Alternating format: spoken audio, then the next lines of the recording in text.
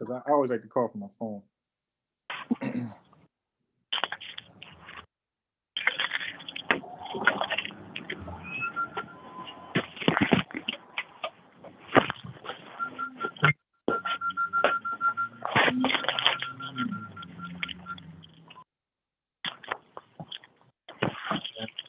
7207. I always like to call.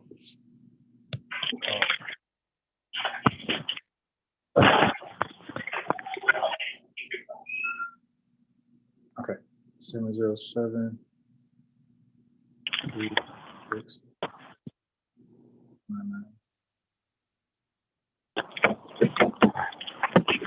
All right. Your meeting ID followed by pound. Look at this stupid thing. Oh my God.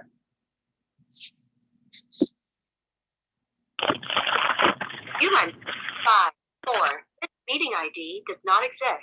Please re-enter your meeting ID followed by pound. 2, 4, 5, 2, 2.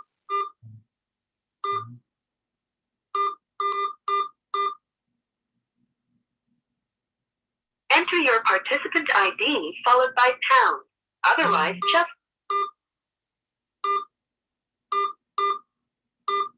You are in the meeting now. There are 2 participants Okay, in cool. the meeting. All right, got it. So I should be on the phone. Oh, let me change your name. Your phone number. So.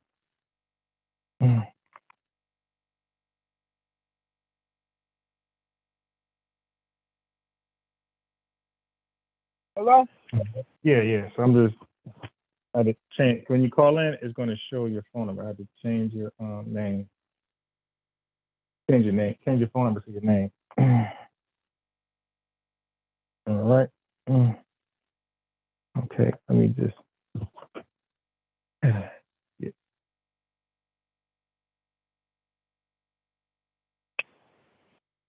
Give me 1 second. I gotta just send a link out so people can tune in. They won't be able to join in because we're on the phone. But they'll be listening in. They'll be listening to us too. They can comment their, whatever they want.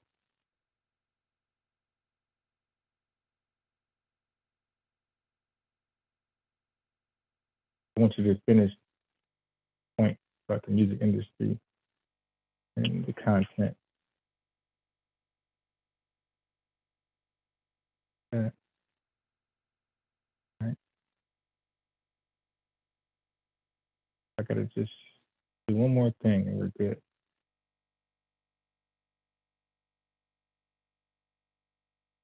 Yeah, because when I go live with these type of discussions, it make it easier for me to be tolerant as far as listening. So it'd be less cutting off, at least on my part. So I don't feel like I'm live. I said when I'm at live, for me, this is it's like therapy for me. Like I'm more tolerant to listening less. I do less interjections. I let people talk more of their viewpoints before I interject. Look good for the camera. Yeah, that could be it because you know how it is. Yeah, but we always say that. We always say people would say things in private that they never see in public. It's just why people say, "Hey, let's talk in person." Like when they get hostile, because they know on the phone, you animal thug, but in person you not gonna make hello, my brother. Really? Right. Yeah. But it definitely make you mannerable. You got an image to protect. Okay, and this is why I tell people debating a real, not a nigga argument, but a real debate is the best form of communication because you're forced to listen to each other. You dig and address what each other just said. A regular argument that's not expected of you. All right, so you can start over what you were saying, and you even can say why you're saying this. You could give a whole catch up. if you want. One moment. Sorry, I was eating.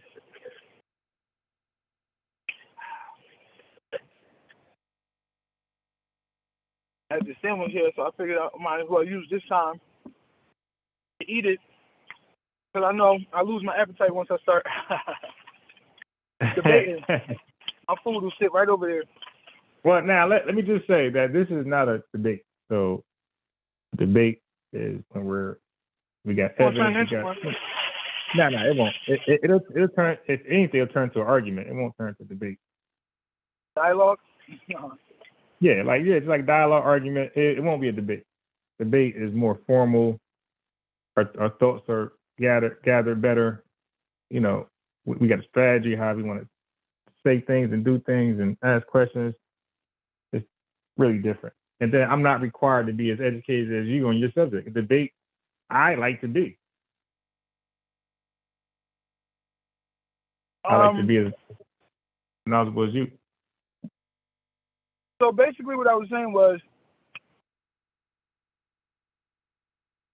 Black Death has pretty much always been the order of the day in this country, especially as far as black men is concerned. A true free black man that is able to build for his people, grow, you know, intellectually, militarily, morally, spiritually, whatever you want to say, economically, for our people, to do right by our people, since we've never really been done right in this country. You know, those type of people are vilified, you know what I'm saying? Ousted, you know, work plotted against. Black Death is always the order, or always have been the order of the day. So the point I was making to you was, there's a reason you can't make music about killing babies, can't make music about killing squirrels or dogs, and just like make a whole career of your music is just about how much you love mutilating and killing dogs. PETA will rip your head off. Okay? You will literally be canceled overnight. But yet, we got a whole genre of music about killing black men for 30 years. All different types of ways. And the lack of respect for black life that has always existed in this country, that is the music and how we're allowed to rap about pretty much killing and mutilating one another is another leg of that pervasive mindset, that Black Death mindset. Black life has never been respected. Not in Africa when they was rounding us up, not on the ships when they was bringing us over, not for 400 years of persecution, slavery, suffering, death, subjugation, not after 100 years of lynching, not after sticking us in the hoods and, criminalizing us and privatizing the prisons and militarizing the police and all of that stuff. Okay? Black life has never been respected in this country. And that is another leg of it. You know what I'm saying? So, that's what we were talking about, particularly on that point. And you can go. Yeah. So why can't little Timmy rap about killing squirrels or puppies, and why can't this other guy rap about killing white people? I think you can do that. Well, we don't have history of it. We don't have a market for it. Okay, wait. So there's not a market for a lot of things. So a market is what people want to hear. So you're right. So if nobody wants to hear about people killing squirrels, there'll be no market for it. You're correct about that. So a market is therefore for people who have an interest in that particular thing. So if your complaint is about black folks are able to rap about killing each other on the radio stations, the airwaves, well, if there's a market for it, there's going to be a place for it. If there was a market, like you just said, if there's a market for killing squirrels, there'd be a place for it. If there's a market for just killing white folks, there'll be a place for it. Well, apparently there's a market for black folks talking about killing each other on the airways, and the marketplace is the urban areas. So it's black folks themselves who are patronizing this and providing this market for this type of music. Yeah, I mean, there has been a lot of other things that we tried to patronize and provide a market for that has been literally physically destroyed, economically sabotaged, and just Like what? purposely not allowed to thrive and flourish. This particular marketplace that is purposely allowed to thrive and flourish doesn't benefit us. It's a market for it, but that market was created by the enemy. That market was created by somebody who is down with black death and black exploitation and black spending and black prison, going to prison, black people going to prison. You know, so the market is there, but the market was created. Shoot, I hate when I do that. But the market was created and is sustained by them.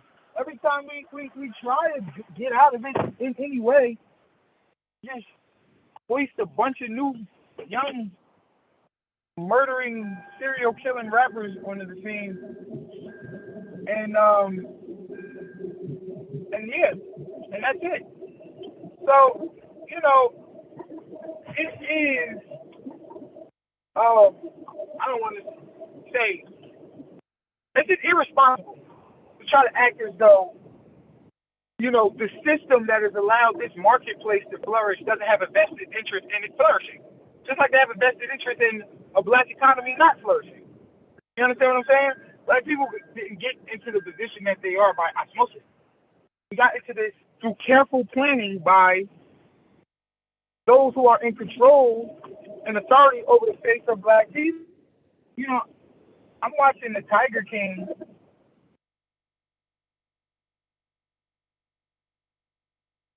For them tigers, you know, the tigers fed every day and everything, but, you know, they in cages, and they want those tigers to have freedom. So, you know, the American government came in, shut down all the tiger spots, you know, took all of the tigers, reformed them, put them out to the world. All right, cool, you care about these tigers, that's fine. But here, this black people have been in this cage for centuries. We're being exploited. We're literally being funneled into cages to make profit for other individuals. And no one gives a hell. They care more about the tigers than they care about young black people. And it's a shame. But there is what I'm talking about. That's Black Death. That's, you can't make a song about killing squirrels. They care more about tiger freedom than they care about art. So who will come at you if you make a song about tigers and squirrels? Who do you believe would put a halt to it? That what? If one was to make a song about killing tigers or squirrels or dogs, who do you believe would put a halt to that? Hunters, maybe? Okay. So like the animal rights people, right? Oh, you said who would be involved? I thought you said who would like that. I'm sorry. No. I said who will try to put a stop to it? Oh, yeah, the animal rights people. I mean, it wouldn't even be allowed to flourish. Right, because it'll be put a halt to it. If you was to make content that's disrespecting the LGBTQ community, who would put a halt to that? The LGBT community would try right. to. And if you do anything anti-Israel, if you do anything about, if you say anything negative about Israel, right? Who do you think would be first to try to stop you from putting that content out everybody, there? Everybody, the ADL, but not just them. No, but everybody. I asked you, but I asked you who would be first. I'm sure people will hop on. All right. So when you make a song about, about Hispanics, right? Immigrants. Let's say Hispanics. If you make a song about Hispanics, who do you think would be out there in the forefront stopping you from creating music like that? The HSPCA. I don't know, whatever the thing. No, I'm saying like it'd be like some type of Hispanic representative, right? So that's my thing. So there are groups of people coming out to stop these things from happening because they have a vested interest and these things, right? These images and living things. So when you make a song and there's music against black people, who do you believe is supposed to be the first people to come out and say something about it and be against it? There's a lot of black people. Now, right. Okay. So if there's content being created in music and it's diminishing and harmful to to black people should be the first out there to say no. Like everybody, like the animal rights groups, the LGBTQ, the Israel community, you should be out there stopping this from happening. When you are making songs about killing tigers and squirrels, and the animal community does not come out and put a stop to it, and there's a market for that type of music, it's actually trending. It's going to go viral and it's going to pop off. So basically, when somebody don't come out there and put a stop to something and it kicks off, it's going to be a market for it. It's going to be a field for it. So it's black people's responsibility to get out there and be outraged, over this type of music, this type of content, and to say this cannot go on. These artists should be canceled. It should be black folks leading the charge. Black folks are not leading the charge. They're diddy bopping, they're 1-2 stepping, they're kicking the head, shoulder to the side. They're dancing and rapping the lyrics. They're proud of this type of music.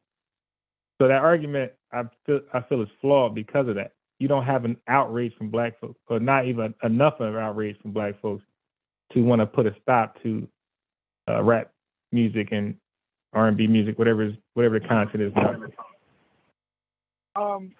Well, I would respectfully disagree with that. Okay. I don't think So who responsibility should be? Well, let me tell you what I would respectfully disagree with first. Okay. Okay. So I would respectfully disagree with the fact that, first of all, all black people are cool with this music. That we're all out here diddy popping. I never said all. I never said all. Can I finish?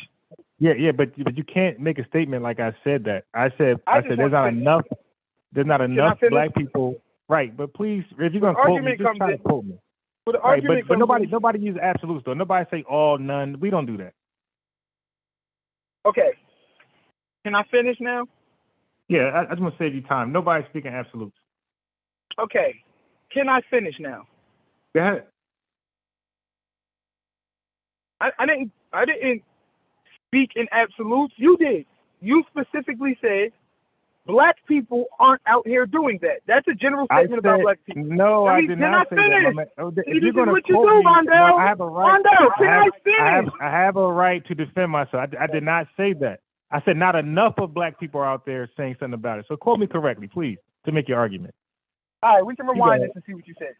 Yeah, okay, cool. Point is, I'm careful. You made a general statement about black people. The Anti-Defamation League is not all Jews. It's one group. Okay? The PETA is not all white people or all Americans. It's one group. But that group is giving voice. That group is giving federal backing. That group is giving authority. That group is giving help. Our groups are being silent. You got to go on YouTube and hopefully find somebody who gained enough traction, maybe perhaps, to get a actual black conscious point of view of. We're not getting media coverage. We're not getting help. And the reason is the system has a vested interest in this music. Remember, it's not just about killing. No, that's one thing. Killing, that's black genocide, that's population control, that solves that. But it's also about criminality, prison populations, right? It's also about filling the prisons, prison industrial complex. So that's another person that's benefiting off that. Then it's about drugs. You got the Percocet boys, the Xanax boys, the Molly boys, the weed boys, all making money off of rap being the number one genre of music, meaning the most influential, okay, especially with our youth. Then you got the gun boys, Smith & Wesson, Draco. They're making money off of everybody running around with guns. Everybody's making money. Then you got The hospitals. You're shot. You're eating bad food. You're overdosing. You're taking drugs. Now the hospital's making more money. See, everybody's benefiting except you. You're suffering. So when you got the gun boys at the table with the drug boys, and the drug boys at the table with the Prada and Gucci and Louis Vuitton boys, and the Louis Vuitton and Prada and Gucci boys is with the prison industrial complex boys, and they've all figured a way to make millions of people, make them trillions of dollars every year at the suffering expense of that people. Yes, they will have a vested interest in making sure anybody that is trying to liberate that people is silenced, is destroyed, is defamed, ousted, vilified. Yes, because they don't want black freedom. They don't want you to make the right decisions. They want you to continue to making decisions that benefit them at your expense. See, we ain't just out here like this marketplace that you saying exists. Who's benefiting from that marketplace? The rappers is only getting pennies on the dollar. The people who are actually making money off the rappers who own the masters, who are doing the mass distribution, who own Clear Channel and Hot 97 and Power 105.1 and Power 99, those are white people. Black people are benefiting from that. A select few are who are willing to sell out, sell themselves, which you always, once you create the conditions for poverty, be able to find a broke dude and say this, we'll give you $1 million, and he's going to do it. That's always going to be able to happen. You can't now blame that young black dude and be like, see, if you stop making the music, it won't, bruh. That's all. Who's running the machine? So are you still finishing? Okay, cool. Huh? Now, sir, are you still finishing? Right. So I want to cut in. Now, you just said this machine got rolling and people started benefiting. Duh. When anything start rolling, Walmart, Target, when anything start, Dunkin' Donuts, when anything start rolling and it gets big enough, people start benefiting. If the person was allowed and wasn't stopped by the animal rights crew and whoever else to rap about killing tigers, that would have got big too. And these same people, sponsors, whatever, would have hopped on board and people would have got paid. Rappers do benefit. Rappers do benefit from rap music because they have major careers. The Baby, Lil Baby, all these guys are rich. The Migos, these guys are rich off hip hop. And as a result, they're able, Kendrick Lamar, and as a result, they're able to sign other artists who become rich and rich. They become rich and they become rich and they become rich. And then the industry just grows. That's how it happens there. So a lot of rappers are rapping. They do nothing else but rap and they make money. They make enough to survive. They probably ain't filthy rich like the person who put them on or the hottest rapper out, but some of them out there making a living. They're going to shows, they're doing things like that. Okay, so they are benefiting from rap. Now, the part that you skipped past that you didn't address, okay, that's why you're talking. I'm trying to hear your point so I can. 1 second, hold your point. Give me 30 seconds. Yeah. Yeah.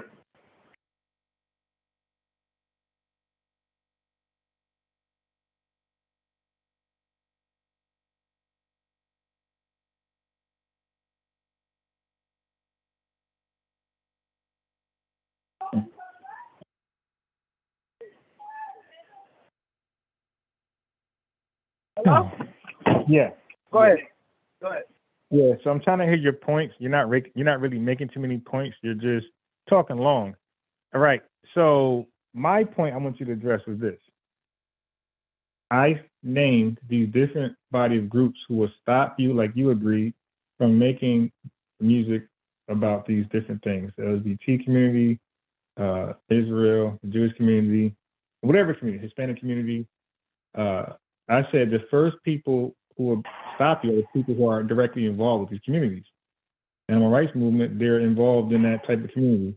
The LGBTQ, they're involved in that community. So they're going to be the first people on ground, so boots on ground, to stop you from creating this type of content. Then I said, when it comes to black folks, you agreed, black folks should be the first people out there to stop this type of content from arising and becoming big where everybody getting employed off rapping about black death and black crime things like that. So Black folks should be at the forefront, first and foremost. So what do you say about that? So I'll be real short. What are you gonna say about that? I already said what I said about that, and I said we are at the forefront. We just don't get the federal backing. We don't get the media coverage. We were ousted and vilified by those who have a better and more vested interest in the conditions remaining the same. Okay, so when I say forefront, okay, when I say after, so let me make this clear. I thought I made it clear last time. When you got the animal rights crew, all of them are there. Okay, majority all of them are there. We're talking about the LGBT community. Majority all of them are there are speaking about it. You talk about the Jewish community? Are you gonna say no, they're not with this? When you speak about how about the LGBT community? Aren't mostly anybody who's part of the community is against whatever that's against them? That's just not true, sir. Okay, that's so not true. You're oversimplifying, and there are varying sides of the LGBT community. I'm just asking. No, I'm asking. I said they're not a monolith. They're human beings, bro. I'm asking you a question. Are majority of them? So if somebody has, like, for example, Chris Rock. I'm not Chris Rock. Dave Chappelle. His little skit on Netflix. Do you think do you think over 51% of the LGBT community had a problem with that? I'm not exactly sure percentages, but I know there was a lot of LGBTQ individuals who came out in support of Dave Chappelle. Okay, when you say a lot, is that 3, 10, 100? I said I'm not sure percentages, but all you have to do is go on YouTube and put in LGBTQ support of Dave Chappelle, and you'll see it. In fact, about it, Dave Chappelle had a heartwarming... How many videos approximately? Well, listen, Dave Chappelle had a heartwarming part in his video where he had a transgender woman who was a part of his show, who he gave a shot, who started off a little rocky, but ended up still in the crowd being one of his best, openers. He loved her. And she came out in support of him. And they trashed her. And it may not have been the reason why. It very well may have been, but she ended up killing herself. She killed herself. So that, let me just say this. So that particular part of the documentary, I'm sure endeared a lot of LGBTQ people towards Dave. Okay, dude. You told me to Google some videos. Okay.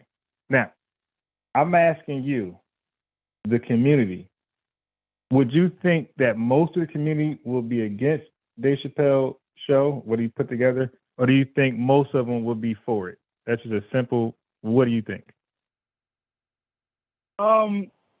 I do not express any views of absolutes with regard to a particular group of people. That was I didn't ask about. That's not an absolute view. I asked about just majority. I don't know, sir. I do not no know. No problem. Next question. But, okay. Yeah. So wait, because you don't know. So I'm trying to use an analogy. So that one didn't work. No problem. I go to the next one. When Mr. Louis Farrakhan, not just him. If anybody, Nick Cannon. When Nick Cannon said those things on his show about the Jewish community, do you believe that most of the Jewish community was an outrage, or you believe most of them were not, or it was just neutral? It was like 50-50. Once again, I'm not sure on percentages, but I will say this. No, I'm not asking for. I'm saying, do you think majority of the Jewish community were outraged about Nick Cannon? I do not know, but I will say this. The Jewish community, the Jews, bro, you're not going to give me the answer to something I don't know. I've explained that. However, I will say this. Okay, you don't know that, but you know for a fact that a lot of homosexuals were for, or the gay people were very vocal about it. They were vocal about it, sir. I was watching it. So were Jewish people were vocal about the anti-Semitic comments from Nick Cannon, and so were the LGBT community as vocal. Right. I know, but the point is, for the most part, when you're dealing with cancel culture, you're dealing with individuals who they're being persuaded by the overwhelming pervasive mindset that is socially acceptable. Okay, so they, in a way, kind of challenged that socially accepted pervasive mindset because he, through speaking some truth, addressed it in a unique way that, ruffled some feathers, but also, shed truth and light and humanize the LGBT community in a way that other people don't. Because they all want to put them as this one monolith, who just run around with rainbow flags on and just, hate everybody that's not gay. They're not that. You know what I'm saying? These are individuals who have their own lives, their own social experiences, whose experiences have brought them here. And they just fighting for what they love and what they believe in. You feel me? And at the end of the day, I think Dave tapped into that. You feel what I'm saying? But one thing he also tapped into was the fact that as a human, you can be made jokes. You can be made fun of. If it's funny, we're going to make jokes of you. I think that humanized them in a way. You know what I'm saying? So, everybody doesn't view it that way. I think certain people, and as I said, the point about Dave Chappelle and him having the transgender working on him, I think that really endeared people, LGBTQ plus people towards him. You know what I mean? So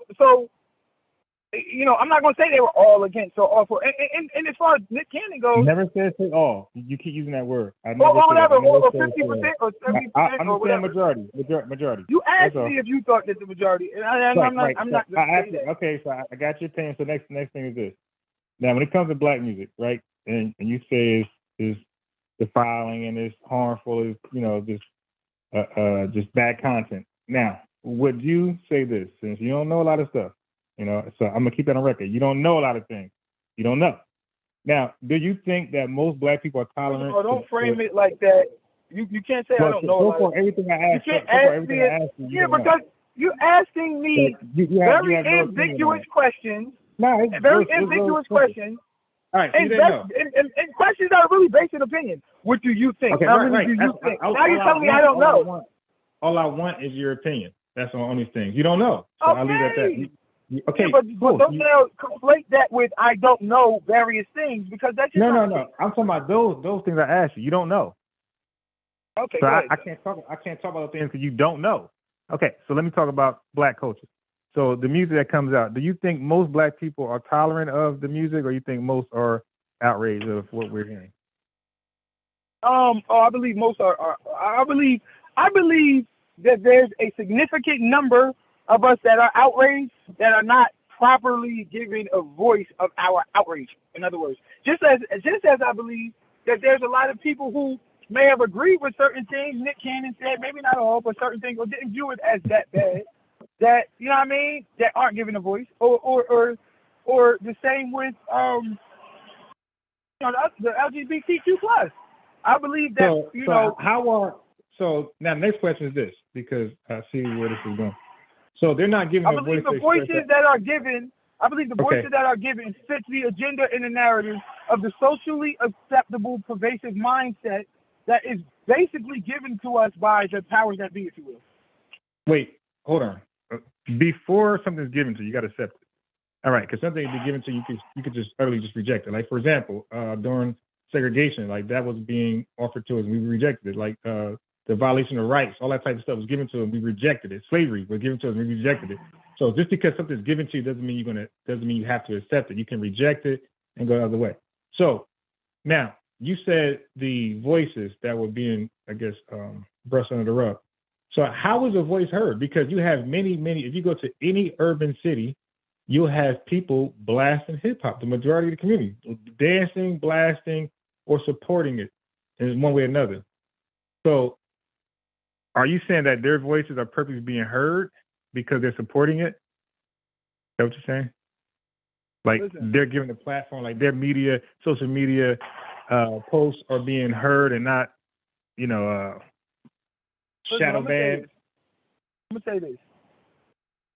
There's a rhythm, and there's a spirit that you can only really get with black music. That's why it is always in the forefront, always the most innovative, always number one, right? Always creating the best.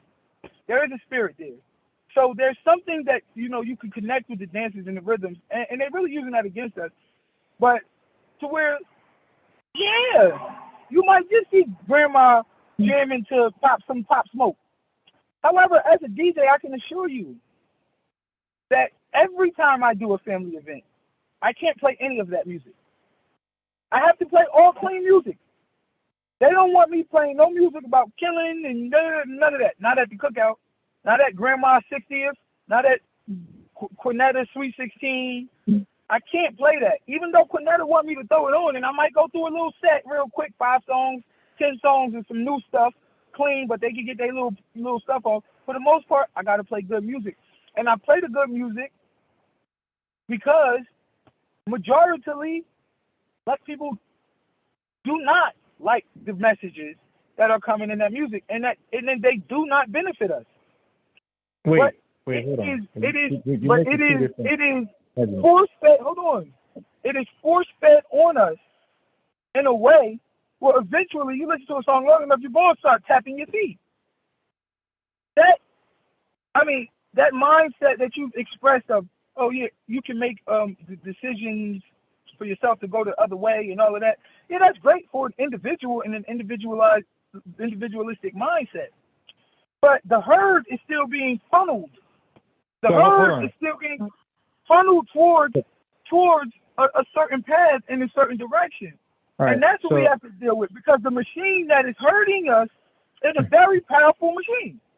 Okay, so you believe that if, let's say, the animal rights protest people, right, the people who support it, were unsuccessful in stopping the music that's against killing tigers or squirrels, are you saying that if that was given a leg and it was played on the radio over and over, the people from the Animal Rights Defense League or whatever would start listening to it and singing the songs? No, I'm saying it would never be allowed to proliferate. No, I'm saying. But look though. Trust and believe. Wait, I want you. I asked the question. Yes, absolutely. This is my answer. They'll be singing about killing tigers themselves. This is my answer. So there's an animal rights activist, and he's listening to a catchy ass fucking song about shooting birds in the head and strangling tigers. Okay? But the song is catchy as fuck. But he has to listen to this song in order to know it word for word to go to court. But it's catchy as shit. You fucking right. You damn right. Excuse my language. Nah. He's going to start tapping his foot. So, you don't like the messages, he's going to find himself singing. He's going to find himself singing right along. Because that's how music works. All right, so it's the next one. So the Jewish person that's hearing these anti-Semitic lyrics, he's not the real Jew. He's an imposter. He was part of the slave trade, and he genocide against black folks. He hear these lyrics. He can start tapping his foot with a catchy beat. What are you talking about? Who is that Jew? I don't know who you're talking about. Right. Okay. I don't know any Jewish people like that. Right. Yeah, you don't know a lot so far. So I'm saying the same thing with the animal rights crew. I'm saying with the black crew, right? And now you got the Jewish crew. Are you saying if they're forced to listen to anti-Semitic lyrics with a catchy beat, you're saying they too will start singing and tapping their foot? Oh, absolutely. Okay. Right. Absolutely. If it's catchy and they're forced to listen to it long enough for a certain purpose, now, of course, initially, they're going to listen to it, be disgusted by it, and never play it again. But if they were forced to listen to it because they had court... Wait, how are you... Wait. Explain that. Explain how is the American public forced to listen to music? Can you explain that to me real fast? What I'm saying is this. If I turn on public radio, and that's all I hear. If I turn on... No. There's a conglomerate bunch of stations there. I go through all the stations. You got... No. There's many different radio stations to choose from. All types of music. Old school, new school, soft, gospel, religious, whatever. Why would somebody keep going to the station that gives you the worst music possible? You're not forced. It's not forced on you. You cut in your radio. You voluntarily go to that station or those stations. Sir, you're never going to get a bunch of 20-year-olds to listen to WBLS because they perfectly play old music. And there's young people. But why are they going to 97.1? Okay, but why is a 20-year-old? Because they're young and they want to feel young, and that's what young people do. And all the young people are on that, and they want to go around young people. Remember, the MK Ultra plan, as Bone Thugs talked about it, that plan to control the minds of black and urban youth through the music, that was for black and urban youth. They know once you're going to get to a certain age, if you make it, it ain't going to affect you because you've been lived long enough to know that that's BS. But then also, you're going to have a more acquired taste, and you'll turn to a BLS. You'll listen to old school. You'll do these certain things. Now you're a DJ, so are you used to? Are you saying so their when you play your aim is music, to get the youth? So right. So when you play your music, are you saying they only dance to those lyrics, those violins? You mean you play no reggae? You play no other tech music? They ain't dance to that. They just dance only to the criminal content of rap music only. No, sir, that's not what I'm saying. What I'm saying is overwhelming First of all, listen, black music is 100% weaponized today. Even R&B is weaponized. They create hypersexual. Before you go into that, finish, bro. wait, I wasn't even finished.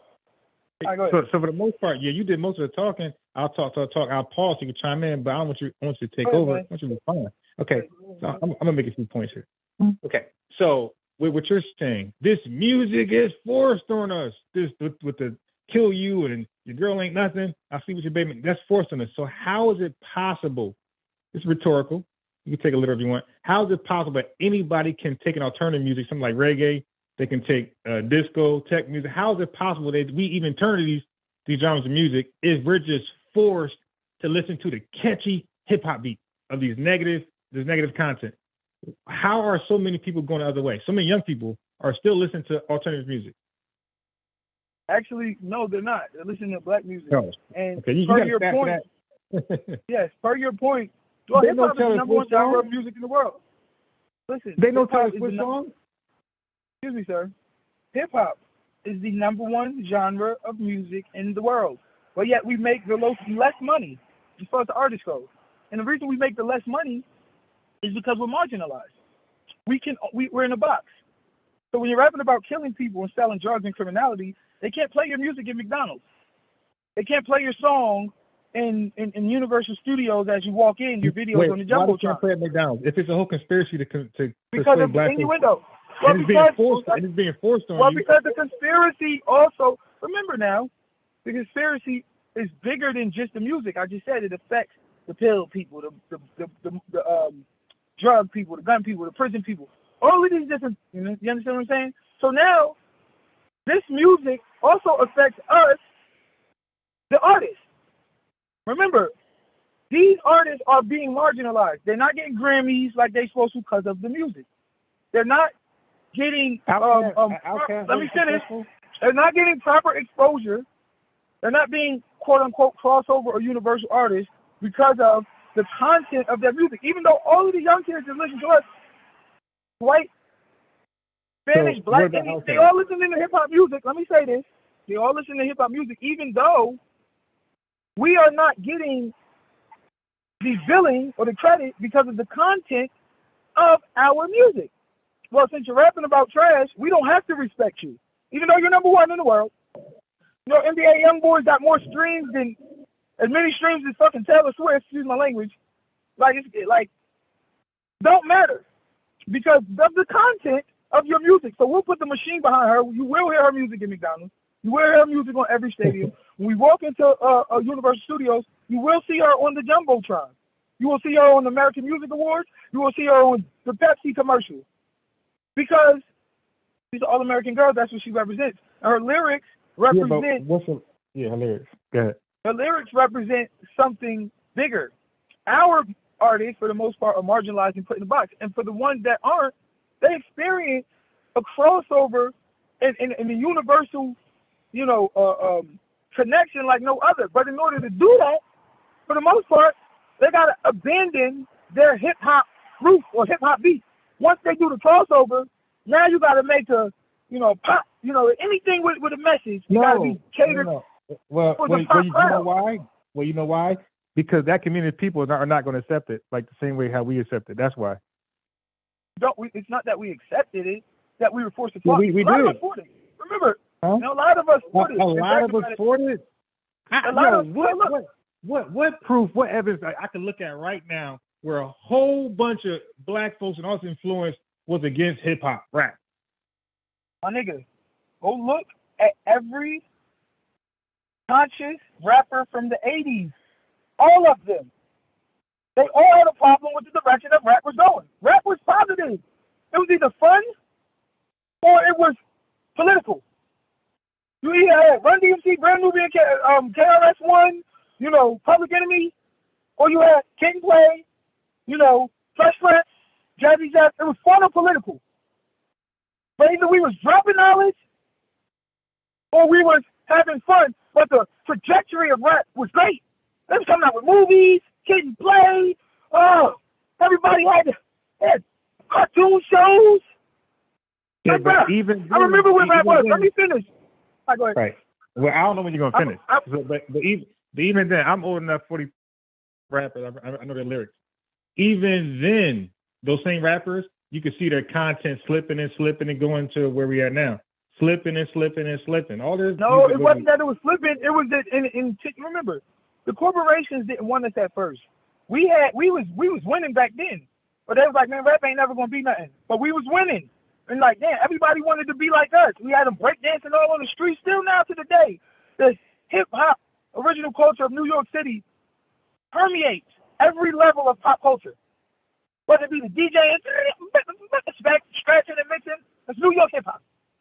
Whether it be the breakdancing, the pop locking, best dance crew, best dancer, it's New York hip hop. Remember, these facets permeate every level of pop culture. So what they did was take all of the good stuff out of hip hop, give it to everybody else, and put you in a hoodie with a gun and a hat. Wait, who? And hold on. And let me finish. And our content, I mean, bro, 1990s, 91, 89, you had Scoop and Scratch dancing behind Public Enemy, you had backup dancers with rap songs, bro. Now, I mean, I dance in my videos now. You know, dance has kind of made a small resurgence because we're dancers. That's where hip hop came from.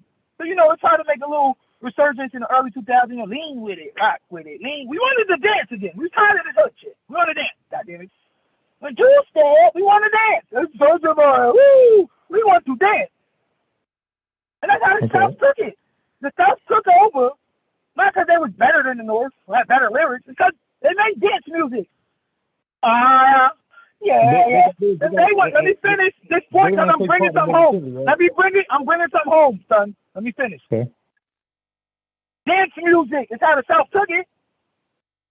Lean with it, rock with it. Two-step in my white tee.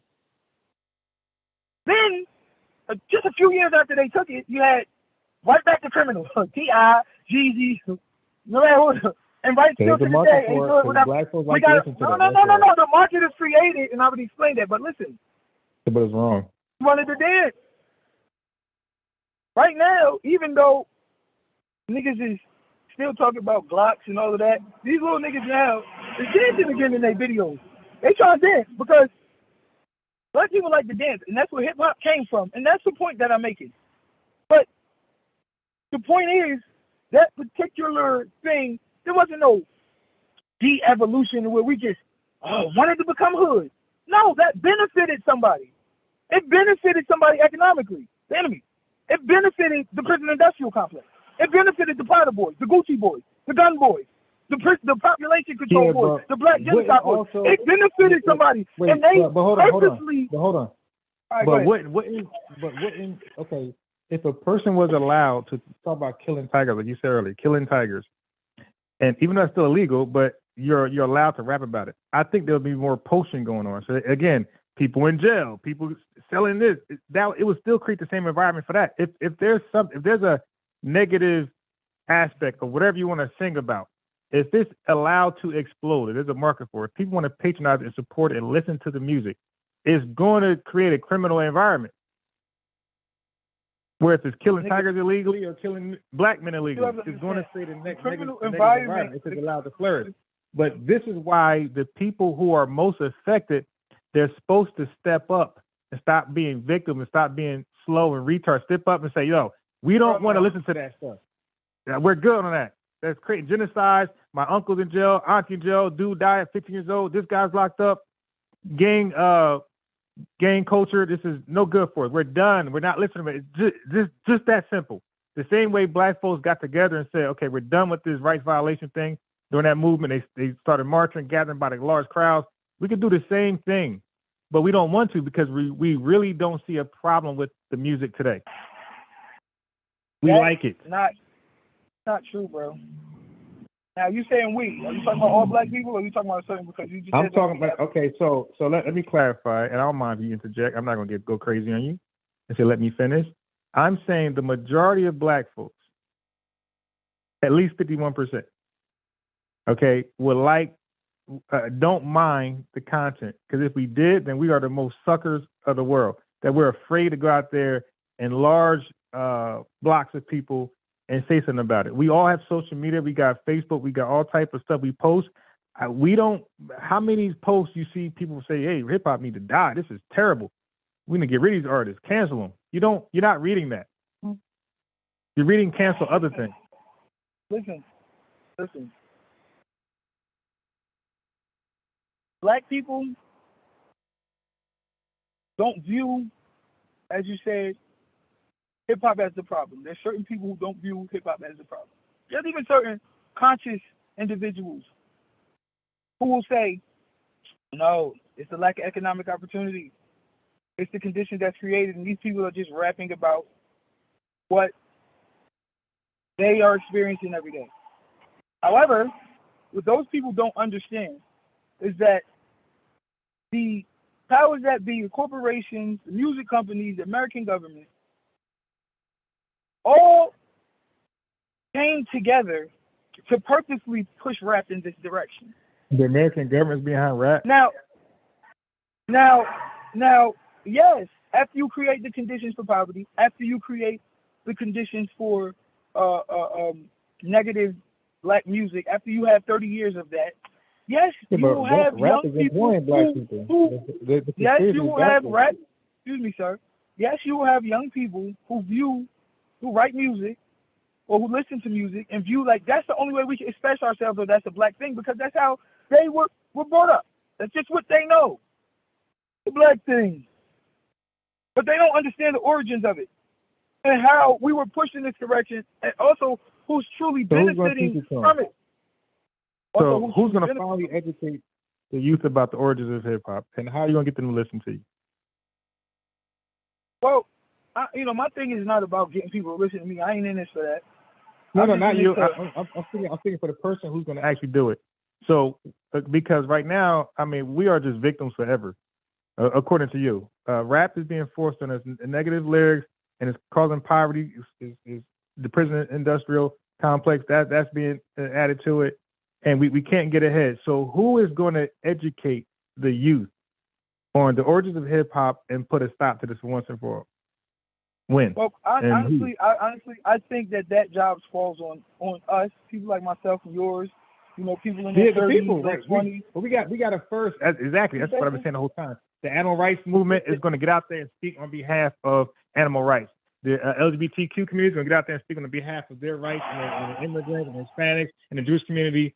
The black community, there's no overwhelming presence of us out there saying hip hop needs to be canceled. It's degrading. It's violent. It fuels the prison industrial industry. Listen, sir, the presence does exist. It does, okay? And not only does the presence exist, but there are people who are out here trying to expose that. You just got to do a slight bit of research and you'll find them. If you focus on those, just a small, slight Google search, and you'll see tons. So you focus on that, you'll see that there are people out here, and white people included. Bro, I didn't say there. I said an overall strong presence. That means in the bulk and huge number, large numbers. But the difference, listen, sir, the difference between Peter and us is that Peter has the backing of the system. Peter is an agent.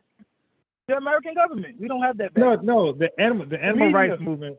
Wait. So let's deal with the animal rights movement. So they have the backing of the system? Absolutely. They're federally. They got how? Listen, hold up, time out. When Peter comes in and shuts your stuff down, they don't come with special Peter officers. They come with the sheriff's department. And the sheriff's department comes, and two people be done shut the whole shit down. Two Peter individuals. Because you know why? Because they made it. Okay, now they sent two Peter.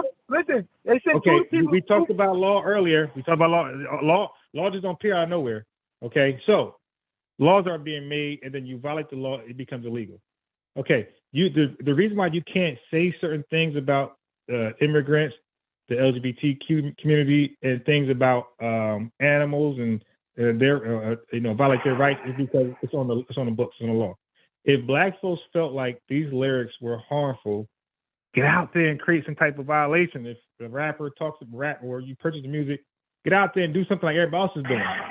Get out there. We're all activists to say, yo, this music is terrible. Anybody who supports this music is terrible. They're contributing to our genocide. Get out there and publicly say it. Condemn people. Make people who don't want to buy hip hop. The same way you said people wouldn't want to buy the other music because of the backlash. So when are we gonna go out there and say no? Buying hip hop is bad. All right, look, let me show you the difference. Let me try this one more time. I'm gonna say this again for those in the back row, for the kids in the back row. Here's some examples. All right, Peter gets upset because Joe, whatever the hell's mistreating Tigers. Peter goes in there and they have a hidden camera. Peter takes that hidden camera to the authorities. Authorities takes it to the court. The judge shuts him down. The sheriff come. They take all of the stuff. Why are the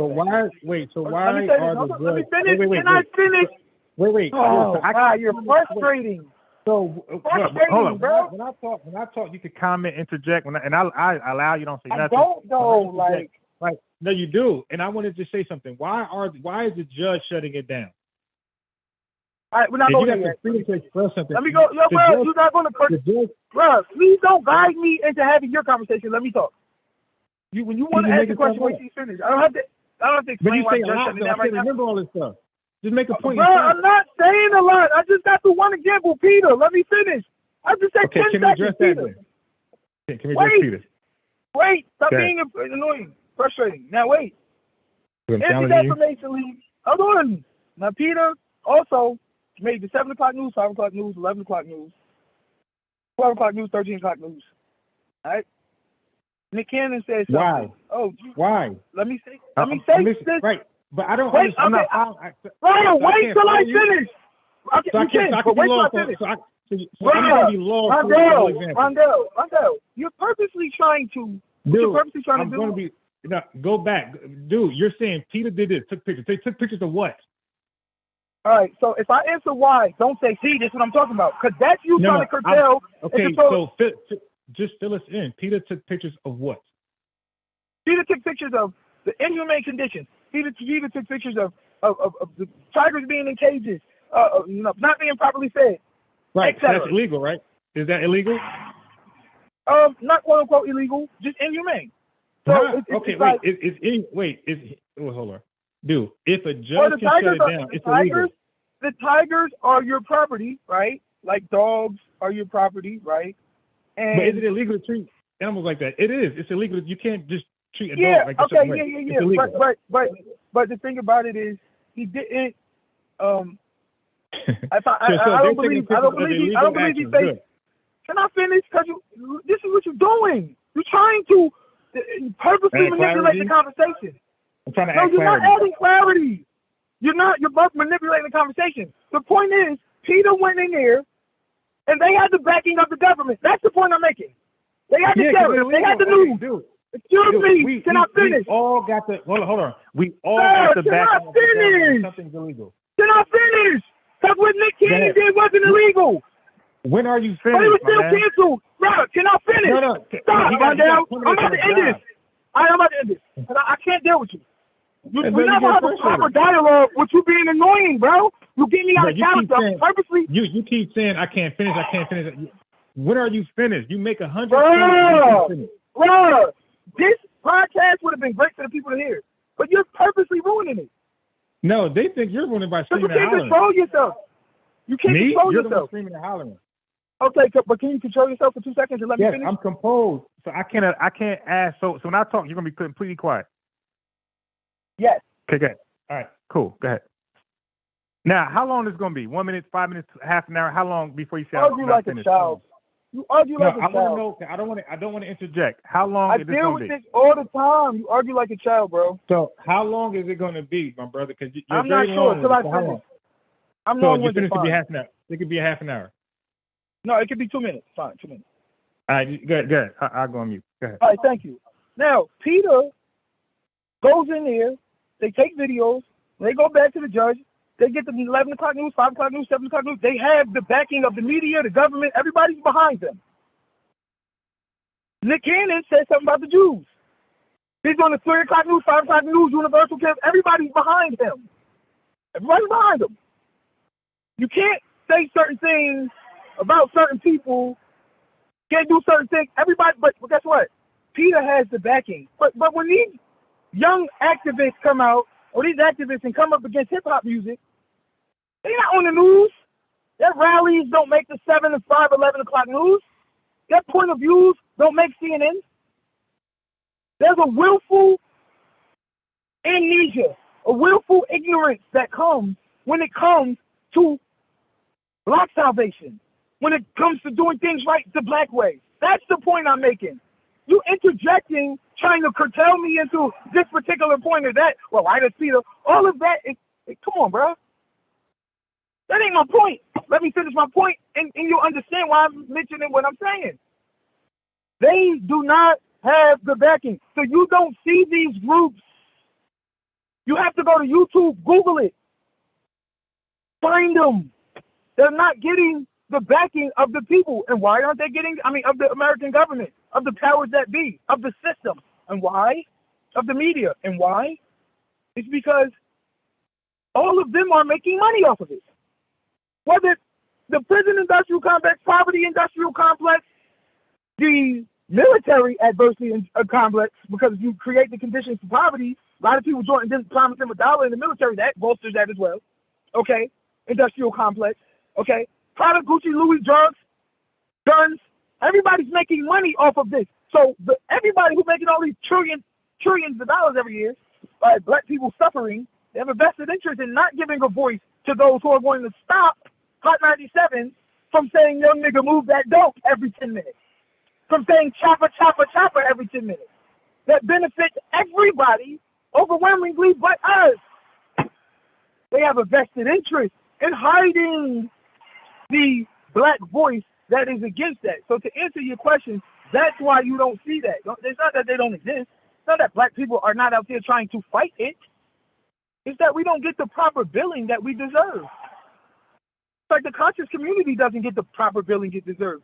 We got all these conscious folks who pride themselves on being the new black scholars. Ain't none of them on CNN. They got rappers on there. Okay, today, Lil Wayne with his point of view on the new such and such. Okay, we got T.I. on here with his point of view on. We got a whole community of black conscious individuals whose point of view actually count that y'all want to act like don't exist. Because their point of views are liberation. Their point of views are salvation. Their point of views save lives. When in your paradigm, it takes black lives. Now you go ahead.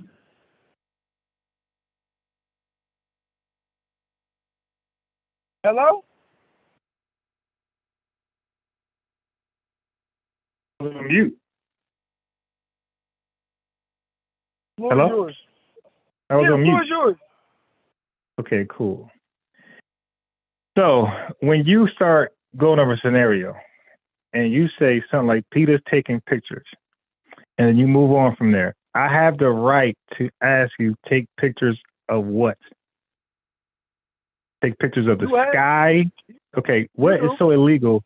What is so illegal about taking pictures of the sky? For clarification. Right. And that's what I was saying. I didn't want you to finish it. Not to purposely curtail me into another direction. No. Dude, you don't know my intent. No, you don't. To make another point. Hold on. See, now you cut me off here. No, I didn't get mad. You see how I'm letting you elaborate on what was in your mind at the time when I was asking those questions. I don't get offended if you want to interject and elaborate You asked the question. on how you were thinking. You said, Okay. what's so wrong with that? And I answered it. So now let me ask you. So cool. Let me tell you why I was asking about the pictures, because you got some of the pictures, as we had a whole discussion earlier. There's pictures you can legally take. That's freedom of press. Nobody can hold anything against you. Then there's pictures that you can take of something or show for evidence that's illegal. So if you go on my camera and you see a picture of a book, that's not illegal. But if you see a picture of a book that's supposed to be in a private setting, that's probably illegal. So all I want to know is, what is Peter taking pictures of? And you said of some animal rights, some stuff going on with animals, it won't be inhumane, but it'll be in something with animals, right? So abusive act towards animals. Then I said, of course, the government is going to back them like it's going to back you. If you're able to show something is unconstitutional, the government is going to back you, DJ Focus.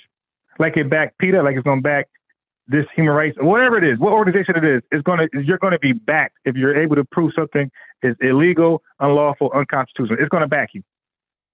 If you have a lawsuit against Pepsi and it's something they did illegal towards you, it's going to back you, my man. Your lawsuit is going to go a place and you probably win a judgment.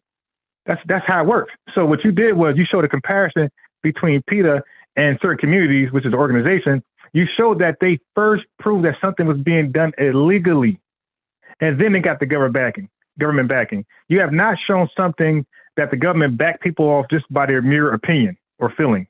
This is wrong. Let's get the government, and he just backed them. He's going to back you off something that's illegal, unlawful, unconstitutional. Okay. So to me, that was just a bad analogy. That's why I had to ask you for specifics. Like, what are they taking pictures of, and why is the judge shutting it down? Now we know why. It's being shut down because it's illegal to start with. It was a great analogy, though. Just because the government says something is legal doesn't mean it's right, sir. So did you want to you want to comment off to that, or we can keep going? Yeah, can you hear me? Can you hear me? You're like foggy. Hold on. Let me. Can you hear me Anybody? better now? This is my phone. Can anybody hear him? Let me cut the thing. Hold on 1 second. Let me put this on.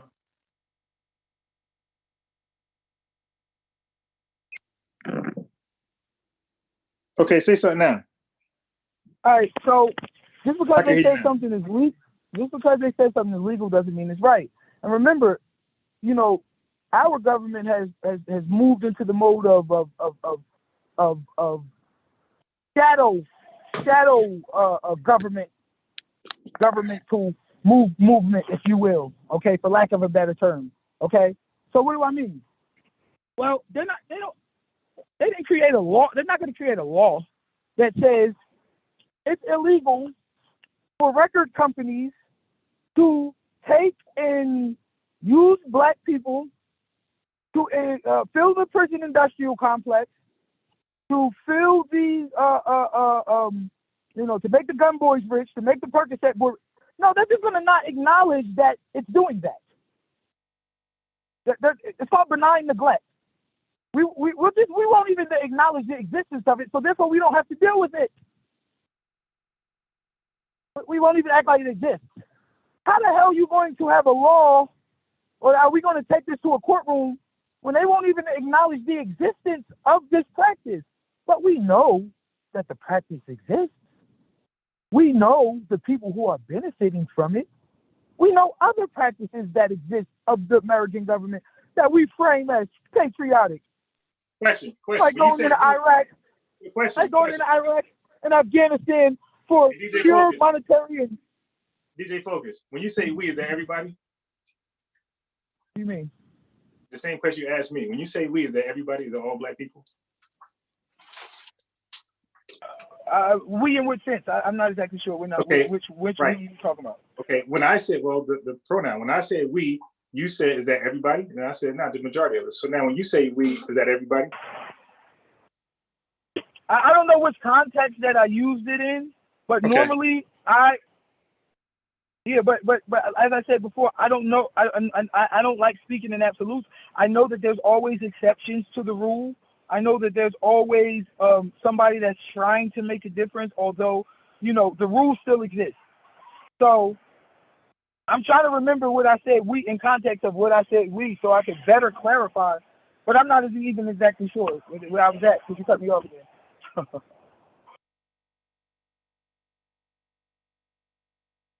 Hello? Bro, I can go on mute so you can talk. Now, I did not cut you off. If I did, you cut me off. Because when I said we, you cut me off and said, when you asked me a question, you said, when I use the word we, am I saying all of black people, being absolute, or majority, or whatever? And I said, no, I'm just saying majority of us. So when you use we, I was wondering, I cut you off the same way you cut me off, or you interjected whatever word you want to use. I did the same thing you did to me. I said, "Oh, what do you mean?" No, I'm just throwing a jab. I'm just saying I forgot where I was at. Like I forgot where I was at because you cut me off. I was really a jab on myself more than anything. All right, but, all right. So just say that. So just say you don't want me cutting you off because you might forget your point, and then I will get it why. But no, that's not the case. You know what I'm saying? But I do be trying to sometimes bring points home, and I feel like by letting me expound, it'll keep the people to be able to understand it, as opposed to a cutoff in the flow of the knowledge that I'm trying to deliver. You feel what I'm saying? You know what I mean? I feel like the people would benefit better from just hearing the entire point of view out and then being able to weigh and judge it, as opposed to my point of view with all the caveats that you keep throwing in there. You know what I'm saying? So do you Like- believe in just like making a point or two and stopping, and then another point or two and stopping, rather than several points in one? Yeah, I believe in that. But where was we at, though? Where was we Okay. at? So we were at the part where PETA taking pictures, and it's actually illegal. And you said they can't create laws against the hip hop Oh, yeah, lyric. that's what it does. Right. Yeah, they just don't acknowledge the existence of it, and we have evidence that our government does that. We have evidence that our government does that, not only domestically but internationally. All throughout history, we have them omitting the presence or existence of laws or implementing unwritten laws, if you will, okay, that are practices that are socially accepted and pervasive among the people, that aren't quote unquote laws. But it's always some rich person that's funneling it, in us in this direction for his own personal agenda, own personal means. It's always that upper class. So it's the same with this. You understand what I'm saying? Black people and being our music being funneled into this, box, to where everybody can eat out that box, and it just becomes a box of death in a coffin for us. That's by design. That's intentional. But it's an unwritten law. So the freedom fighters of today, the Jedi Knights of today, we have to now fight these practices without the media, without federal funding, without the government, without help. In fact, about it, when we do go out there, they create a counter narrative to purposely destabilize whatever movement we're trying to build that will thwart their plans with regards to us and how they deal with us and how we make money for them. So those people that are really freedom fighters, not only are they not getting the backing of the system, but they become the villain, the enemy of the system. Now the system is putting time and money into destroying and destabilizing what they got going on top of not giving them the media coverage they deserve of their fair day in court. See, this is what we're dealing with. When we deal with abortion, and we deal with the fact that that's black genocide, and the majority of abortion clinics is in walking distance from the black community, and the majority of abortions, percentage-wise, come from us. You know what I'm saying? Like, when we deal with all of this, then you realize that there's a underlying theme with regards to abortion and black genocide. There's not a law. There's not a law that we can go fight, but there is movement. Okay, so now you went somewhere else. All right, so now you said abortion. You said now I don't mind talking about that. We can go. That's another form of black genocide. Okay, covert, they don't acknowledge. Wait, first you got to prove that somebody's being killed, murdered, in an abortion, scientifically. Right? Scientifically, I want. Okay, look, it's not science. Because now you said abortion as science. That's dealing with life. Okay, so first you got to prove scientifically that a murder is happening when a child is aborted. All right. So when the sperm, now this is science. This is science, right? So the scientists confirm what you're about to say, or this is just what you believe. When the sperm cell wins the race with billions of other sperm cells at the right particular time, at the right particular moment, after waiting for billions of years of human evolution for his time to walk the earth, and he finally touches that egg cell, and in 9 months he'll be living and breathing, that's when life begins. I don't care about nothing else. I don't care what a science book or what your belief tells you. I don't care. I know that when that sperm cell wins that race, he deserves his day in the sun. So guess what? And I also know that Planned Parenthood specifically, Margaret Sanger, the eugenics movement was designed specifically to kill black people. That was a part of the Negro dilemma. Remember? They No, breeded you were us for wrong. hundreds- Remember, we talked about that. You were wrong. And Okay. I already know I'm not wrong. I Yeah. destroyed you. Now go back to that point. Go You want back, that letter go dig again? those What podcasts about up. that letter? Go dig, What about dig that- what those about that letter? podcasts up. The letter that Wait, was yeah. published by the newspaper. No, That's yeah, of course going to give their side. That weak letter. Yeah, well, yeah, that weak we letter already- can't stand up to her legacy. That Okay, weak look. letter can't stand up to her legacy. All right, so wait, You lost let's your go mind. back. Okay, cool. Let's go back now. I could easily have a discussion with you with Margaret Sanger, and I will come out victorious again and again and again. But before I do that, You already But- lost that. wait, But wait, we're not going to before- go back there, and I'm not going to have to wipe the floor I- with you again, I don't like I look, said don't before with the same stuff. I'm not going to be redundant on this now. Look, I don't even want to do that to you because that's not I'm your not going point. to wipe the floor with you again, sir. Dude, already did you that don't- once. I'm not gonna do that again. All right. Okay. So I'll throw jabs at you again. So let me ask you this: did abortion start with Margaret Sanger? No, it didn't. Who it start Absolutely with? did not start with Margaret Sanger. Okay. So what was her? So wait. So what was her role in that whole thing? What was her role initially? What did she Bruh. start off doing? Bruh, You don't know. Listen Just to say me. you don't know. listen, I Okay. do know. Okay. So what was her? What was her But claim I'm to not- fame? Wait. When Bruh, she bruh, became, bruh. See, Go ahead. you don't want to do it. Okay. Go ahead. When she came If you want to ask me a involved, question, you won't let me answer it. You're going to ask me a Right. question, and then don't let right? me answer it. But you gotta let me ask. You gotta let me ask the question. All right, go ahead. When she came on the scene, what was she? Was she pro-abortion? Was she, what was she? I don't know. Right. She was proceed. But how you gonna wash me? You don't know anything about her. She was pro. I do know pro, stuff about okay. her. You're not going to ask me specific Wait, questions, hold though. on, hold on. And Okay. if I don't know that, tell me I don't know about it. Okay. I don't. cool. I'm not So- exactly sure so right cool. now. So okay. let me give it to you. She was prophylactic. She's the reason why there's condoms in this country. All right. That was her movement. Now, why did she get involved in the whole abortion thing? Do you know? I'm gonna let you educate me. Okay, cool, no problem. Because it's not a gotcha moment. She became involved because abortions were being done by everybody under the sun. They was using hangers, nothing was sterilized. So her thing was, listen, if you're going to do abortions, you've been doing it long before I was around. If you're going to continue doing it, at least let a physician or an expert do it. So she got the abortion practices out of the hands of the layman and put it in the hands of the experts. That was her role in abortions. Okay, now you're an expert on Margaret Sanger. Fine, I'm not. I don't extensively study Margaret Sanger. I don't extensively study Margaret Sanger. But what I have studied about her and what I do know about her is appalling. Like what? She's the one. Let me finish, please. I She's just the said, like worst what? type of individual. I'm about to explain to you. She's the worst type of individual. Oh, shit. And the fact that you're such a Margaret Sanger advocate and don't know this is the real shame. You can Tell ask me. me a specific. Let me finish.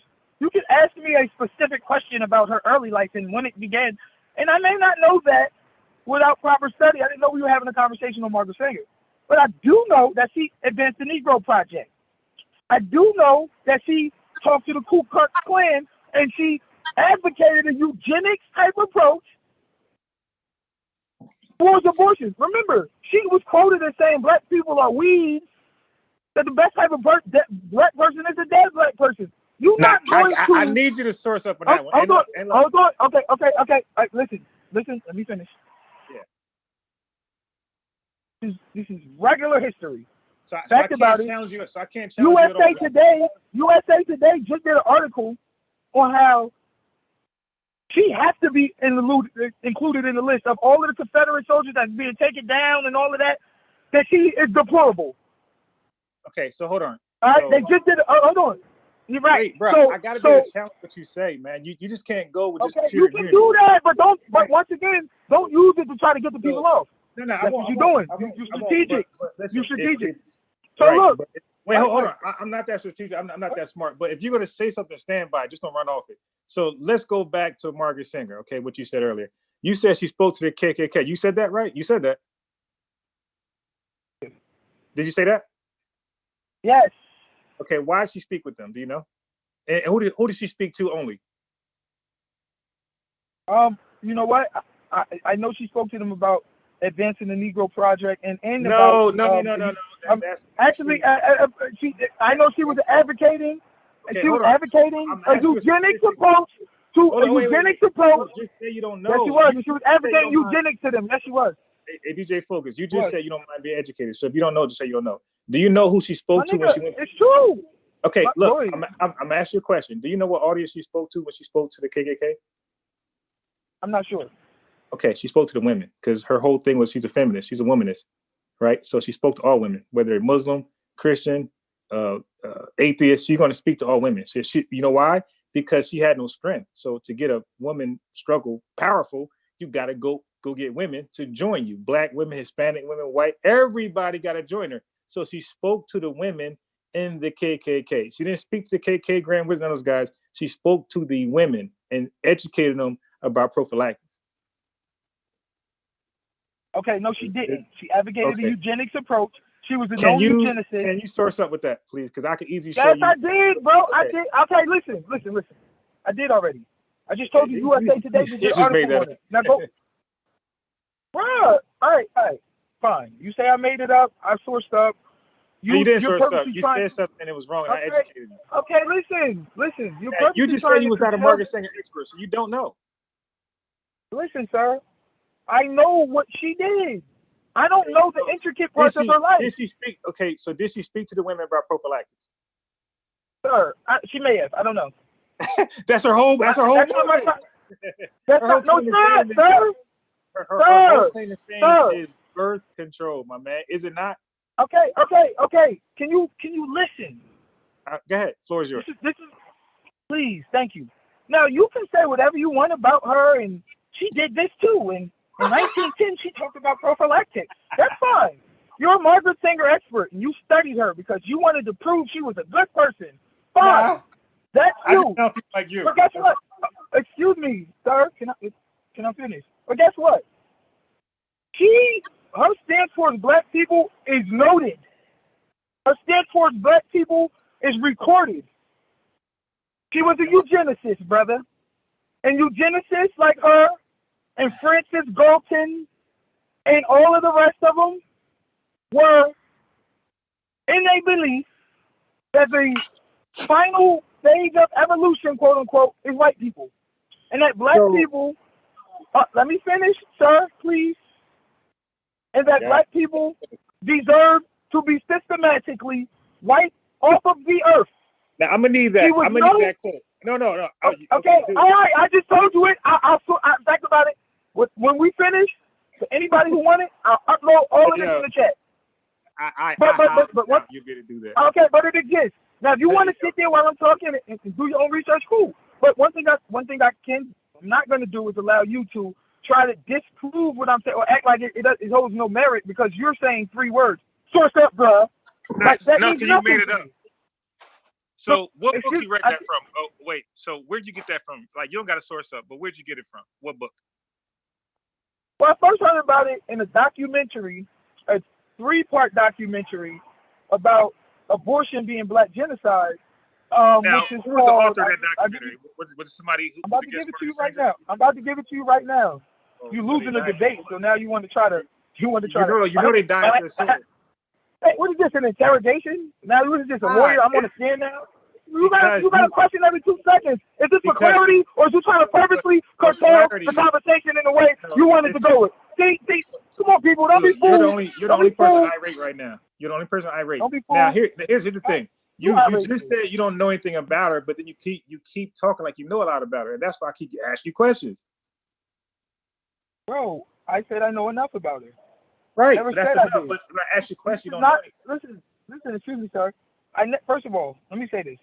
I never said I know a lot about Margaret Sanger.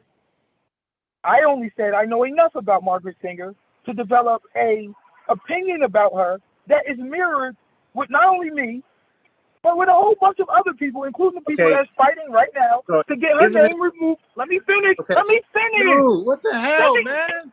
Everything's a story. Bro, what the hell was? I can't talk for 20 seconds without you have to ask the question, interject. Bro, just relax yourself. How long you gonna be this time? My nigga, I'm not gonna be long. I just want you to relax. Hey, I'm Now, what I cool. do You gonna know yell about at me? Margaret Singer, what I do know about Margaret, but you can't control yourself emotionally. You have to cut me off. Dude, every that's 2 seconds. you. I can't get I'm a coherent smiling, thought laughing. in. Go ahead. You're asking questions. I'm trying to answer. I can't get a coherent thought in without you purposely cutting me off. It is getting frustrating. I'm sorry So if what I'm are being you irate, answering now? but it's So what frustrating. question are you Jesus answering Lord. now? So what question? So Just to be look, clear. go What back question to you the answering? humble, peaceful conversation we were having before you got so emotionally disturbed that you were losing. Now back to the peaceful You're the one conversation we were yelling. having. All right, but you're the one purposely trying to curtail my thoughts. That's worse. Calm down and let so me when get I talk, a coherent thought out. So when I No, talk, I you don't. don't. I Oh don't. my- okay. No, I don't. I may interject, but don't try to curtail your thoughts or try to take the floor. I'm not trying to curtail you. I'm not asking you questions. No, So take what the do you floor? think? Okay. Oh, wait.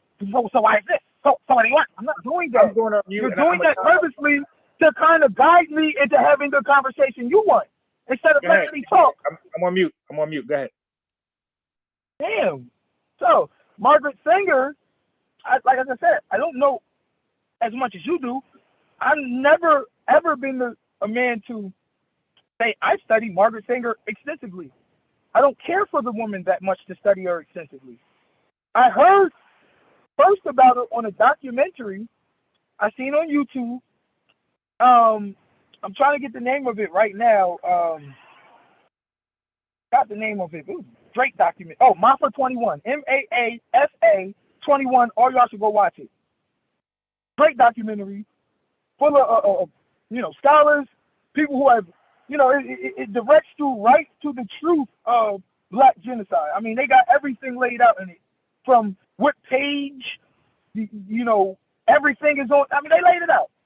The heavy hitters in the eugenics movement, Maafa 21, MAAFA 21, Black Genocide in the 21st Century, full documentary. Absolutely amazing. So I first heard about Margaret Sanger and that. And I'm like, wow. So that caused me to do just a little bit of. So to be clear, you're saying the Maafa 21 channel? Yeah, cause I know them and I know what Maafa means, right? It means Black Genocide in Swahili. So I know about that document. Now that's just a bunch of men that thinks like you that made a documentary about Margaret Sanger. There's no facts in there about her statements. All right, that's fine. You can view that as you want. Now, yeah, I watched those documentaries. I used to think like that. Okay, fine. But don't do that. Don't poison people against the documentary before they watch it. It's great, No, and they I'm do just saying, all the things you just said. Listen, sir. It's not men talking. That's a lie. You lied. Didn't they get it from a book? Excuse me, sir. Can I finish? They had accounts and that, bruh,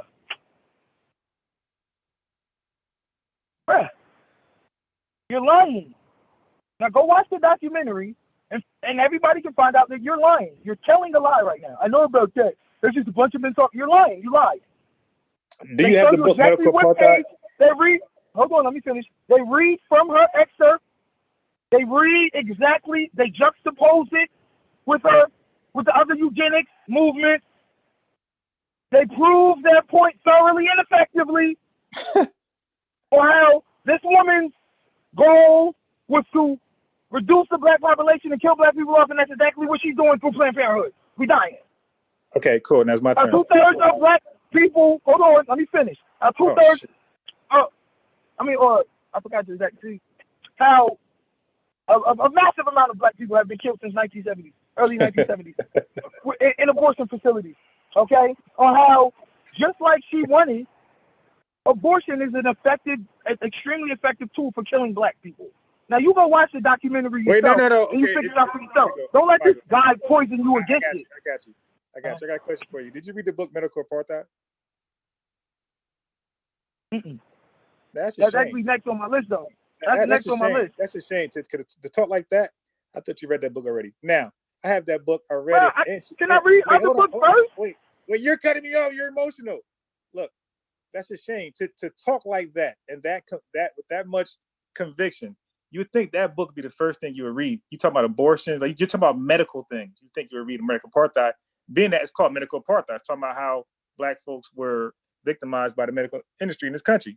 Okay, so do you know she got a segment about Margaret Sanger in there? So you wouldn't know that, you didn't read it. And she's not saying anything remotely close to what you said. She's actually saying what I said. Now, do you think W. E. Du Bois is a eugenicist? I wouldn't call him a eugenicist, but I would say that he had an agenda. He was NAACP. They were owned by Jews. Do you think he was part of the eugenicist movement? I don't know. I don't think so.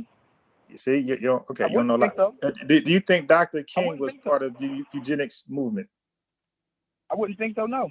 Okay, well, they both aligned themselves. Well, Dr. King gave Margaret Sanger credit, and W. Du Bois actually aligned himself with her. He invited her to the neighbor.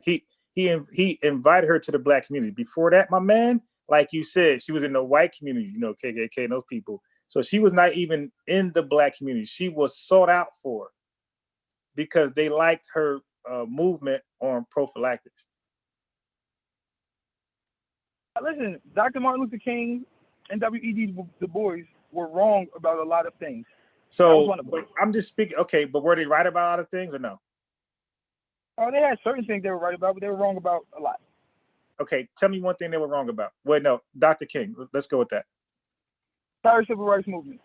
Integrating at the expense of the Black economy, wrong. Okay, well, first of all,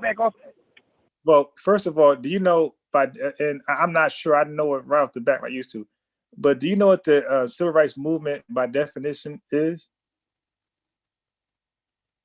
And I'm not saying I know it right off the bat either, but I can get a definition for you. Before you start saying the black dollar, blah, blah, blah, do you want to know what their whole goal, they got two major goals they were trying to accomplish during that movement. Do you know what they are? I'm going to say integration and gaining the right to vote.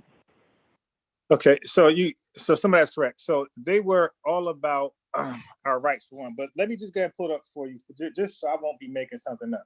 All right. So hold on 1 second, because it's very important to show you what Dr. King's role, what his role was. So it wasn't what you think it is. Civil rights movement. Here we go.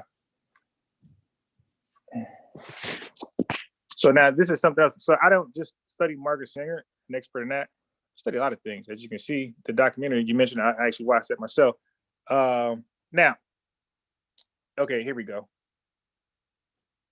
It was about racial discrimination and racial segregation. That's what they were fighting for, my man. Racial segregation, racial discrimination. So they were trying to get rid of that. It had nothing to do with the black dollar. It was race. It was race. No, but he was fighting against things that was race based. We were being deprived of things simply because our race. He had a problem with that. He was right, by the way, so he was not wrong. All right. Okay, so in my rebuttal to that is this. Of course, history will write it that way. The very real fact of the matter is, stop acting like a kid, man. But of course, history will write it that way. But the very real fact of the matter is that Dr. King was used to integrate the black economy into the white economy. Remember, the Housing Act of 1930, and please let me finish. The Housing Act of 1930 was implemented to give hundreds of millions of home loans to white people only. This racist, immoral act allowed white people to build equity, to bequeath to their kids, to pay medical bills, send their kids to school, do all the things black people couldn't. And it also created the suburbs and adversely the hoods.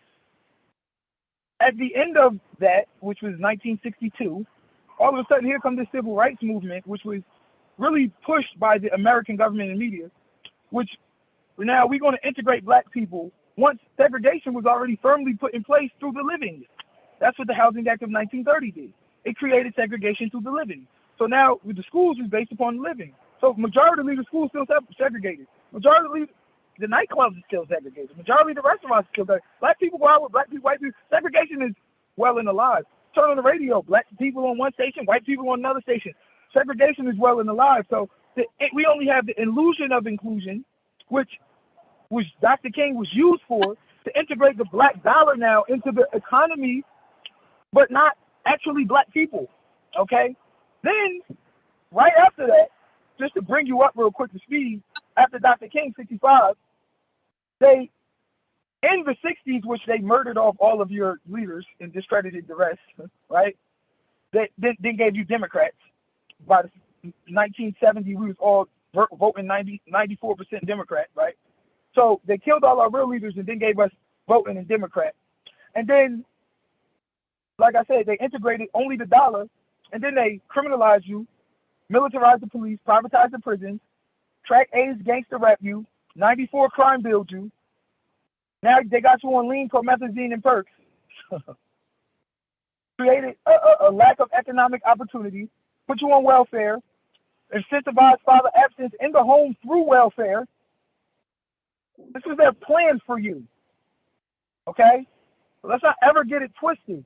Dr. King and all of them was used as a leg of their overall plan. And the real freedom fighters who was fighting against that, who wanted to keep the black dollar and the black economy and us separated and building for ourselves, those were discredited, defamed, murdered, and wiped out of history. That is American history. So that's how Dr. King was incorrect. Okay, so it's my go again, right? Okay. Oh boy. So I read the definition. So the only education coming from this platform is clearly me. You're expressing opinions and feelings. I'm giving you what's documented. And then when I give you what's documented, you say that's a white man. Right. So, criminalization of the police, military, the private, prison industrial, 94 crime bill. Right. That's all opinions. Right. You are right away. I said 3 words now. See? Right. You're right. That's all opinions. You're right. You're right. So you speak with emotions and opinions. Right. You're right. Go ahead. At least I'm not asking you questions, trying to curtail your point of view. I'm just interjecting. The true way to interject. Okay, so I just told you what the march was about, right? It had nothing to do with your black dollar. Now, where black folks went with their dollar, that was their choice. The movement was about discrimination that was race-based and being segregated. You know, this can't go to this bathroom, can't go to this store, can't go here, can't go to this city, can't go to this state. That was race-based. So the movement was to get rid of those 2 things, right? Nothing to do with your black dollar. That's what the movement was about by definition. You didn't know that, and it's okay. You know it now. So he was right. So when you say he was wrong, based on that, he was actually right. You should not be segregated because you're race. I did say that. Like he cuts back in again. He cuts back in to add clarity, and I accept that. See, I don't get mad. I accept you to chime in and add clarity. Well, accept it. Okay, cool. To throw stones at me because I did express that. I'm not. You're lying. Oh my God. I don't mind you cutting in and saying you did say. If you did, cool. I apologize. But from what I heard, you say it was wrong, and the first thing you mentioned was the civil rights movement. He was actually right because the whole you and I agree right now that we should not be racially segregated or racially discriminated because we're just simply black. You and I both think that's wrong. So he was right. That's what the movement is about. Now, second, no. It was about integration. But you cut me off again. It was also about getting the right to vote. I'm telling you, the 60s did a number on us. They murdered off all our leaders, gave us the right. Now I'm listening. Like, stop. Now I was trying to save you. I'm going to bury you. Stop it. Did you? Okay, I was trying to save you. Now I'm going to end you. I'm going to oversimplify it. It was about discrimination and because that's what you read in the book. Okay, so now I'm going to bury you. Did you say it was about your right to vote? No, absolutely, all of it. It was about to get equal rights. No. Let's deal with the one of the key components that they say was garnered from the civil rights movement was our right to vote. Wait. One of the main things. Hold on, my man. Do you believe the civil rights movement gave you the right to vote? Civil Rights Act and Voting and Right Act. No, it was the Voting Rights Act. But that came as a result of the Civil Rights Act. Hold on. So you think all the same people while they were simultaneously murdering off all your leaders. I'm trying to talk to you because you're mentioning things that I know you're not aware of things. Do you believe that it was an adjustment to our current right to vote, or do you believe it so you don't know? So your right to vote was granted. Your right to vote was granted, I think, in '68 or somewhere around there. 60. I know the 14th Amendment. I know the 14th Amendment was your right to vote, my man. Who? So let me ask you this: who was granted the right to vote at that time? Because you got to know what was going on in the civil rights movement. So who right was granted to vote at '68? Black people and women? No, women, just I black don't- men. Just I'm not black sure. men. Just no, just black men. No white women either. Just black men. Yeah, I don't know. And- I don't know. Right. See, you're saying things. So when the civil rights movement came on, that was it became inclusive. It became for everybody. And then not just that, because I think the 19th Amendment had the women involved, some of the 20th. The women. But I know the civil rights movement did not grant you the right to vote. Oh, you don't know? You don't know? So you don't know. You don't know things. You don't know stuff. Well, you said that you should know. We This is your topic. didn't get on the top. No, we didn't He's cutting me off again when I cut you off. act don't like say- we. Yeah, but you act Wait, like no, we but let me designated the finish. topic. Let me finish. Look, You just just let me asking me random questions. I can ask you a bunch of questions you don't know. Let me no, but you said this though. I bet you one thing. If I said you can't, you are not better educated on something I bring up. You asked me. No, dude. What are you talking about? Okay, look, hold on. It's still my turn to talk. You said I said it was about discrimination, segregation. You threw in votes in there, and I said I bet you don't know a thing about the vote thing, how that was involved. You already had the right to vote. Okay, so what it did was it gave you protection to vote. You didn't have government protection, to federal protection. So when you vote, you would die at the voting poll. You or the KKK would run you off, or some racist wild group would run you off. You were getting protection. So the civil rights movement was largely based on government protection. Hold up, time out. You wrong. Civil rights movement and the Voting Rights Act. We both. One was 64, one was 65. They were fighting for the same thing at the same time. You're wrong. That 68 Okay, it was the so maybe now the protection, I but asked the you about- Voting Rights I asked Act you- was up 65. So you dead wrong. Okay, so I just asked you now. Now tell me the details about the Voting Rights Act. Do you know, or you just read off? Now, when I say, oh, you know what, I'm not sure, that's because I'm being real. But guess Okay, what? Google so search cool. will answer all questions. Wait, It's hold not on. like we came down on a topic. Like, you just trying to Hold throw on. random questions at me. And just No, like, act like because- my knowledge is insufficient. Like, come on, bro. Like, It that's a is. weak way to argue. No, I'm saying not. that you say. And you I'm don't even saying- know. You making stuff up. The Voting Rights Act was the same thing. So when I say the voting rights So look, and let me integration, ask you it this. was the same Hold on. thing. Look. Let me. Well, first of all, every Equal bill. Hold on, Discrimination and all of that dude. is integration. Now it's my What are you turn to talking talk. about? And then the voting rights is integrating us as Listen, well. guy, So I so was right. when you talk, I'm chiming in.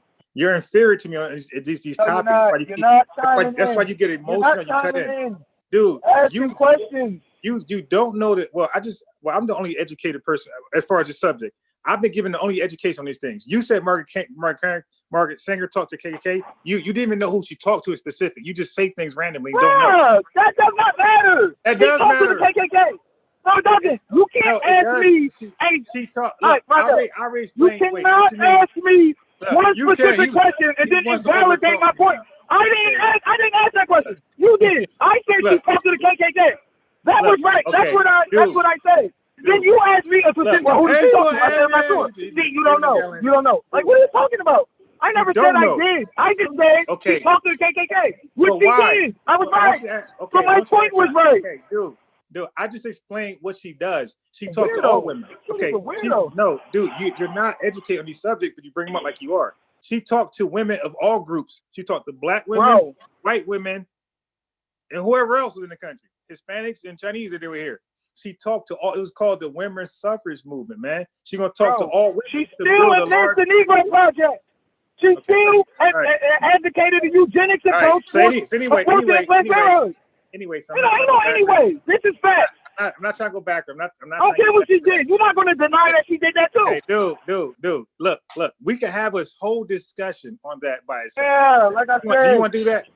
Do you want Did to she do have that? the Negro Project or not?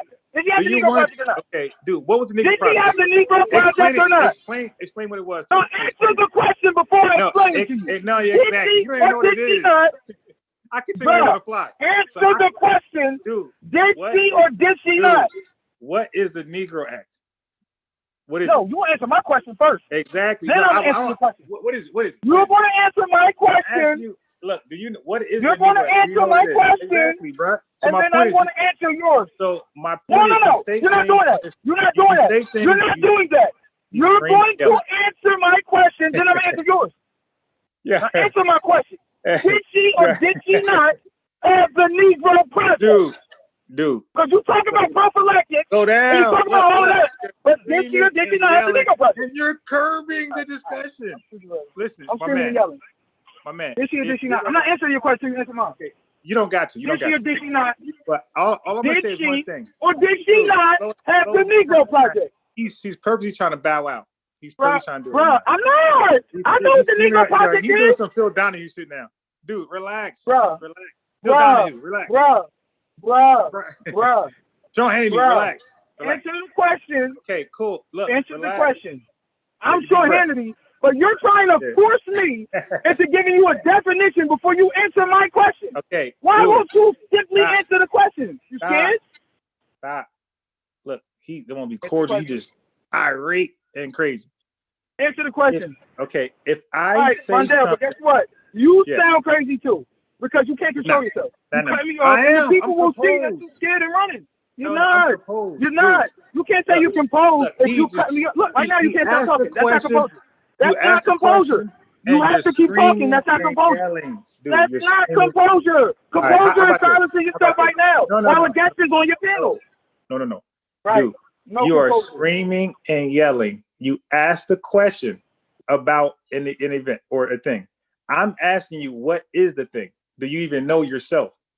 I don't believe Yes, you I do. do. Okay, what is it? And he's trying to Google it I real fast. do. What is it? What is it?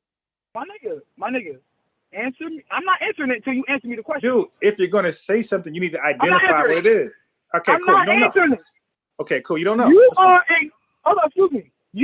Bruh, I do know. I But know you don't know. refuse That's by why I asked matter you. of right. I refuse by matter Okay, of cool. right Okay, to cool. answer cool. your question. Okay, cool. So we'll skip it. We'll skip the question.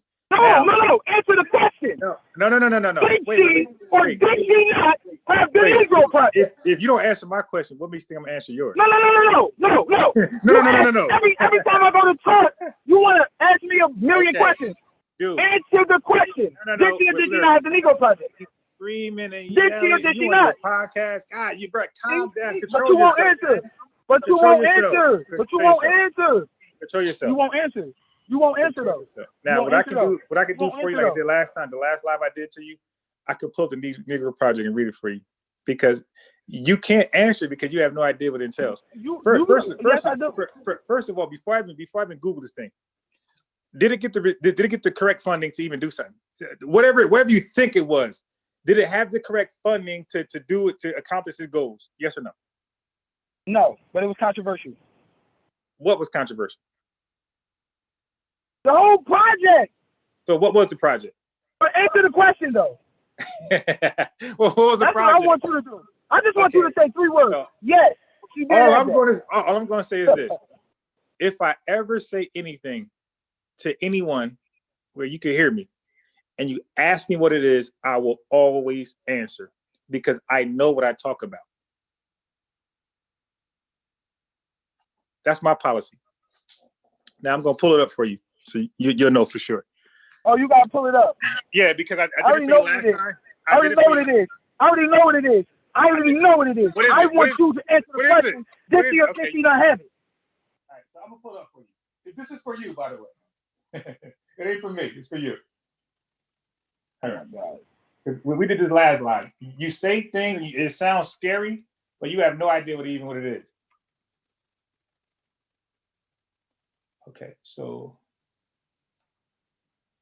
pull it up for you. So try to remember this. So next time I ask you, you know what it is.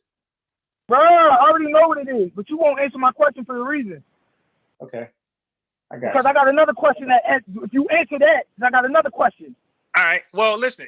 If I can Google it, then it's actually a thing, right? Man, answer the damn question. Okay. So let me just share my screen real fast. I did this last time. So now, what about this project? Is it bad or good? It's not good. So it's bad. Yes, it's bad. And what's bad about it? Absolutely. What's bad about it? It's no good because it targeted black. It targeted black. See, the thing about it is this. All right. Okay. Go ahead. It's right. Under the guise of trying to help people out, she targeted black people through the Negro Project. That wasn't designed to help people. That wasn't All right, designed so- to truly help people. Okay. So I'm It sharing was my designed to advance her eugenics movement. That's what it was Okay. designed for. I'm sharing my screen. It says the Negro Project, conceptualized by birth control activist Margaret Sanger and implemented by the Birth Control Federation of America. So it was it was conceptualized as a concept by Margaret Sanger, right? But it's actually implemented by the Birth Control Federation of America, now Planned Parenthood Federation of America. Okay, so it was an idea. It was an idea of hers. It was an initiative to provide Southern Black women and families with access to birth control and other forms of contraception. Dr. Clarence Gamble, physician and heir to the Procter & Gamble soap company fortune, was also an influential figure on the project, supervising and partially funding the endeavor. While the original plan for the Negro, so it was the original plan, while the original plan for the Negro Project included educational outreach in Black communities, as well as the establishment of Black operated clinic resources, the project was implemented deviated from this original design and was ultimately unsuccessful. So the original plan wasn't implemented and it became unsuccessful. What was unsuccessful about it? So it wasn't even a thing, my man. It was unsuccessul. My nigga, 3 years. My nigga. 3 years. No, I'm reading now. I'm reading. No, I'm reading now. No, dude, I gotta read the project. Okay, you wanted to go here, so let's go here. Okay. Shoot yourself in the foot. Right. So the Negro Project lasted 3 years, beginning in 1939, and ending in 1942. So it says the history of the Negro Project, Sanger's vision for the Negro Project. As a result of the National Emergency Council's 1938 report on the economic conditions of the South, a report which cited the region as the nation's primary economic concern, national attention shifted towards fixing issues of Southern poverty. Birth control activists, including Margaret Sanger, believed that one way to combat Southern poverty was through increased access to birth control. See? And Sanger aimed to tackle Southern poverty by addressing Black Southern poverty in particular. Drawing upon her previous experience with opening a successful birth control clinic in Harlem, New York, the Harlem Clinic, Lasker, an American advertising executive and philanthropist whose $20,000 donation provided much of the funding for the project, were to improve the overall quality of life for Southern Blacks by reducing high infant and mother mortality rates. High infant rates and mortality rates, reducing that. People. No, it just said reducing. Put the birth clinics in the Black. Let me finish reading, my man. Look, dude, now you're composed, you're mature.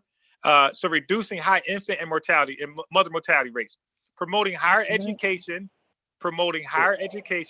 increasing access to public health clinics.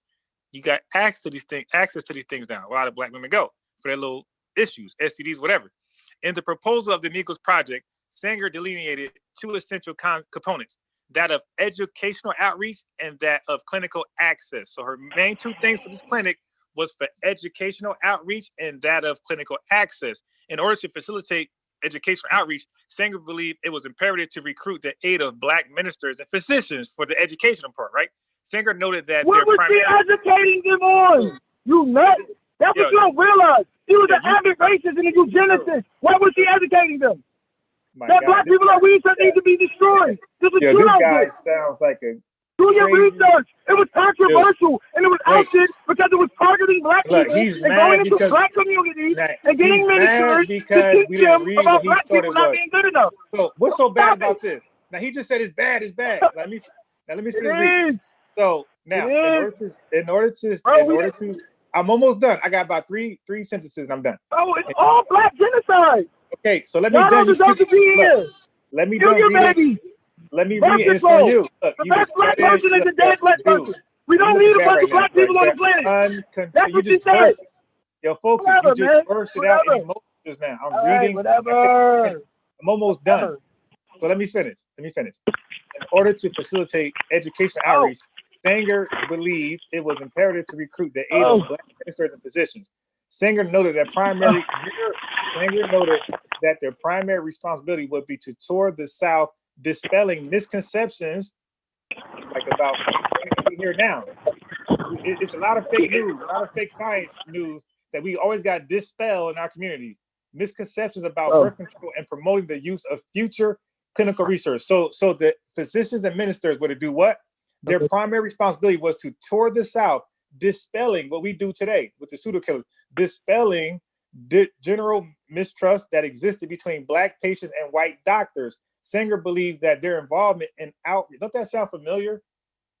Sanger believed that their involvement in outreach would be instrumental in ensuring continued use of clinical resources. According to Sanger, then only after a successful educational campaign should black operating birth control clinics be established.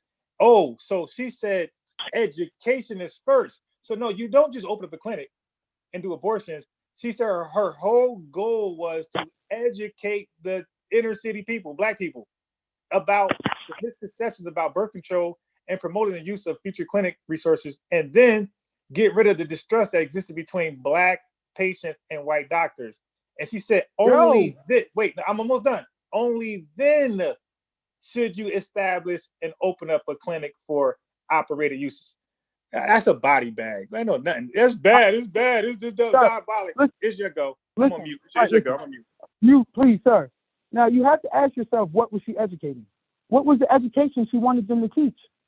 What is it that she was so bent on spreading? What message did she have? Well, she clearly outlined her message. The message was that black people are weeds that deserve to be dead. We don't need to be proliferating our numbers. And everything she did with the Negro Project was to that goal. Focus Hair Studio. Hey, what's up, baby? Hold on real quick on the podcast. Let me call you back. What's up?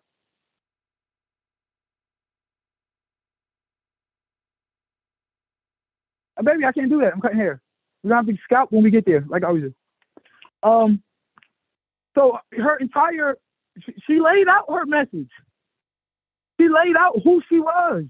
That's why they say in the USA Today article, and that she needs to be added to the list of those Confederate soldiers. She was a deplorable human being. Yeah, Wikipedia, which we all know ain't worth a damn, can in white history or as they want to call American history, can pay her any way she wants. But the very real fact of the matter is she is who she is and she lives how she lives.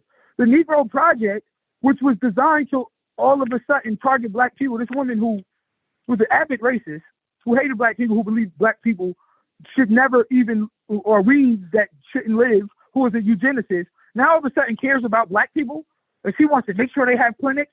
No, she wants to make sure they have clinics to kill their babies, contraceptives to stop having babies, because they don't believe that our numbers should proliferate, which is right a part of the Negro dilemma, which is right a part of Planned Parenthood, which is right a part of the abortions.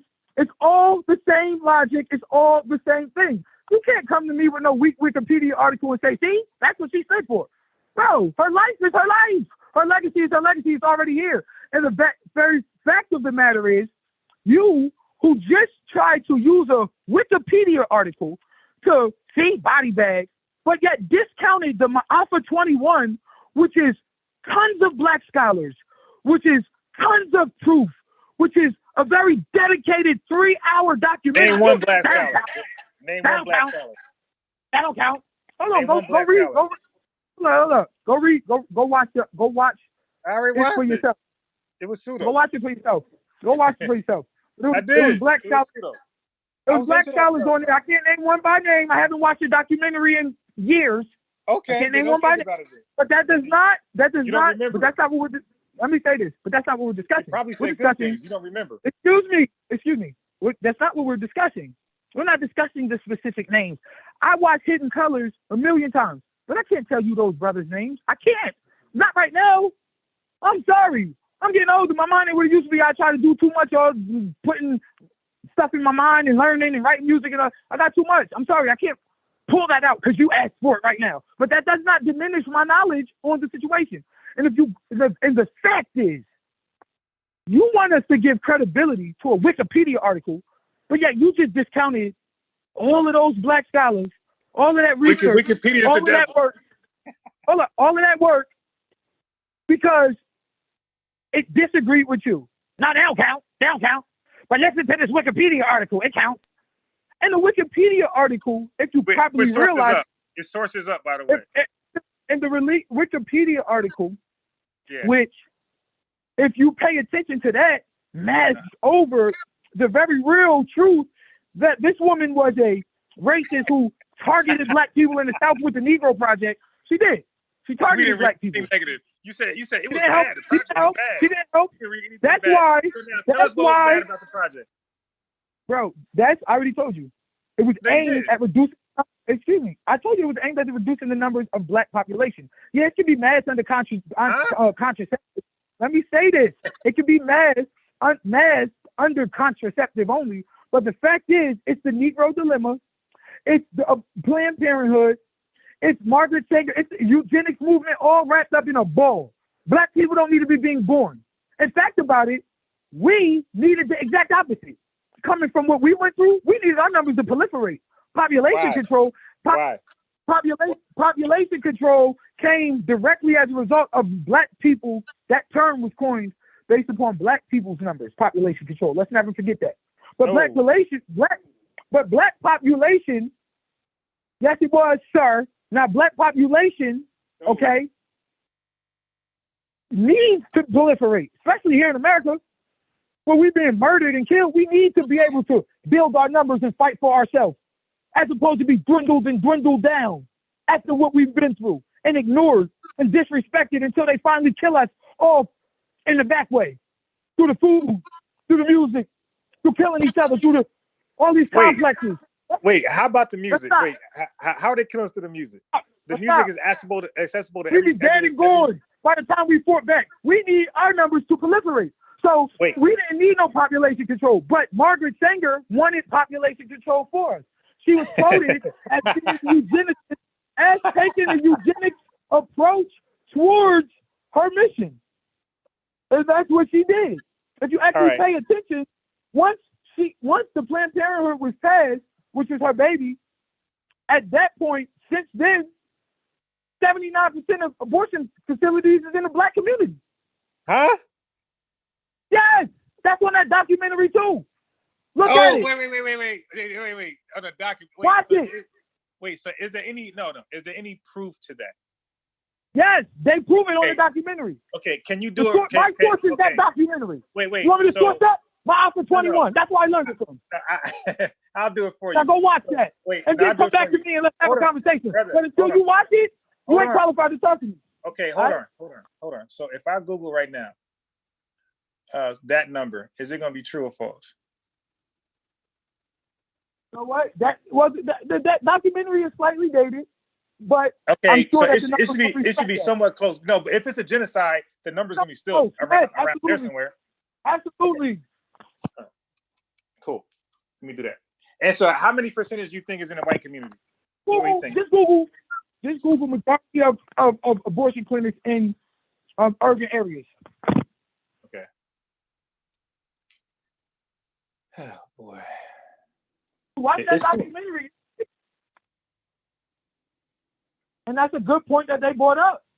That in the eventuality. I'm not good about documentaries. That's why I just read books. You know, I actually. Well, whatever, do the research, but at the end of the day, it's 2021. So part of my research is documentaries. That's a part of my research. DJ Focus. Documentaries are cool, but they get the information from things that are published, right? And most times in books and journals. That's where information comes from.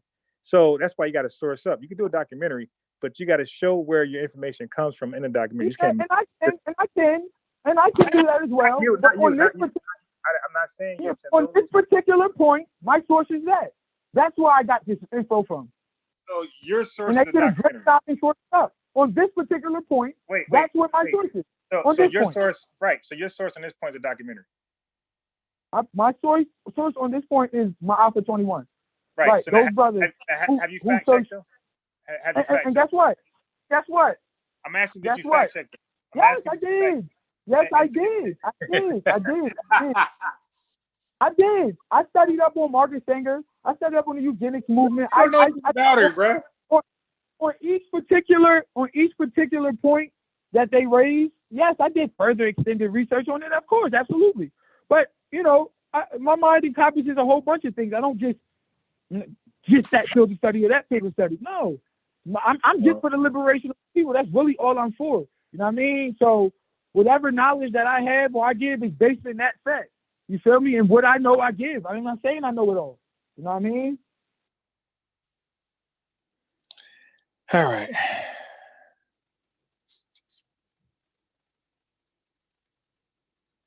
Okay, I'm just trying to Google what you told me to Google. And I'm trying to... Go watch it. Okay, so my man, I pulled it up. Can I read it now? Go ahead, read it.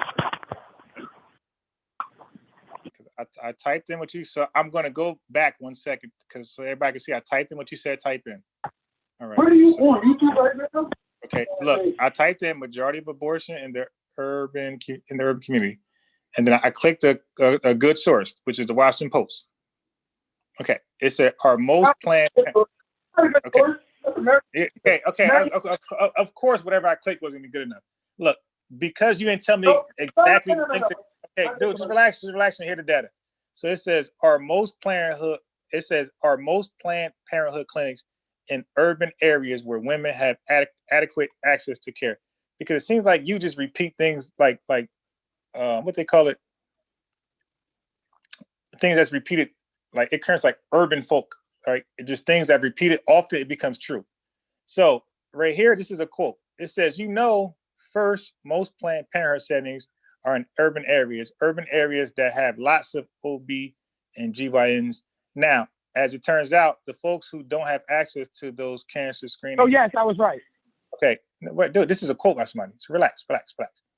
It's a quote. It's a quote. It says,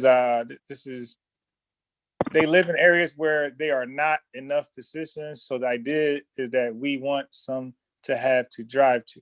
A lower income person drive 3 hours to a Planned Parenthood facility there to get hair screening, or will we rather take the money and put it back in the rural area to allow her to get to her healthcare there?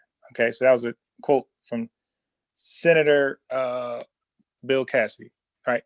It says, with the White House planning to vote October 3rd on an anti-abortion bill, we dug into this common talking point by opponents of abortion rights. It says, during a recent healthcare debate, I'm not even sure this answers the question. This is the first thing I clicked. A woman asked about the provision in the Senate's most recent Affordable Act repeal bill that would restrict federal funding to Planned Parenthood. The woman said a Planned Parenthood cancer screening in her mid-20s found ovarian cysts and benign tumors, and criticized the bill for blocking health care. So these Planned Parenthoods are doing more than just abortions, bruh. They're actually screening women and finding cancer and things like that. Okay, so it says the facts. So this is that's all we talk about. I don't need none of the extra stuff. Well, hold on.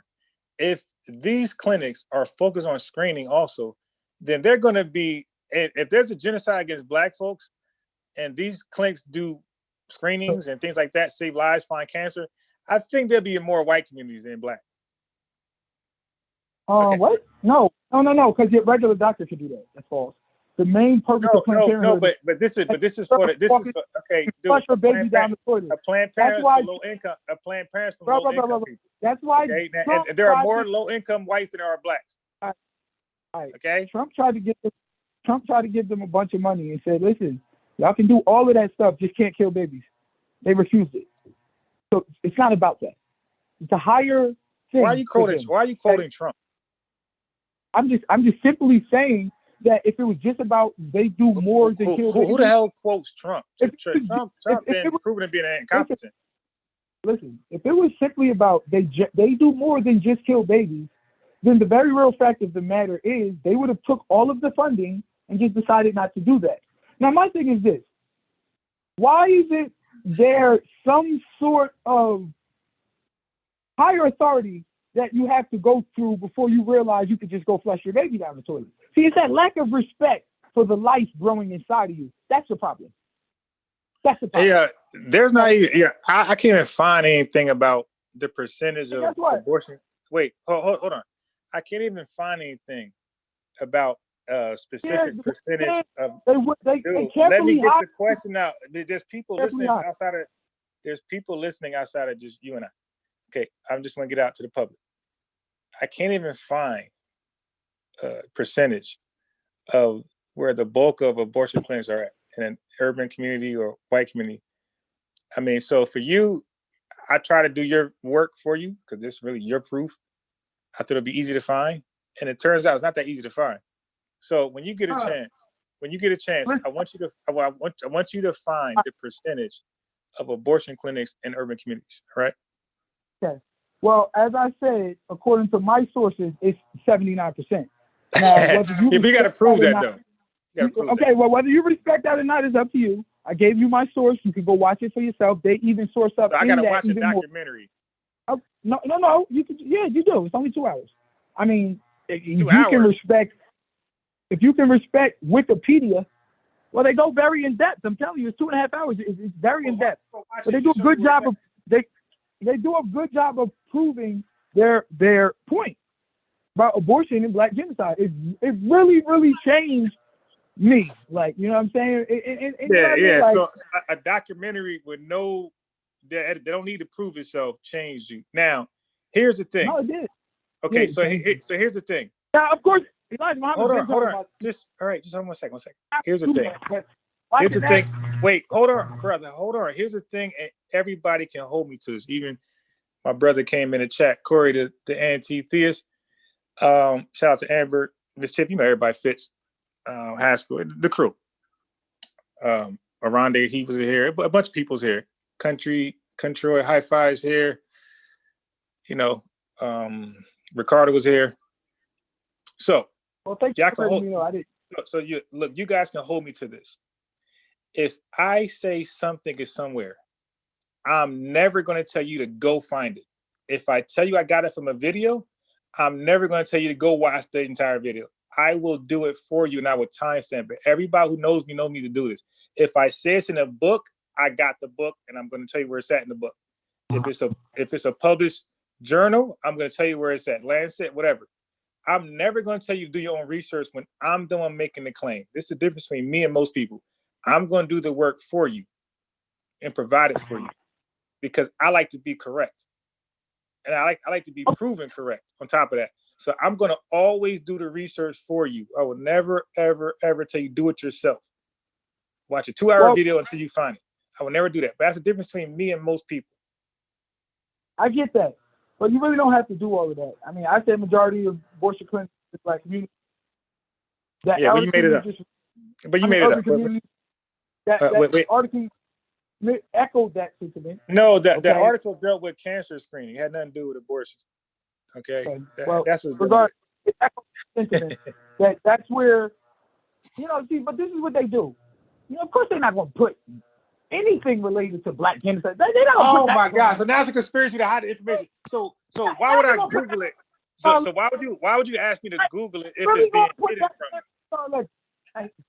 But this is my point about the freedom fighters of today. Those who are really exposing and really going through the work of showing what it really is aren't getting funding, ain't getting respect. They're not getting media coverage. They're not getting, Pulitzers. They're not out here, even though they're doing Pulitzer type work. No. They're actually vilified and ostracized. They are, dude. They are getting fundings, right? Everybody, fundings are free. They're donations.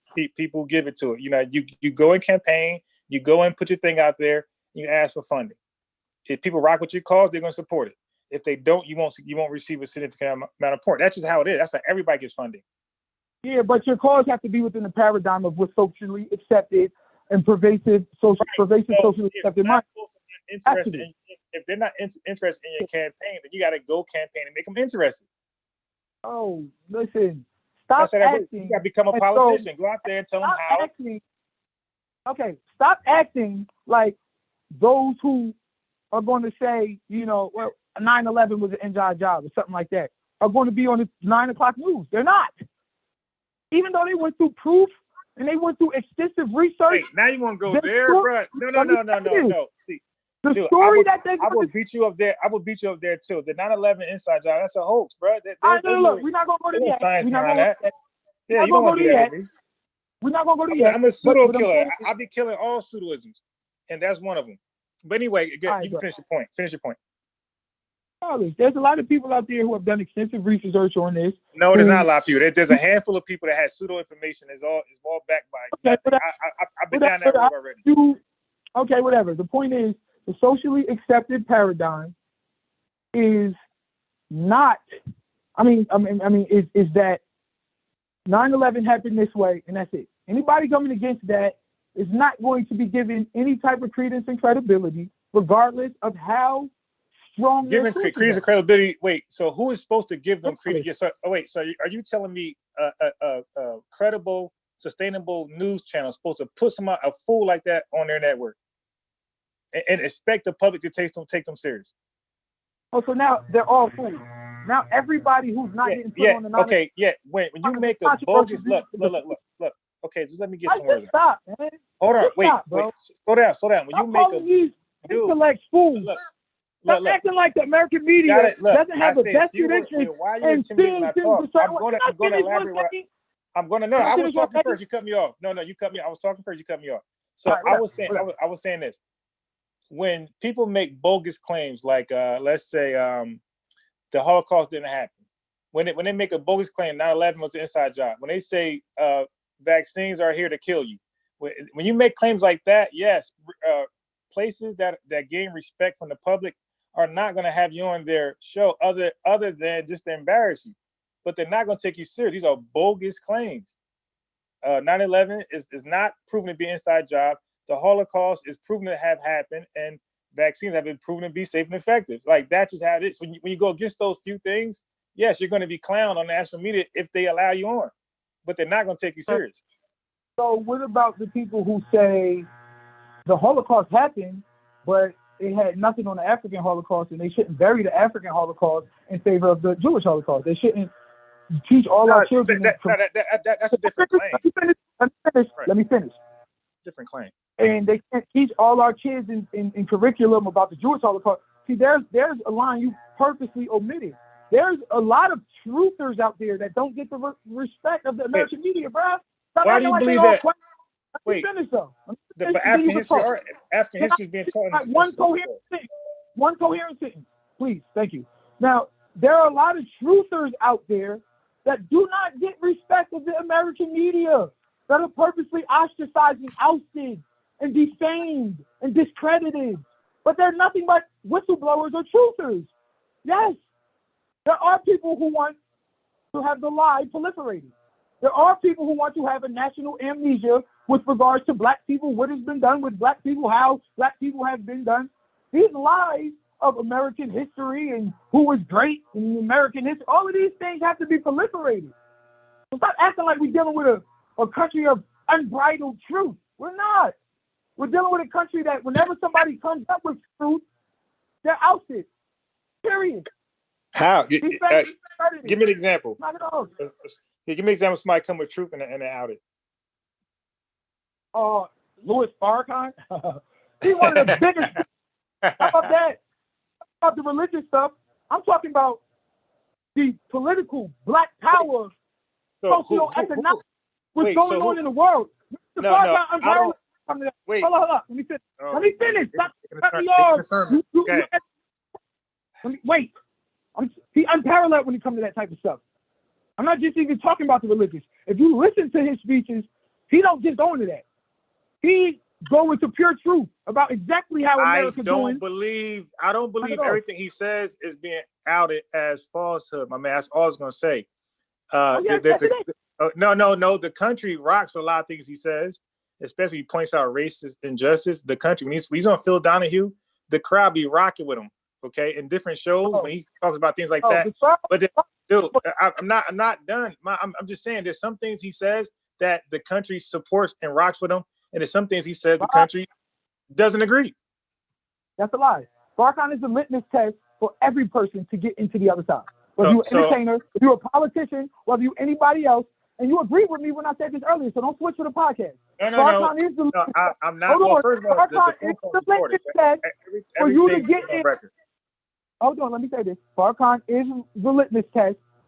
I just was watching the news the other day. They bringing, Farrakhan, he's not like Louis Farrakhan. Like they act like this nigga. Okay, but what we're I just made it real easy. Barack had to announce Louis Farrakhan. All of them had to announce Louis Farrakhan before they came out. If you say one good thing about him. No. Stop. Okay. The country rock with him. The country rock with him on foot. They deleted his YouTube. They deleted his Instagram. Because of things, dude, they also got rid of Alex Jones because things you say, you can be outed. That's why I said there's some things he says. Outed because it's truth, unbridled. No, no, no. I know. Well, okay, It goes wait. against the socially hold on. accepted Wait. pervasive mindset. Stay focused. When you believe that the Tuskegee experiment dealt with people being injected with something, that's fake news. Okay, so that's not truth there. Farrakhan said that. He was wrong. Listen, man. Listen. Okay, I don't want to hear none of that. Yeah, That don't mean nothing to me. yeah. No, but okay, but what I'm trying to do. So what? In his 70 years of history, was wrong on one thing. So you trying to discredit him now? What does that mean to me, first brother? I gave him credit. First, Go up. You sound like a child. Okay, You arguing like a child. Yeah, you are unbelievable, out of control. I just said there's some things that he said the country rocks with. I said there's some things that he said the country doesn't rock with, and that's most people, bro. That's most human beings. Like, who says something that everybody does? But his anti-Semitic comments is the reason why he's the litmus test for most black leaders that's coming up. They want to know, are you on board with this anti-Jewish Semitic bull? So when they say, anti-Semitic comments that he cleared up millions of times. Wait, how do you wait? Stop. Wait, how can somebody how can a white person call you the N-word and clear it up? Okay. You telling me you don't like Louis Farrakhan? Huh? You don't like Louis Farrakhan? Where'd you get that from? Well, the way you're talking is like the Farrakhan is some. How do you clean that up? Huh? Like, right? Yeah, dude. If you condemn a whole group of people or a race of people, how do you clean that up? Hold up. He didn't condemn a whole race. That's a lie too. You did. Nigga, that's a lie. Okay, dude. He specifically clarified. Okay, he said, listen. He specifically clarified that, bro. He's not talking about no. Bro, stop. Dude, you forget you have. Dude, he has religious doctrine, right? He has religious literature that believes Jews are no good. How you clean that up? DJ Focus. DJ Focus. He said the tenets of the Talmud, the tenets of Jews. He said, how could you follow that and you not be my brother? He said, but there are a certain group of Jews that have stolen the birthright of us, who purposely were involved and got rich off of our slavery, suffering, and death, who are in control of things. He's talking about a certain group of individuals. He's not talking about all Jews. I'm gonna get the message to the black man, but Fitz got a question for you. I'm gonna get the message to the black man. I'm gonna see what they mean. Focus. DJ Focus, what about you? Good. What's up, Playboy? Just wanted to know what is the problem with birth control? What do you think the problem is there? Why have you got a problem with it? The person who was responsible for creating it was clear in her agenda, and it was to wipe black people off the face of the earth. Now, I get that. I hear you. I'm not even gonna argue with you. I'll give you that one. Yeah, I'll say that to you. I say, all right, that you might have that subjective view that she wanted to do that. Yeah, because that's your view. Now, there's other views out there. There's going to be people that have different views on that. But listen. I wanted to know what is the problem with birth control, because in some places there's no birth control and there's sex rampant, and that's what leads to poverty, where there's overpopulation. Yes, sir. So I'm asking about birth control. It's not about her. You want to know what leads to poverty? Economic sabotage. We are not going to discount the countries and what they're doing, the European countries and even Asian ones, who are purposely carving up Africa, carving up these poverty nations, and taking and exploiting them for themselves. You're not going to discount them and act like y'all just having babies. Y'all need to stop having them damn babies. Y'all be fine. That's going ahead. That's going ahead. Where I'm basically saying is birth control. Now you're saying the woman who created birth control is evil, and the motives were evil behind it. Now I don't think that. Now you do. There might be other things I agree with you with. DJ Focus, I'm not going against you. I'm saying there might be other things on her that I agree with you on. But when you're saying I would like to know about the birth control. Now, the reason why I say that is most people who have a problem with birth control is due to their religious background, because that's where it really comes from. With her as well. That's where it really stopped. It was a religious movement that didn't like what she was doing. It was against what they thought was right.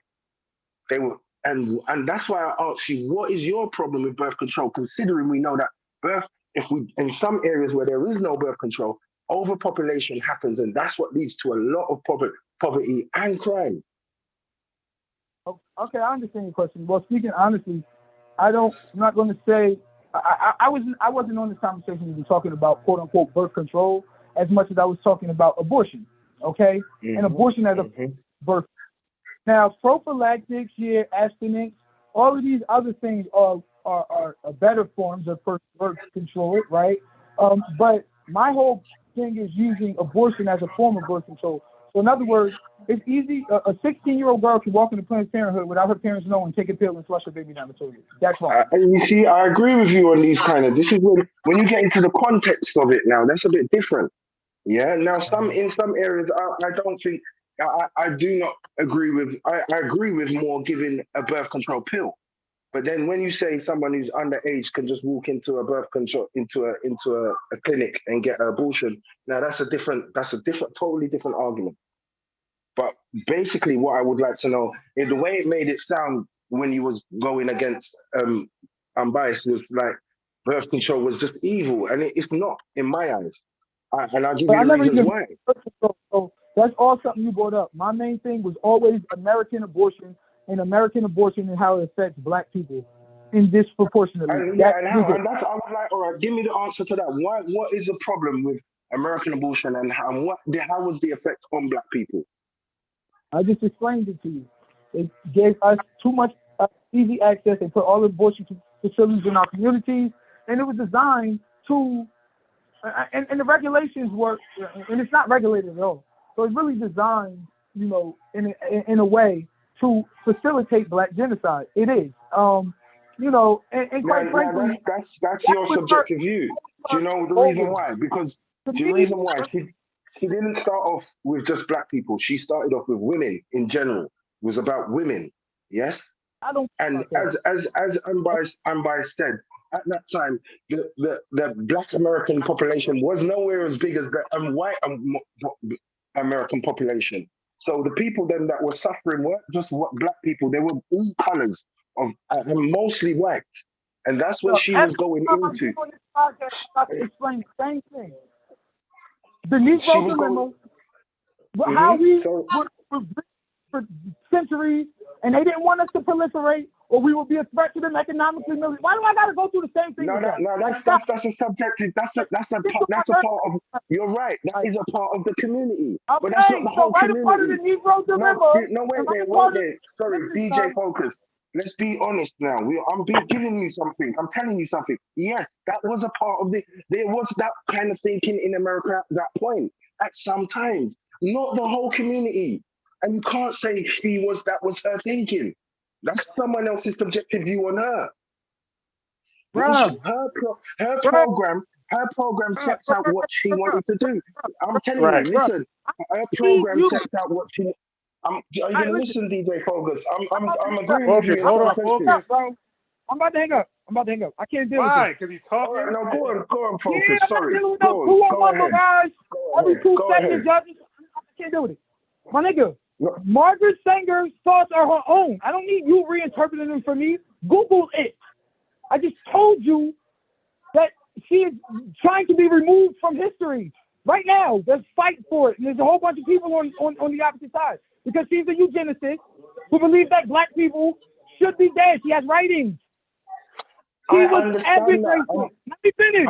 So I don't need you now, a Black man in 2021, trying to advocate for this racist because of a Wikipedia article. Next question. I'm done with that. No, I'm not. This is why I say you're not listening to me. I'm not advocating for her. I honestly said that some of what you say is right. I'm trying to tell you. Speaking. What? We do know what you were thinking. Read her work. Read her work. I'm not advocating for her. I'm not advocating for her. I'm telling you what I'm advocating for. I'm advocating for the control, birth control, which she introduced at that time. I'm not advocating for her thinking. That's her subjective thinking. That's her way of thinking. Her way of thinking, her power. Wait, no, but that, I'm not. That's no. That's your way of. Being in your facilities disproportionately killing your babies. Her vision is federal and nationally funded now. Don't talk to me DJ about Focus, her. that's your DJ Focus. DJ, I'm not. There's nothing wrong with me. I'm allowing you to have your view. Everyone's allowed to have their opinion. But I'm talking about strictly her program. What was her program? Please tell me, because you cannot tell me her program said in her program we were out to kill black people. Please tell me that. What? I'm asking you, in her program, did she ever say she was out to kill black people? What was the context of her program? Yes. Where did she ever say that? Please tell me. Yes. Or is that a writer saying that's what she's thinking? Get out my face. Y'all don't obviously did enough research on the situation. Margaret Sanger, her writings are very known. All right, go do your research. I know what you're saying. You're actually, you know what it is? You're getting emotional and you're not actually listening to what I'm saying. You're getting emotional, and I'm actually on your side in a sense, and you're actually not listening to me. I really am on your side in a sense, but you're not listening to me. I'm trying to tell you what was her program. Her program wasn't about that, and it wasn't directed at black people. It wasn't. It was. You're talking about one sector of her program. The initial program was about birth control and family planning. That's all it was about. And then when she got further into her research, and she realized that black women, listen to me, I'm telling you something. When she realized that black women were suffering harder because of their social network, this is when she decided to make a program geared to them. Do you understand what that means? I'm hanging up. I can't do this. Why? Because this man is sitting here. He's on your side. This guy. Bro. Because honestly, this is redundant. I have this conversation with y'all every 3 months, and y'all sound silly. Y'all will refuse to address that she was a eugenist. Refuse to address that she was known as. What does eugenesis is? No, answer what that is. Because you're saying it like it's something bad. What's bad about eugenics? Please tell me what is bad about eugenics. DJ Focus, he asked you, DJ Focus, just answer that question, please. What's so bad about eugenics? Okay, eugenics is the belief that white people are the final stage of evolution, that black people are not as equipped mentally, as equipped morally, as equipped. We were not capable of being, as genetically perfect as white people. So eugenics is we're going to breed black people out of existence and create a white utopian society. She's a eugenicist. Her aim was her purpose was of eugenics. Her mission was eugenics. She wanted a eugenics approach to everything she's done. That's why they want to remove her from history. White people too. People are fighting to move from history. And I'm sitting on a panel with people who want me to respect a Wikipedia article. That's why I'm about to hang up. I can't deal with this redundancy from the minds of people who are willfully. She is who she is. She is somebody who wanted black people dead. Her aim was that. The Negro Project was that. Yeah, look, we just read the Negro Project. I got you.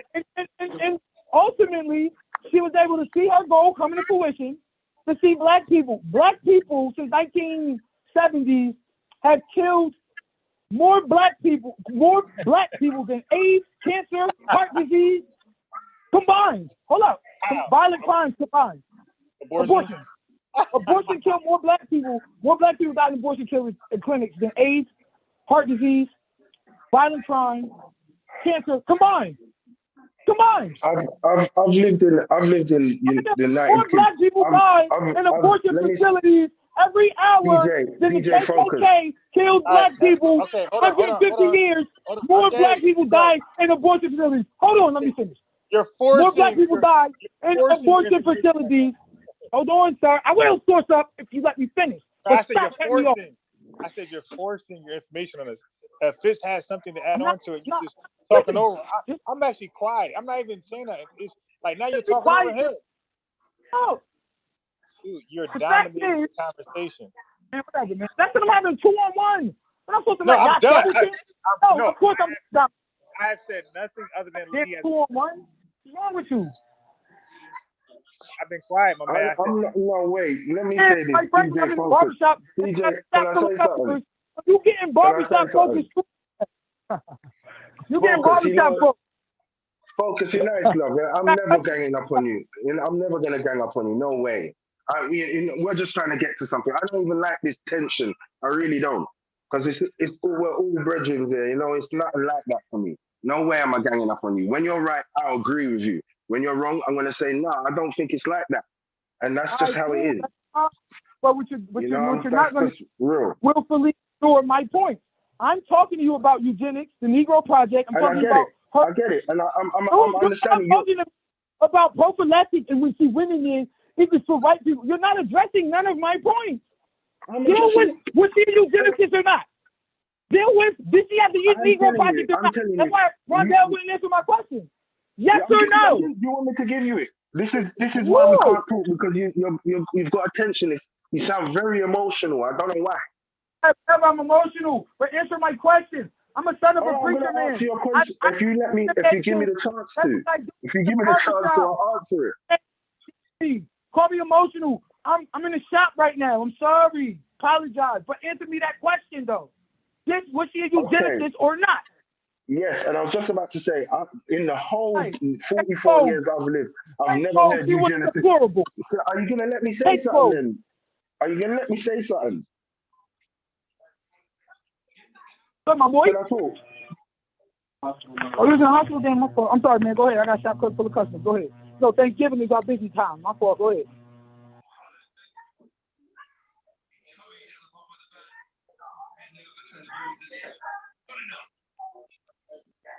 Go ahead, bro. Yeah, as I said, I don't know the definition of eugenics, where maybe on your terms, but I've never heard eugenics ever been formulated like that. And eugenics come from England, and I'm in England. I'm in London, where it started. So I've never heard of it. For two, the Negro Project, as I just said, we just read that out. The whole project. Yes. Wikipedia. That was Wikipedia. Okay. And what can I say anymore? I told you, I'm not taking more Wikipedia over them brothers and them scholars on my Alpha 21. You will choose to do that. I will not.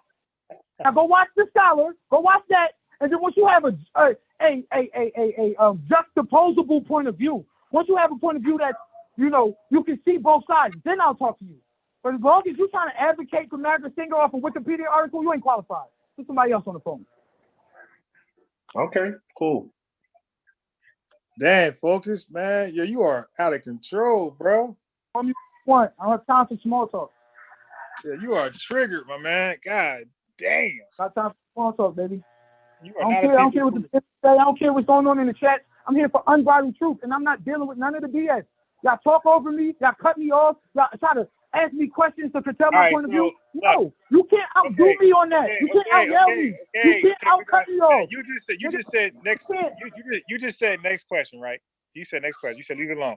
Okay, so I'm gonna leave it alone. You called me triggered and did all this other stuff. No, okay, that's my opinion. But, all right, so next question. All right, cool. Okay. I'm not going to be bullied. We're moving on from that because that got you going. Okay, that subject triggers you. All right, let's leave it alone. Now you said about Minister Louis Farrakhan being outed. Now I'm going to read something where it's hard to take this back. Okay. He says not to take the Jews and Christians for friends because something like that. He said that they friend each other. So now, how are Jewish people going to respect him after that? I don't know. I don't know where that's at. You got to show me that. That's in the Message to the Black Man. That's not Farrakhan though. That's Elijah. Okay, so wait. Hold on, dude. Relax. You triggered again. Relax. We're having a conversation. So You're did slick. Farrakhan look, brother, relax. I'm not even done. That was a little slick move. Ain't gonna fly on this side. Slick. Look, did Farrakhan denounce the book or did he subscribe to it? No, of course he subscribed to the teaching of Prophet Muhammad, but he also said He agrees with he that. also said that was a foundation and that we should elevate upon that. He's been clear in his ministry towards all of that. I have no problem with that. Now, has he publicly said that we now can befriend the Jews? Yes, he said he got Jewish friends and everything. He said, I'm not talking about a specific, look, he said, how could you, and see, these are the statements you don't want to acknowledge. So how could you follow the law of Moses as Moses put down, and I call myself a religious man, and you not be my brother? Wait, all right, wait. Okay, so which Jew? Wait, stop. Is he talking to the Jewish community, or is he talking to a few Jews in specific? Talking to a certain group of them. Right. So that means others have taken him as his brother, right? Huh? That means other Jews have taken him as his brother, right? Because of the religious comparison, I guess, for the what they have in common, right? I'm not exactly sure what your question or what your line of reasoning or thought is. Like, I'm listen. Okay, dude. Look, you made a statement. You're not trying to no particular school of thought or point of view. That's it. So let's get to our conversation. I asked him through the question. I asked him through the legitimate question. Fitz, I'm talking to Fitz now. He believes there's some underlying agenda to make him look like a fool. I'm just asking. Look, Fitz, I was responding to why Louis Farrakhan has been. That's all. So my line of question was like, this is why he's been outed by certain media platforms. I was saying that your comment on Jewish people can be the reason why you're being outed. That's all I was getting. Listen, bro. People go on shit about killing black people and suck my dick, and I kill every nigga in this bitch. Okay, everybody got stopped. Okay, cool. What? So, let me finish my coherent thought. Okay. Damn. Immediately. Yeah. Black people come up there and they talk about each other, and women ain't sitting there, and nobody has a problem. Those people get media contracts. They're proliferated all on the TV. Now you want to talk about a comment made years ago and disregard all the good Farrakhan is doing. When he's even explained that. Now you can't come back from that. It ain't about that comment. It's about the good that he is doing.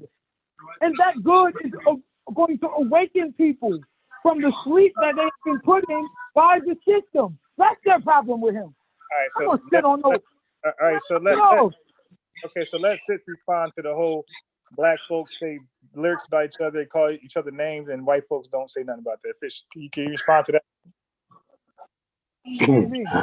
I don't know where to start, but he's right though. Sometimes Farrakhan does good for his community. I agree with you on that, DJ Focus. He does good. You know, there's nothing. I don't agree. I think the only problem with the black community is ideologies. The only time we have a problem with each other is because of ideologies. He's a Muslim and he's not, or he's this or he's that.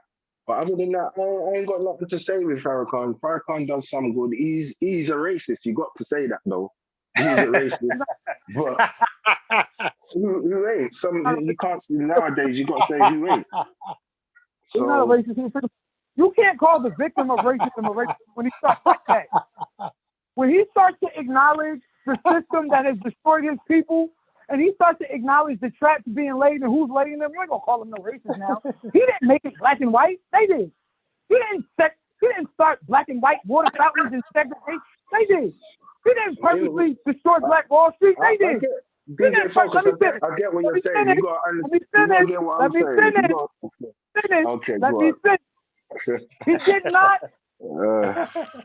He did not create the poverty in the black community. They did. He did not create the Housing Act of 1930. They did. He did not create the suburbs and adversity of the hood. They did. He did not criminalize us, militarize the police, privatize the prisons. They did. He didn't write the '94 crime bill. He didn't crack AIDS. That's what gangster rappers.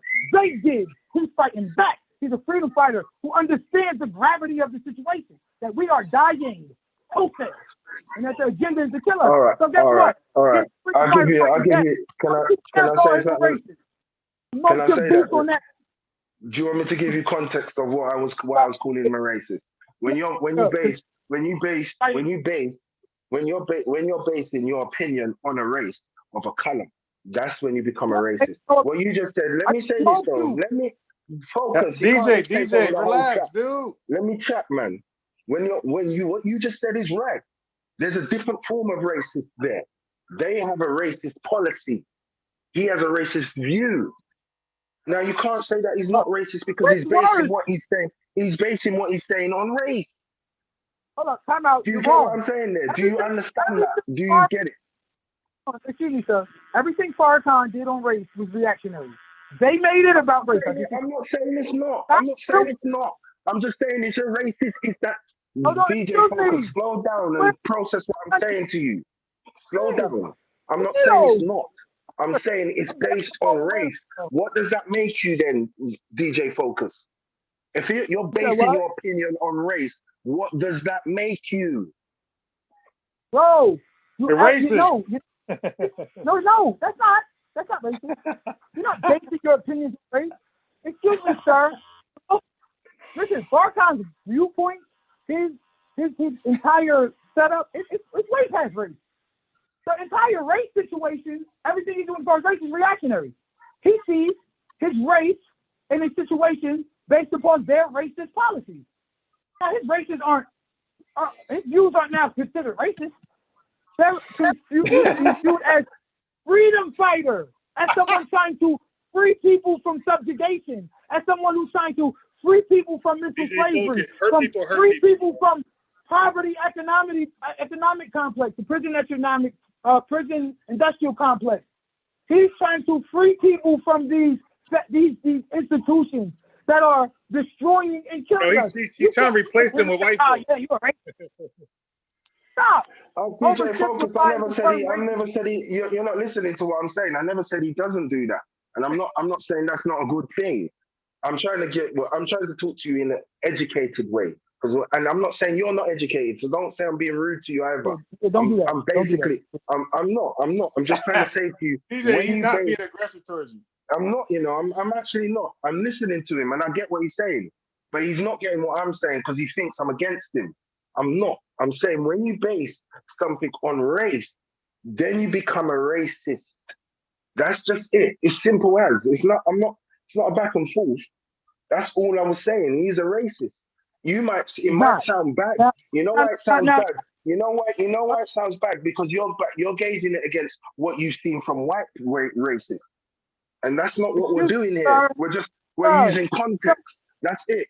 Do you get me, Unbiased? Am I being rude? Do you get what I'm saying, Unbiased? Yeah, I agree. 100%. Let me tell you something, sir. Okay? First of all, when you're dealing with the word racist, etymologically, and you add the IST and that suffix and all of that, they talk about somebody that's proficient in something, scientist, chemist, okay? So, etymologically, we're talking about somebody who is more proficient in the knowledge, the working, or just worried about more but it's not even quote unquote a bad thing. That's just a little education for you.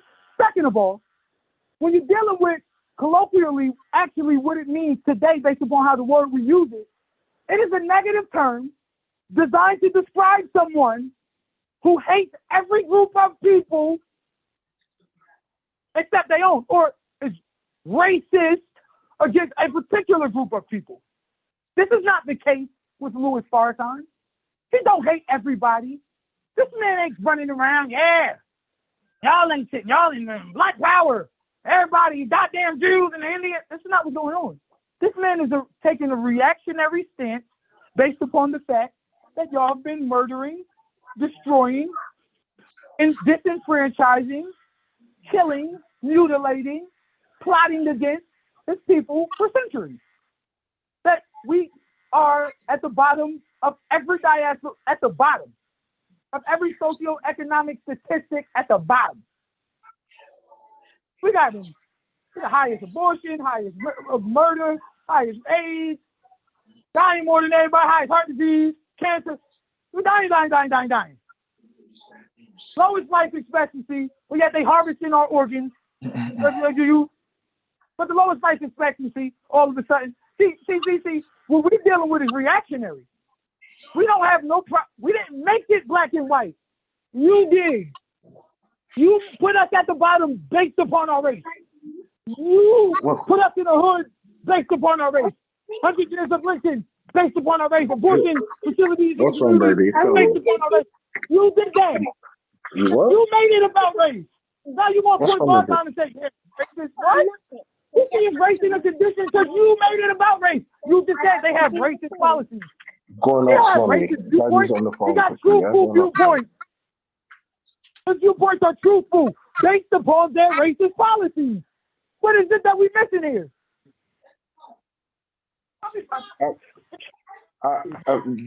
DJ Focus. Once again, you missed my whole point. I'm not I made the point and I destroyed it. Now don't come at me with that same rudimentary BS, because I will dead ass in this. I do not want to talk to the same people about rudimentary. I'm not here for that. It's redundant. Okay, cool. All right. I destroyed that. It's over with. I got your point. It's not good enough. Doesn't stand up in court. As I said, you're allowed to have your subjective view. You are allowed to have that. There's no problem with it. I ain't got a problem with that. You're That's allowed just to have your own simplified view. That doesn't hold basis. When I'm dealing with words, I deal with the objectivity of it. And when you deal with race, and this is objective among. Are you gonna let me talk? You just spoke for nearly 20 years. Ready to teach now because I'm done with you, bro. Okay, cool. But I was saying, when we deal with race, yeah, when you base your opinion on race, then you become a racist. You might see it as a demonizing word, but I don't. I'm not seeing it as a bad word. You're gauging racism. You're gauging race. You're gauging race off of racism, and the gauge you're gauging it as is the white racism that you know from over there, and I can't relate to that, so I can't really talk on it. But get off the phone. I'm telling when we're talking in words, when you're talking in words. Can I finish, DJ Focus? Focus. People are listening here. It's not just me and you going back and forth. There's other people listening. So all I'm trying to say is when I say race, and the majority of scholarship, when they say race and someone bases their opinion on race, then it becomes a racist. Yes? It's not racism, it's racist. You're a racist. You're basing No. That's false. That's wrong. That's an oversimplified view of the term racist. Colloquially, it's wrong. Etymologically, it's wrong. And definition-wise, it's wrong. You're wrong on every level. And a lot of people do it as a power construct. You have to be able to affect change. You have to be able to affect people's lives with these prejudices. You have to be able to put in policy. What is racism? No, not racist. Racism. What is racism? I said you have Please. To. It's a power construct. You got to be able to affect people's lives with this. Exactly. So what is a racist? So what is a racist? Absolutely not. Get out. No, because I think we got. I know where you're going now. You're thinking of a racism. You're thinking of racism. DJ Focus, please let me have a chat. Please. Louis Farrakhan put in place. What policy did Louis Farrakhan put in place that disenfranchised white people as a whole? And this is what I'm trying to tell you. Listen to me. I'm not going into that. Don't ever oversimplify it. I don't think you know the difference between racism and a racist. What is a racist? What is a racist? What is it? Please. That's a question. What's a racist? What is a racist? Colloquially, as I said 10 minutes ago, the definition is deplorable. The definition colloquially is someone who either hates everybody but their race or hates other race for no reason. I just said that 10 minutes ago. No, that's not what a racist is. Don't listen. I don't know where you got that from. Please. Focus. You gave an answer. Let him respond, please. No, that's not what a racist is. You're talking completely different here. A racist is someone who bases their opinion of someone else on race. That's it. Nothing else. Racism is someone that is a cost. Racism is a construct. That is, you have to have power to do that. Okay. I get But what you're when saying. you say basing your opinion, when you say basing your opinion based upon race, what you're leaving out is that the opinions that are based are always negative.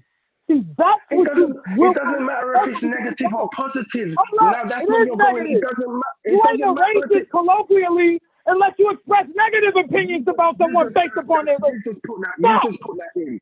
Opinion Listen, nigga, doesn't. this why I When you want say you off the opinion, phone. no, you see, Why I want you you're not off the phone. listening. When you say opinion, I want you DJ off the Focus. phone. When you say opinion, that doesn't sway either way. Do you know? Have you ever been in any kind of scholarly talk? When you say based on opinion, it doesn't go. It doesn't sway either way. Opinion means just opinion. Say it again. I said Say it when you again? say when you're in some kind of debate with someone, you got to realize when someone says based on opinion, opinion doesn't sway to the negative or the positive. It's opinion. Then when you ask That's why them you're what opinion, wrong. that's when you go into it. Why you're wrong, No, sir. that's when you go into more context. That's what you call going into context. Right now, we're talking off the back of racism. You're basing your opinion So off what's of the- race. So what That's is it. You don't want It to doesn't go matter deep. what You way. don't want You to could get say the they're the context. best race You in want the to world, or you could say oversimplify. they're the worst. It's your opinion. Do you not get that? Okay. So you don't want to go in deep. You don't want to explain things in context. DJ You just want to Focus. oversimplify. The chat said they can't hear you because you're yelling. That's what the chat is. I just read that in the chat. Whatever. But I don't they care. wanna hear- They can hear like- me fine. Like what They you're can hear me saying. fine. I know it's in the same little cohort who always got a problem with me because I just spoke them too. I don't care. Dude, there's a lot I of care people about that that. I don't mean nothing to me. out of Now get control. the guy off the phone. There's people. We in here arguing some old rudimentary BS. What is a racist? Let's deal with the facts. We was having a deep conversation until this guy got on the phone, trying to oversimplify the conversation. Bro, and re-talk about your talking points. Margaret Sanger started, we read Wikipedia. Man, get out my face with that. I still don't want to answer about the eugenics. Ask the panel that. Did they answer about the eugenics movement? We get part of that. I'll ask you straight now, because as I said, I live in England. I've never heard eugenics ever put into that form. I've never ever. Because he made it up. That's why. It was made here. Its inception was here, DJ Focus. So I don't know where you got that from. That's your subjective view on eugenics. I ain't got nothing more to say on that. People that I made up eugenics. No, answer me that. How am I supposed to actually have an intellectual conversation with two people who said I made up eugenics? Like that, get off the phone. Bring somebody on the panel who's smart. Because, like, come on. I made up eugenics? Me. DJ Focus. Did you hear me say you made it up?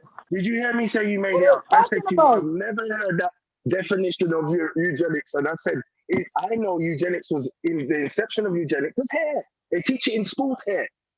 So I don't know what you. I don't get you. I really don't. You have a chip on your shoulder over something else, and you've tied it into all of this. I'm trying to tell you to do it. I'm trying to tell you to do it the smart way. Are you gonna let me talk? Or are you just gonna chat over everybody? Because then you're the one who's being very aggressive here. Let me just chat in it. I'm aggressive. I don't care. I don't care. That's what you don't understand. Honestly, I realize you don't care. You really don't. So DJ Focus, do you want to change the subject? Don't. Change the subject as all right. because he's really ignorant. Let's go back to the music industry for a second. So DJ Focus, let's go back to where everything started from, right? Because I don't think Fish heard that. So let's go back there because we went over the place and let's get back to topic. So in other words, the topics was basically the rap content is horrible. It's degrading, it's violent, but however, it's being pushed, throughout all the major airways, for everybody to listen to.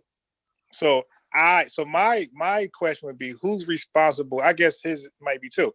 So who is responsible for shutting it down, being as violent, as degrading, and everything else negative that's going on with it? Because as I think we agreed that if you harm animals or you say horrible things about animals in music or just regular speech, the animal rights activists are probably going to approach you. If you say horrible things about the gay community, we believe that they're going to have something to say to you. If you say things about the Jewish community or immigrants, anything like that, somebody's going to come and speak to you and make sure that it's shut down. So being that rap is so degrading and violent to the youth and to every youth. To me, he'll say just black youth. I'll say to all kids and all people. It's negative. So, but who is responsible for shutting it down? Now, me and him have a difference in opinion. He believes it should be the powers that be or something like that, and I just say black folks. So DJ, it's black folks. It's us who generate it. So only us can control that. They're gonna always say you have freedom of speech to do what you want. So how can you just blame that on the government? All right, now this is why I want him off the phone. see stuff like that. Like, bruh, they control it. Black people control the record companies, the distribution, Clear Channel Broadcasting, Hot 97. They don't control none of it. Black people aren't responsible. Black people don't even benefit from it.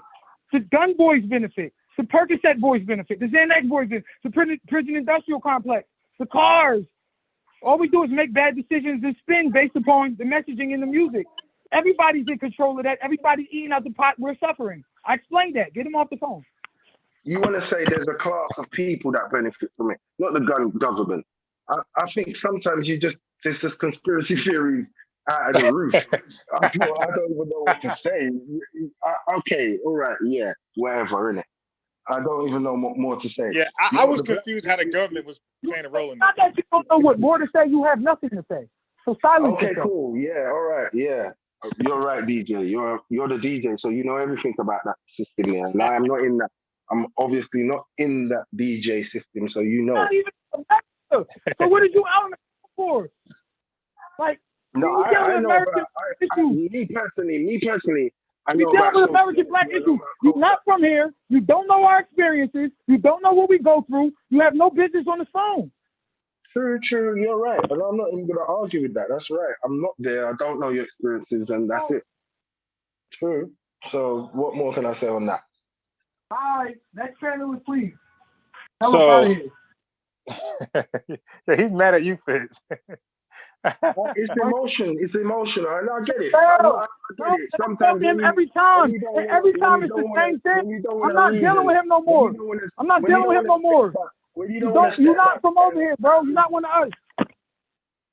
When you don't want to step back and listen to someone because you've got something invested in it, then you get emotional, and that's all it is. I'm not emotional because I ain't got no hate towards DJ Focus, none of that, or anyone over there.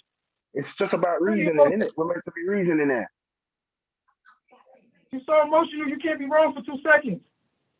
I just want to I honestly can say when I'm wrong, DJ Focus. You can't call Paul kind of racist, and you just ignore all that. I'm just a human, just like you. I'm not trying to. That's not being sarcastic or anything. I'm just telling you how it is. I'm just like you, brother. I'm not better than you. No one's better than no one on this panel. Do you understand? We're reasoning, brother. We deal with over here. Y'all not exploited like us. You're not dealing with black people in America dealing with. Have you been to London? DJ Focus. Have you been to London? Have you been to London before? Have you been to London before, DJ Focus? Yes, my cousin lives in London. No, have you been there? Have you been to Southeast London where I've been? Yes, my cousin lives there. What part of that don't you understand? Okay, so where have you been in Southeast London? Tell me where you've been in Southeast London. I've been to Camden. Right? Camden is not Southeast London. Camden is East London, rude boy. I'm telling you, Southeast London, where I'm from.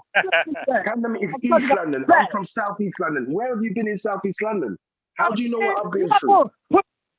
Just the other day, my son got shot in his back. You know that. Do you know how much times man's been stabbed up over there? No, DJ Focus.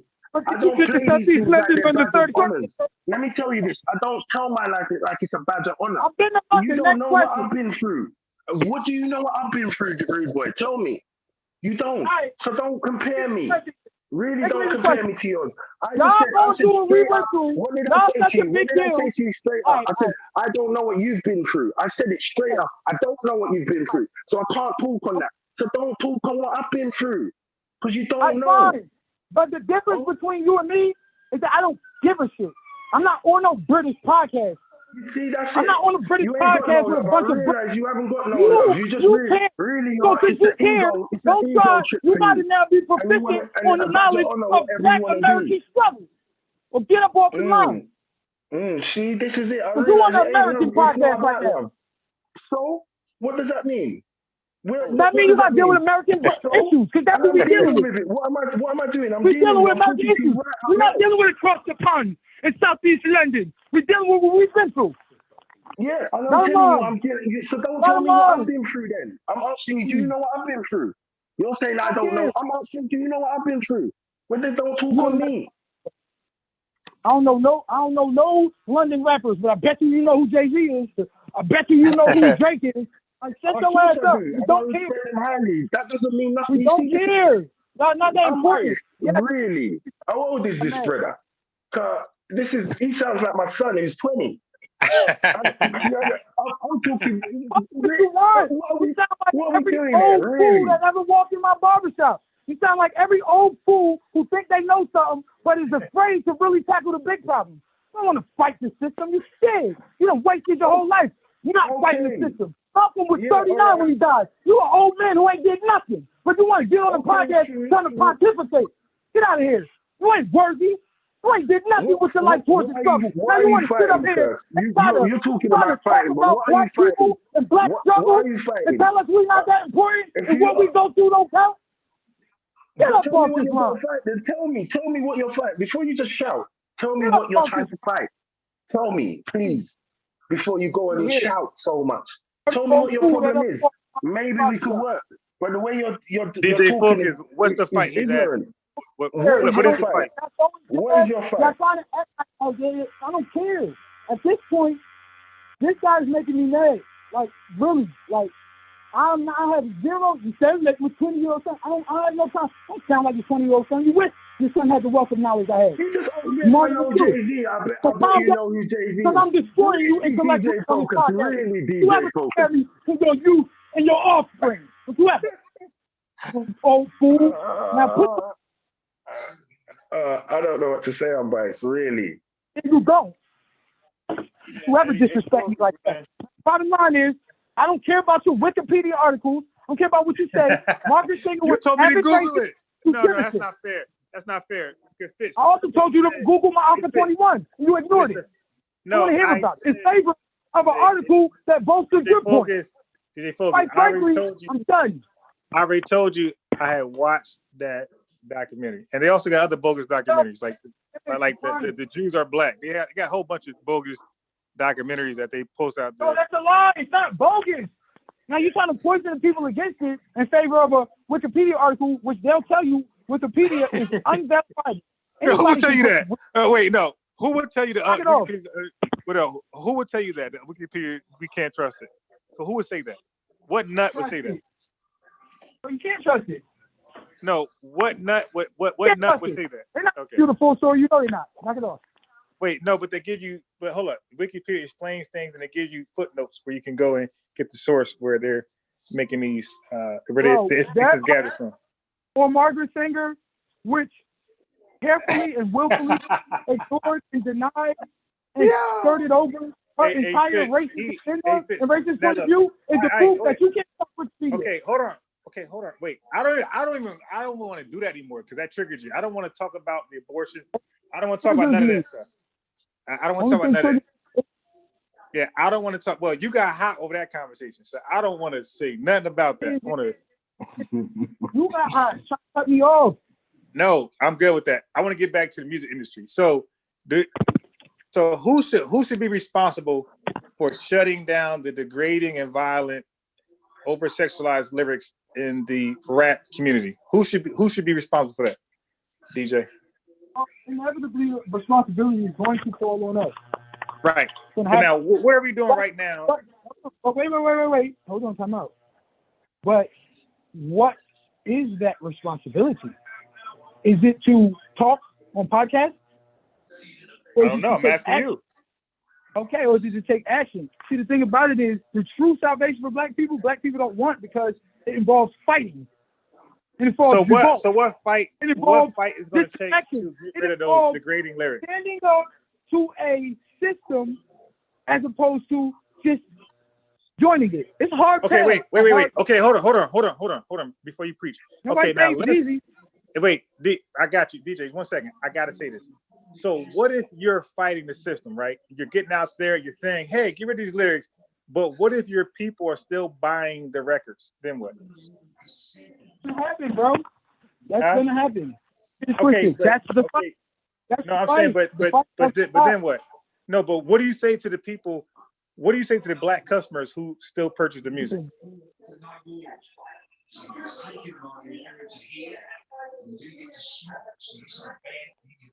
My only agenda and job is to know better and do better. So if Hey, bro. I know better, I have obligation to do better. I got right. But I'm saying this: black hip hop sells a lot of makes a lot of money, right? A lot of music sells. Like these artists are dropping it, right? So what fight do you have planned, or you could think of that you could come up with that can fight just not the system, because we got to stop buying the music. What fight can you come up with? What game plan can you come? What fight plan do you have that you could think of that would get us to stop patronizing the music? Well, my plan is specifically, I don't believe that we're ever going to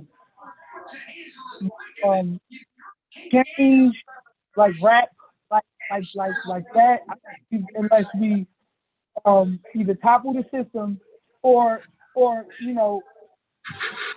start that change in the minds of each people and let them know, look, this is fiction. You know what I mean? So,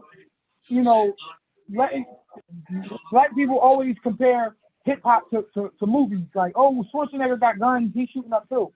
So we need to let these know, look, y'all don't listen to rap, understand that it's fake, it's fiction. We need to champion that movement. You know what I mean? As well as the fact that me as an artist myself, I make music, I don't curse in my music. I don't rap about killing people or selling drugs. I do that to try to show young rappers a better way to rap. You feel me? And I'm fired. My last video got 30,000 views. You know what I mean? Like, so, like, at the end of the day, that's my mission, my goal, my path. However, I know that this is a hard task. This ain't no lightweight thing. We're talking about people who making money on all different facets and different levels of the exploitation of us. But aren't black execs making a bunch of money? Black artists and black producers, aren't they making a whole bunch of money? Yeah, not they're making money. Yeah, no. Okay, no. I'm saying compared with the black general income is like $42,000, right? So compared to what we make and what we bring in our communities, that's a lot of money. But that's not my point. If you make a couple dollars, but then you can put out a song that says, buy True Religion, whatever. True Religion is the best fucking brand. They make way more money than True. See, what we do is sell people on a culture of criminality and spending. Feel me? So a lot of people even off of that. The better commercials for the prison industrial complex. Right is the, so it can be like. I want you to new put that people and new recruits. Then I can put it on like a necklace. Okay. So you want me to tie it around your neck? Come, girl. Who is that? Oh, put your phone on mute.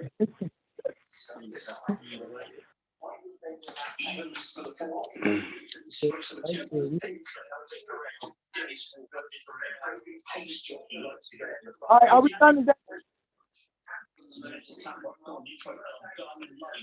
Huh? What is that? So are we done with this or what? I ain't hear you. I said, are we done? Well, how'd you want it? Yeah. To come off. So DJ Focus, just wrap it up. Go ahead. You want it to go around there? No. How did you get it on there? Yo, my man got to put it on. I'll wrap it up though. Ask mommy to go and do it. Yeah. It's purposely being disrespectful. Mommy said she's tired. Come back in 2 minutes. Daddy will do it for you. Yeah. 2 seconds. Daddy will do it for you. Hey, yo, I know it's tea time, but you won't have to. Sorry. What was that? DJ Focus signing off again. He's right. What did you say?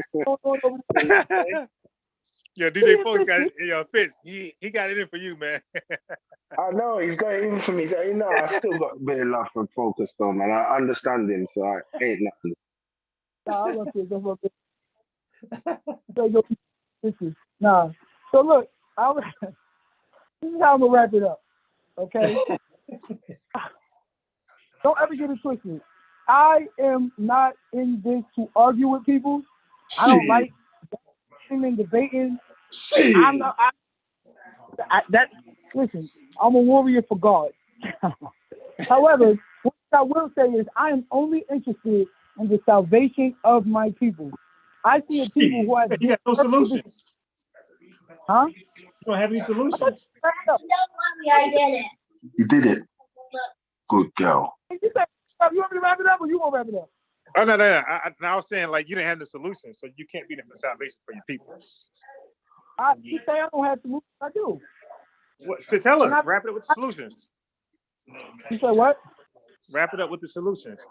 The solution? Okay. All right. Yeah. Boom. So the solution for us and the salvation of our people, in my opinion, is to withdraw into ourselves. We don't have to, quote unquote, move to action and start buying black, thinking black, and just taking a vested interest in raising the consciousness and morality of the black community. We have to stop acting like the struggle is already won, and we have to start propagating the fact that the struggle is far from over. We have to understand who our enemies are, and we have to understand their plans for us. And that their plans have always been nefarious and have never been in our best interest. We got to start planning. We got to start executing. We can't never give up. But we got to start reaching through. Oh, why would you do that? There you go. No, I didn't. I got you. And we got to start reaching youth. I said to brother earlier, Malcolm was 39 when he died. And that man was already had a legacy. We got to start producing ours. And I think ours is being that bridge from the old to the young is to constantly try in new innovative ways to reach them.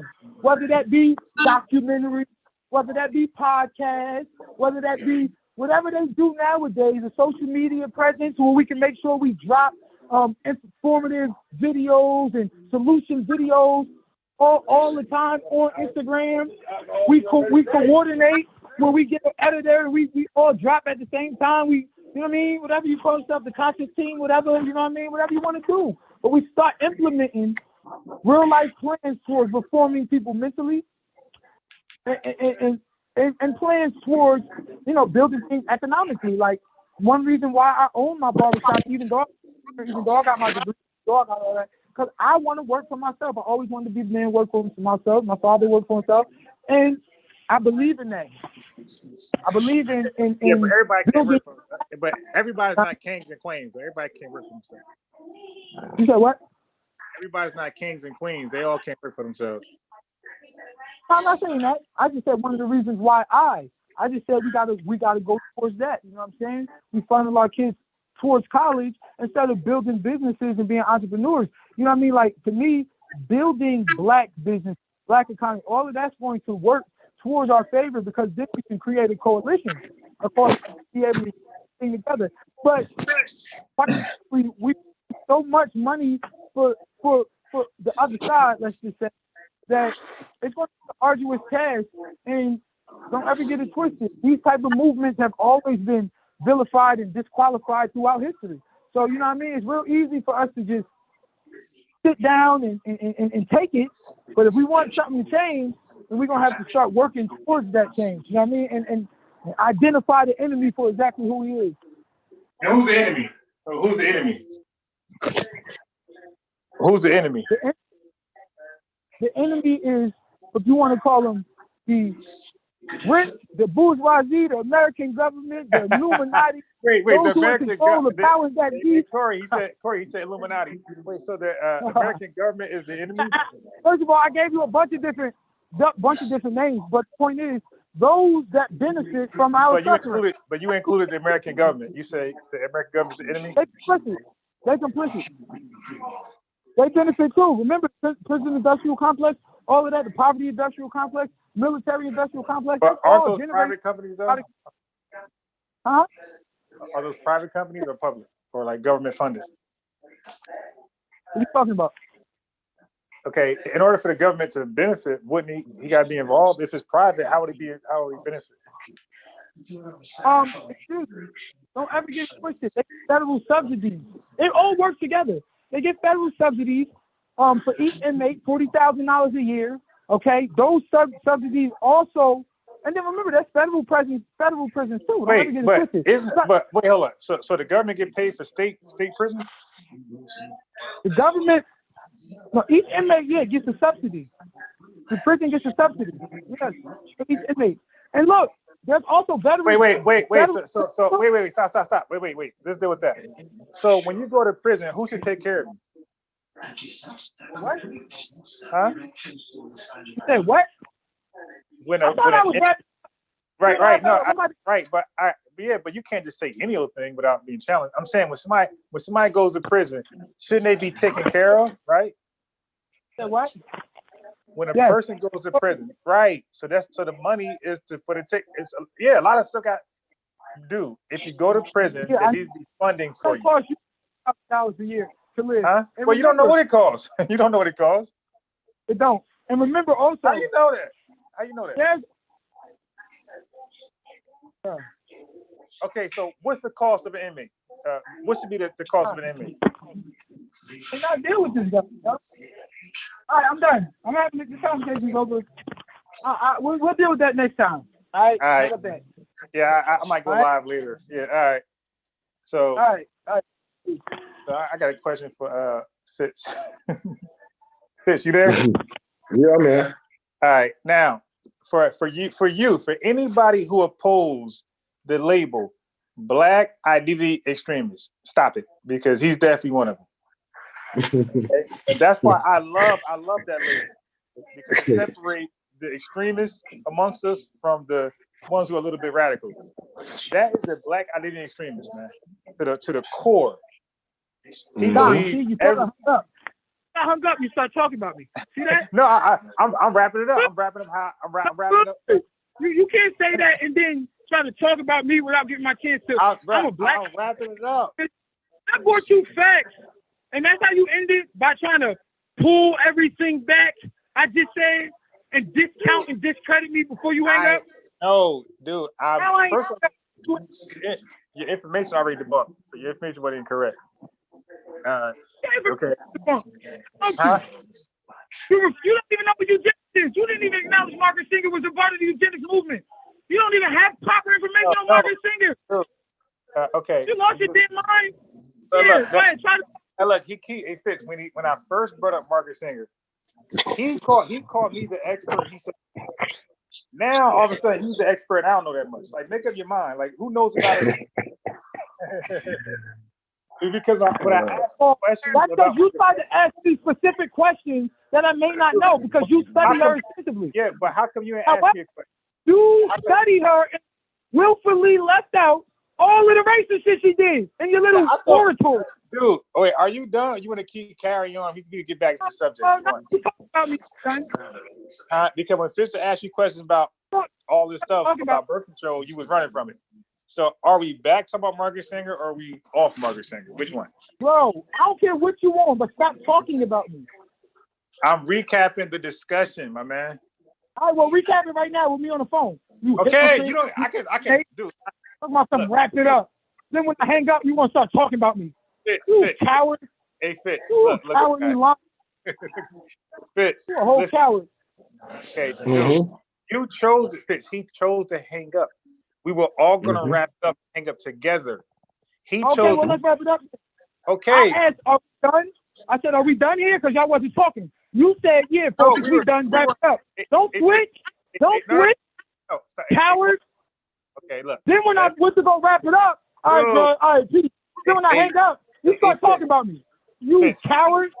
Fitz, he said he thought we were done when we were talking. Fitz, you clearly were talking to your daughter in the background while he was talking. He got mad. So we were quiet. Don't switch that. Don't switch that. We were You a quiet. coward again. You a coward again. Because the proper thing to do is put yourself on mute with his daughter in the background. Don't. He got mad because his daughter's in the background. That's you trying to gain friends, coward. That's not what I said just now. Fitz, is this guy got clean your That's ears what out. you said. Oh, he got mad because you were talking to your daughter in the. Get out my face. I asked a question. Are we done? You said yes. Wrap it up. Then try to talk about me. That was later. I'll wrap it up. You're a coward. Now, Fitz, this guy get emotional if we say one word right now. So when he's talking, we were trying to be quiet so he won't get emotional and have one of these outbursts like right now. Lies. You cut me off too. Knock it off. You're not going to act like y'all wasn't here. Always laughing at me, telling me I sound like your kids, laughing at me when I go to speak. You was cutting me off, trying to curtail my argument. Stop acting like you was arguing in the best. Yeah, I'm honest. Well, if something's funny, I'm laugh. Are we laughing? You were laughing in the background when you make a joke. You were laughing. Bro. Knock it off. All right. So now, are you done? Are you still going to wrap it up or what? Go ahead. You can wrap it. Because you're not going to wrap me up without me being on the phone. Okay, so let me finish. All right, so you are a black identity extremist. Like, you are to the front. And I say that because you believe every conspiracy theory that's in the black community. You believe the Jews are not the true Jews. You believe the Holocaust never happened. You believe 9/11 was a inside job. You believe vaccines are here to poison us. You believe in almost every black conspiracy theory you believe in. You believe in Illuminati. You believe the government is against us. You believe there's a hidden agenda in the rap community that black folks are pure victims. We can never get out of it. The government is too strong.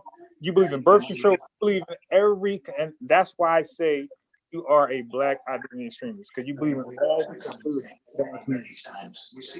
Excuse me, sir. There are a lot of stereotypes and conspiracies about black people that aren't true, that they proliferate to enemies. I believe in the ones they don't. The media. So those in control, those ones who control the narrative. Who are they? The Illuminati? The media, those in control, those are the ones who control the narrative. Those with the money who control the narrative. The media. Right, those are the ones who control the narrative. Give me an example. Okay. Somebody who controls the socially narrative. Right. Okay, if you stick Fox, ABC, CBS. So now, what narrative do they control that's against black folks?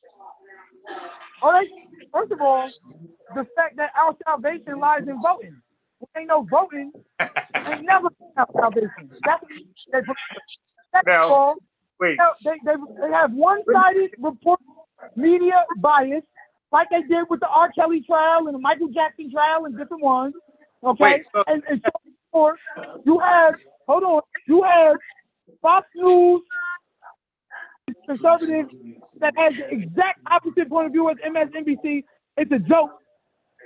Whatever MSNBC says, Fox disagrees with. Whatever Fox says, MSNBC. That's a joke. Political, but that's to make them in different political parties. That's the point of it. They have different degrees for. That's to put them in different political. Confusion, division amongst people.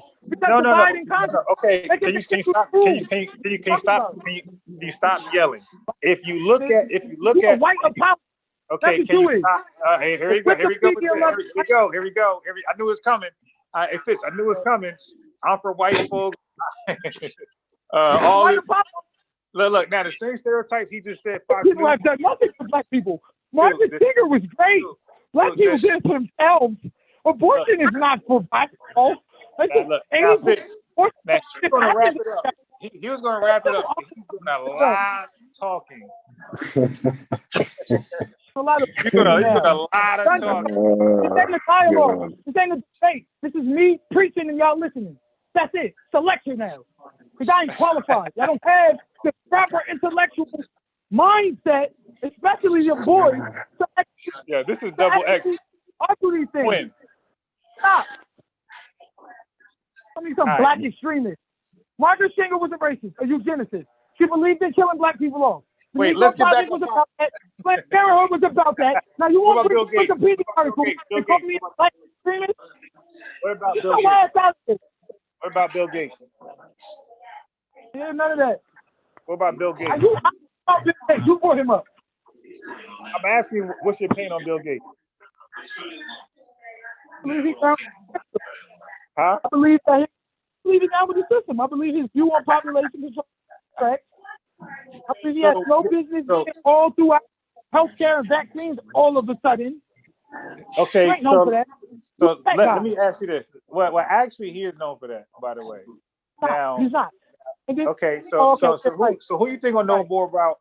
So who you think will know about Bill Gates' philanthropist works? Me or you? Wait. So before you start, Doctor, who here you you think go. will know about his You work go. before? Me or you? Right. Knock it off. Because you Howard, have a I don't- habit. You I don't have a care habit of about- speaking on things Well, you what don't college know did he go to? about. Well, what's his wife's maiden name? Well, what was his third dog's name? I don't care about none of that shit. All I Why do care you speak about on it? is the fact that he is quoted as saying people need to die. Too many people. You got to Now, watch some documentaries, into that. bro. You hear me? Yeah, my man Did watched he the or Young did he- Farrell documentary. That's even population control. Dude, Young Let's Farrell get to did that the- documentary. Let's get to the meat and potatoes. I don't care about none of the semantics you want to talk about. Hold on, wait. Does Let's go back. he or does he not believe in population control? Was Margaret Sanger a eugenicist? That's all I want to know. How we Care about you willfully and skillfully trying to tell me a third paragraph of the Wikipedia article. That shit means nothing to me. Oh boy. Yeah, he I got boy you. All right, Step off this phone. Not even from America. DJ, you are acting like a wild man right now. I don't care. Because as soon as I You go off should the phone, care. you start You're everything, bro. disrespecting me. I don't No, care. You But nobody. start disrespecting me. So therefore, I don't care. And like Dr. Khalid said, forgive me if I'm a little bit passionate in my speech, but I'm the son of a preacher, man. I'm in the barbershop, and this is how I talk. Rondell know that. I'm sorry if it offends the podcast. You're out But of right control, now, man. this is how I'm speaking. You'll call me out of control if you want. I do not have respect for your opinions right now. Okay, okay. I don't think we Simply agree with yours either, but it's okay. You tried to disrespect me when I hung up. So at this point, How? I don't care about nothing you say. How? Nothing. How much I disrespect you? Bro, it's recorded. I didn't. Hey, DJ Focus. Whatever. It's recorded you being a coward. Telling me to hang up and wrap it If I up. wanted, And then DJ try Focus, to talk about me behind my back. no. This is what I truly felt. I was saying you were black. You're a true example of a black. I truly feel you're a white apology. Right. So I'm not mad. I'm not mad at your everything they conclusion. do. Always an excuse. No, that's not what I'm happened. not mad at your opinion. Okay. You got yours. I'm not mad at your opinion that you have about me. I'm not I knew you would say that. I knew you would say that. White apology. I'm not mad. That's your opinion. But why would you get mad at my opinion? I'm mad at your opinion. I'm mad at you trying to disrespect me. No, Stop acting like you wasn't throwing it jabs. was my turn. You were throwing jabs all throughout this, which is what you do, you little demon. You try to throw jabs, discredit, laugh, so tell my points, call me little names, throw little jabs. No, like what? Then like, then I take this aggressive approach. Now all of a sudden, I'm moving. I'm out of control. You are. Whatever. Don't talk about me then. I'm not talking about you. I was giving my wrap up. I was going back to say what I thought about the whole thing. I was saying, with me on the phone, then. Huh? Wrap it up with me on the phone. I would have. You would, dude. And look, he chose to hang up. Allegedly, my turn to talk. He said he hung up. I'm gonna talk. Had you said, okay, dude, wrap it up, I would have said I was gonna say. I believe dude. You have. I just said you believe in every conspiracy theory in the community. I hung up because you told me to wrap it up. You said it was over. Stop ignoring that. Demon. No. You asked, was it over? Right. So I'm like, well, we were here for a long yes, time. wrap it up. Okay. You liar. So, then I said, dude. I said, I'm giving you one of my thoughts. But anyway, I said, wrap it up. You wrapped it up. Then it's my go. You said I'm hanging up. I said, go ahead. So now it's my go to wrap it up. I'm talking, and you didn't hang up. But why mistake that people gonna see you a liar? But you always been a coward and a liar. Now, next subject. No. I changed the subject so many times. You keep bringing it back to Margaret Sanger. I put it back to politics and who's the system. So now, what system is out here to get us? Damn, I'm a good journalist. Hey, yo, what system? What system is out here to get us? This is why, this is why I be reluctant to come on this podcast. This is why I don't want to come back, because y'all are weird. Like now, I gotta really explain to a panel full of black people how the system of white supremacy affects us. Like this, we're supposed to be bad. No. We all agree that the system of white supremacy. Like, so what are you talking about? No. Don't put words in my mouth. We acknowledge the system of white supremacy is in full effect. We don't agree to the extreme that you make it out to be. Okay, I don't care what you agree with. The point is, it's in full effect, not half effect. Full effect. What is the entirety of its effect? So it's full effect. But that means that we go to any extreme. Because no, the white supremacy. I don't agree with that. Well, history disagrees with this. We have genocide, war, and conquest. Hold up. Genocide, war, slavery, and conquest is a pervasive mindset in this history and has been since its onset.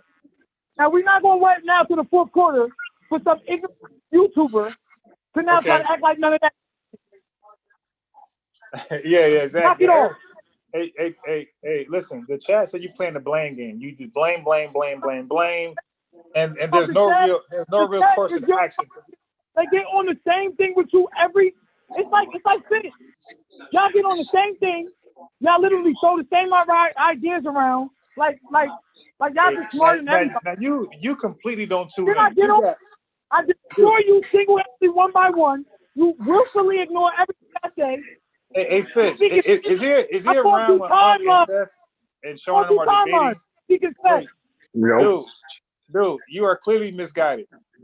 People on this chat, and not just my platform, but the pseudo killers, Science with Sean, these guys are best of friends, and they debate their ideas vehemently all the time. I already tried the pseudo killers. You put me on that platform, and everybody agreed with me. I destroyed them. Don't not bring up people. I destroyed them. Really? I put in their mouth. Stop this. Yeah, stop this. And I did the same thing to pseudo killers I do to y'all. You aren't qualified or worthy. Your entire mindset comes from white folks. You're white people apologists. You believe only what they teach you, and anything outside of that paradigm is viewed as abstract, pseudo, or not good, unorthodox. The fact of the matter is, we have a history in this country of them willfully lying, ignoring, omitting facts with regards to history. And so you said voting doesn't work, right? You said voting. So you said voting doesn't work. Is that true? I can't wait to come back on this podcast. Because that's what? It always proves how silly y'all sound. Are you free tonight? No, I'm not free tonight. How about anytime tomorrow? Podcast with y'all. Huh? To deal with this redundancy. When you talking about the panel, who Amber and them, the same 8 people who always want to your little apology.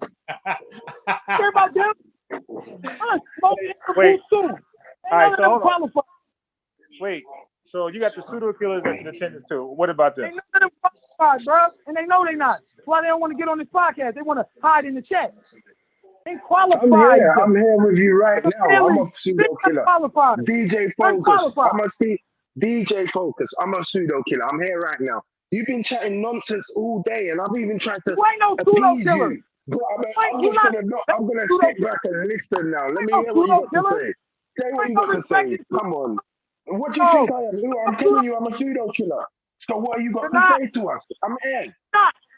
My nigga, what I gotta say is you pseudo killer. Because I just proved my point. Because I just set your ass up today again. Now get your pseudo ass off the phone. Okay, yes. You don't even know what a racist is. Who you killed? You don't even know what a racist is. You don't even know what eugenics is. Eugenics. You got your definition of. You got your definition of eugenics from Zachariah Sitchin. You don't even know what eugenics is. He made it So up. how can we even talk? Yeah, that's what he got it from Zachariah Sitchin and all the conspiracy theorists out there. He doesn't know nothing. He don't even know what a racist is. He doesn't know the difference between racism and What are racist. you talking about? What are you talking about? Explain yourself. Sis, Because you've been here running up your gums let me for the last 10 minutes. Say let me something now, explain this rude boy. again. Say, Let me DJ explain Rose, no more of that jibber jabber, gish scallop rubbish. Tell me what eugenics is, and How tell you me talk? what Okay, racism is. so Tell everything I me. mentioned was wrong. Bogus. It was all bogus. It was all The Housing bogus. It was Act of nonsense. 1930 was I'm rubbish. telling you Hold right up. now, it's Hold nonsense. on. Oh, no. You're not a good You said I'm speaking all opinions. representation from whatever Sis, area you're from. sis, Really, it's a bad representation. Very bad. Nonsense. Easy I don't know man. how you even Easy think that man. way. He want to The laugh. amount of mad Now, thoughts that go everything through you say is funny, your right? head. Wow. Wow. Mushrooms is a must in your room. I know that. With some big spliffs. I'm telling you. Because you're chatting nonsense. You don't want no one else to talk. Like you're the be-all. And you don't know nothing. If you really want to debate someone. Shut Honestly, your I'm mouth. gonna keep it real with you. Keep it What real is with wrong you, with bro. you? I'm keep it real with you. This ain't no. This Hear ain't your. about your real. You'll be trying to keep it real all fucking night and it's been rubbish. All I've been hearing is jab, jab, jib, jab, jib, jab. You know one better than me. No one better than me. No one. Who are you? Who No, are I didn't you? say no one said it. Some You're DJ not. in the back where You're not in qualified some for barnyard conversation. doing some country music. Keep him out I quiet get and the talk money. proper. Okay, so That's what you're meant to be doing. we're Telling gonna have shit. tea top biscuits. No, I Because the don't want to bottom line, hear no more. It's you're no jibber jabber, unqualified. really. You're looking at, you know why I was keeping quiet? Qualified. Because Yeah, my daughter was running around I here. never But wrote now wrong. she's in a room. I can That's what tell I'm you doing. about yourself. You're You dumb. already did that. Really, you are. And I don't like saying that to people, you know. I really Hold on. don't. Okay. But you really are All right. dumb. I All right. don't So want my everything. daughter and all of them So hearing he this can kind sit of on stuff. there. But you Yeah. really Oh. are dumb. Fix up Okay. So he can yourself sit or on there. grow up. Either you're dumb, ignorant, or you're young. Grow up. Right, One of the two. Sit. Serious talk. I'm not being seriously. I'm talking serious with you. Because you've been here All right. And I'm throwing little talking serious dishes to at me. you. No, wait there, rude All boy. right. You've been throwing dishes at me all day. So now I'm coming at your neck. You don't like it. Do you like it? My daughter's All right. here. I'm trying to be nice with you, you know. I'm sitting down trying to have a proper conversation. You're chatting bare All right. Let's shit. have a proper Even trying to conversation. mimic. No, wait there. Shut your mouth. You've been mimicking my voice. So now I'm put her in her room. I'm talking to you proper. The pseudo You killers are can't fucking out here. yell Tell me what me, you got bitch. to say. If you Don't keep give me on not no letting me jibber jabber. talk, I'm Tell just me gonna what yell. eugenics is. You Tell can't me what out-talk me. eugenics is. You Dumb can't dumb. out-yell Real dumb me. dumb. You want to sit on the Real phone dumb and dumb. yell, bitch? Then we got Real sit on dumb the dumb. phone. The fuck you want to do? You want to sit on the phone and yell, or you want to shut your ass up? I You don't need old to. I'm fool. talking to you.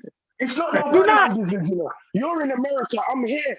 What No, I'm telling you're you, an this old is about fool. trying to conversate. You're the one trying to act like you're some bad man around there when you're an idiot. As I said, you're out there in some sticks out there in the bush, Old fool. You're not country music. old fool. Do you Old understand? fool. So don't talk Old nothing. fool. We said you Old fool. wanted the pseudo killers were here. Old Say what fool. you've got to say. Not talking. Yeah, you We're wild. You're not educated. You're too silly. You're not smart Yeah, enough. whatever. Yeah. Old Someone who doesn't know fool. what a racist is telling me I'm silly. You don't even know what a racist is. I'm gonna You explain don't it know to the you. difference between racism and racist. You know you're old That's fool. just that. Listen, my daughter is 5 years old and she knows this. My That's dad how needed really. help. I My don't know dad what was more to getting say. help myself. Real So he had dumb. to Real add dumb. Go back to your this backwater, bro. pot. Hey, BJ, can we stop Real yelling for a dumb. second? I will, the minute he stops talking. All right. So the bottom line is, everybody's let quiet. me say this real quick. Nothing I said was rubbish. I stated facts. Sorry, The baby, Negro go back dilemma, to your you can room. search it. I'm Hold talking to on. some The fool Negro on the Wait, phone, but dilemma, we did okay? search it. But Come no, on. focus. fit. I can't Fit. focus. We did Fit. search it. It is the same thing you That's said. fine. Ask mommy. Go and ask mommy. All right, now Come in, listen. yeah? The Negro dilemma, you can search it. Hold up. We did already. Hold on. Can I finish, please? Yeah. The Housing Act of 1930, search it. Well, okay. Wait. No. Hold on. Let me finish. Dude, no. Nothing I said was rubbish. Look, it's not This getting. is what I do. Then when I start yelling, it's me. No. Okay. Stop for a second. So let me do a recap. Let me do a recap. You first told me. You said, did she start the Negro Project? Right? You said Margaret Sanger. I, like Fitz, asked before I answered that question, I didn't even believe you knew what it was. So I said, what is the Negro Project? You didn't know. All you said was it was something. Okay, hold on. No. When I asked you, you said no. When I asked you, you said you were not going to answer. Negro Project. What is the Negro Project? I said, this year, this time. See, I was not going to play your game. Okay. I wanted you to answer my question that I asked first. You're not going to answer my question with a question. All right. So I got to mute you because we're going to keep doing that. He asked me what the Negro Project was, Fitz. I didn't believe he knew what it was. So I said, bro, what's the Negro Project? And Fitz, that's fair of me. If you ask me a question, it's fair of me to ask you what it is. If you say, hey, what is Infinity Endgame or Wars, whatever, I can ask you, what is that before I answer? I want to know what did he believe? So real simple, I want to know what did he believe that the Negro Project was? He refused to answer, but he did say this. He said it was very bad. He said what you omitted though, Rondo, was the fact that initially you explained yourself to be a expert on Margaret Sanger. So I know you knew what the Negro Project was. So I knew you were only asking me to get me to answer without you first answering my question, which was that's not why. The Negro. Okay, look. Acting like we didn't have a dialogue and an argument about you answering my question first. So look. So now, Fitz, he just said it. He called me, Fitz. He called me a Margaret Sanger expert. So if I'm a Margaret Sanger expert, according to him, wouldn't I know about the Negro Project? So I took that question as being rhetorical, but I knew he didn't know what the project wasn't dealing with, and that's why I asked him. Did they have? Dude, you gotta stop. All right, I'm gonna keep muting you. You keep yelling because I'm explaining something. Now you want to mute me? Yes, because you won't let me finish. You won't let me finish. You won't let me finish. You keep screaming over me. Fitz, if he's calling me, okay, cool. If he's calling me a Margaret, at this point, now he says he's going to hang up. He stay on the phone. At this point, you keep talking about me. No, we're talking about the discussion that you brought up. You talked about me specifically. You called me a Negro apologist. No, I did not. Now go wrap it up. I didn't call you a Negro apologist. Wrap it up. Okay. Without talking about me or to me. No, wait. I'm talking about the information that was discussed before the public. So this is for edification right here. So I was asked about the Negro Project from a guy who says I'm a Margaret Sanger expert. So wouldn't that be a rhetorical question? Mm-hmm. Okay. So so when he asked me that, dude, you gotta let me. I'm gonna keep muting you. Matter of fact, I'm gonna put you in the waiting room if you don't stop. Bro, the question was she involved in it? Okay. Now wait. That's not rhetorical. Dude, if I'm a Margaret Sanger expert, as you say, wouldn't I know about that? Her involvement? Bro, I asked a specific question. Was she involved in it? You would not answer yes or no. Okay, Fitz, does that make sense? If he's called me a Margaret Sanger expert, wouldn't I know? Wouldn't I know her involvement in the Negro Project? Yeah, edify the people. Edify the people. And this is why, right? But before I edify the people, I want you to tell the people what it is. How I'm going to edify the people about what she was involved with. If they don't know what it is, only geeks like me and him. I explained to you what the Negro Project was the minute you No, you did not. You said, wait, first of all, what I can do, okay. You read the Wikipedia article. Okay, so hold on. Forget about arguing. I can just. You had to read the Wikipedia article. You didn't even. I got to mute the guy. Okay. So I said, we don't got to argue right now. I can actually. All right, we throw him in the waiting room. This guy drinking. Your judgment is clearly impaired. All right, yeah. So he's in the waiting room. His judgment is clearly. I don't know what the hell this dude's doing right now. Mushrooms, pills. I don't know what he's doing, but he's clearly out of control. Like it's not even funny no more. Not even laughing. He can't, for one end, call me an expert on a woman, and then ask me was she involved in a known project. Like that's the only project she's involved with. You dig? Exactly. So Fitz, I asked the guy. I said the project you saying she's involved with. I said, was it successful? Did it get proper funding? That's my question back to him. He didn't know. That's my points. I said, dude, what is the Negro Project? because as you know, that he didn't know what a racist was or eugenics, right? He don't know what that is. I knew he didn't know what the Negro Project was. He just say stuff and he assumed we're going to just buy it like he knows what he's talking about. I know he didn't know what he's talking about. So when I read it on, but now Fitz, I got him to say this. I got him to say that it was very, very bad. The Negro Project is very, very bad. We read it. It was nothing bad about it. He went crazy. Nothing. Unbiased, you don't know that he's going off of what he's going off is the word Negro project. Right. You know, that's what they're going off. They don't know that's the lingo of the time. This is the 18th century. Do you understand? This Negro was the word. He's going off of that. Then he didn't look into the project, which didn't get no funding. Right. He didn't even get no funding. And then he didn't understand what she was doing. So that's why I didn't want to argue with him. He's caught up in the 1970s Black Power fight. You know, that's what he's caught up in right now. He's not in reality. He's not seeing things. Some of the things he's got to say about what people thought of eugenics in them days there, yeah, he's right.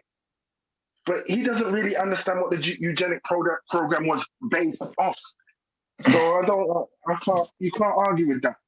Yeah, so from my experience talking with people that's extreme like that, I do know that they just say things and it's like to intimidate you, to believe they know more than they know. So what I'm gonna always do is ask you a question. He kept getting upset at that, right? Annoyed at it. Now I told you, I told the platform, the chat, if I say something to you guys, you got the right to stop me and ask me what it is to make sure I know what I'm talking about. I would love to be more educated, to seem more intelligent. I would love to just explain it. So when I talk vaccinations and viruses, I challenge you guys to ask me what something is if I said it. I bet you I know what it is. I bet you I can explain it. And I bet you I won't be intimidated or annoyed or upset. And you know what else, Unbiased? If you don't know it, you're okay to say, I don't know. Right. Tell me. That's the problem with certain people, especially him, them kind of people. It's like he can't say, I don't know. If I don't know something, Unbiased, I'll say, I don't know, tell me. Seriously. Right. It's just, I don't know, it's like it was an argument with him when we weren't arguing with him, we were just trying to say, comprehend what we're trying to say.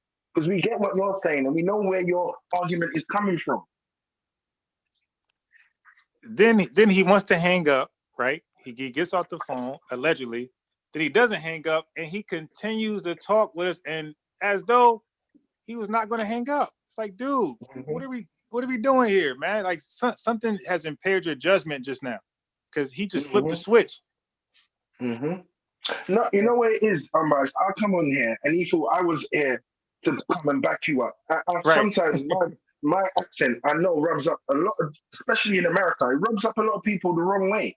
And I could see it in him. I could just feel the energy, you know, like even him trying to mimic the way I'm talking, you can hear it in him. Yeah. You know, and I ain't got no hate for him. I can't hate someone. I just don't do it. Unbiased. I just can't take ignorance, especially when you're not an idiot. I might have called him dumb and all that. I'll take all that back. He's not an idiot though. You know, he's just emotional. He's wrapped up, and that's it. And you can see that he clearly won't. When you kept staging the question a certain way, right? You was making your point. And when he addressed you, he kept missing what you were saying. And I deal with that every time I talk to the brother. So I only went live. We were having a personal conversation. He kept doing that to me the entire conversation, right? So I said, let's go live, because I don't think you'll be that disrespectful and ignore my points like that on the live in front of viewers. I said, I don't think you'll do that. I think you're doing that because it's private. So he didn't want to go live. I convinced him to go live. So we went live, and that's when y'all heard our private conversation publicly. And he still did those tactics. I'm like, wow, this guy got no shame. He knows you've got him in Unbiased, and he doesn't like to just say, all right, you got me. And just that's how, if there's his brotherly love, you say, okay, Unbiased, you've got me. You're right. That's it. And all those talking points when he went from genocide to Margaret Sanger, these were all his subjects. I never said none of those things. I don't even like to talk about those things, you know, so I keep it to our private conversation. But he wants to go there, and eventually I'm going to call you bluff. And that's what I did. I didn't want to go there. I said, no, I can rewind this video. I said, no, I don't want to go there. Let's keep it to the music industry. He kept abortions. He kept saying black women are murdering their babies. Then I said, dude, can you prove scientifically that a murder is happening when a woman gets an abortion? And he of course he couldn't do that. So he gave his own interpretation of a murder that's happening when you have an abortion. Like this is his crazy psychotic mind. But scientifically, he couldn't prove it was actual murder. Unbiased. He sounds like someone who's just been on YouTube for a few months, then goes into his barbershop and tests it on them in there who don't really know much. You know, he goes in there, tells them all of this. It's just rhetoric. He's heard it. He's regurgitating stuff when he doesn't even know basic words. Right. Racism. I just said that is when I called Farrakhan a racist, he thought I was being negative. He doesn't understand what I was actually saying. He thought I was talking about racism, you know, like, and I'm like, if you can't even know the basic words, you can't conversate with someone. And I'm not being rude. You just really can't. You've took what you've heard from Farrakhan about eugenics and these people, the programs that they were trying to do, and you've not really understood it. And you're impressing the people in your shop with it. But when you come up against real people who understand and know the context of these things, you sound dumb. You really do. Right. And think about this. Now, just imagine how controlling, how overpowering he was on the live. On the panel? Can you imagine being in his barbershop trying to make a point? Exactly. But I can because I was in that barbershop. You can't make any points, man. You yelling over you, spitting all over you. You can't say anything in there. Mm-hmm.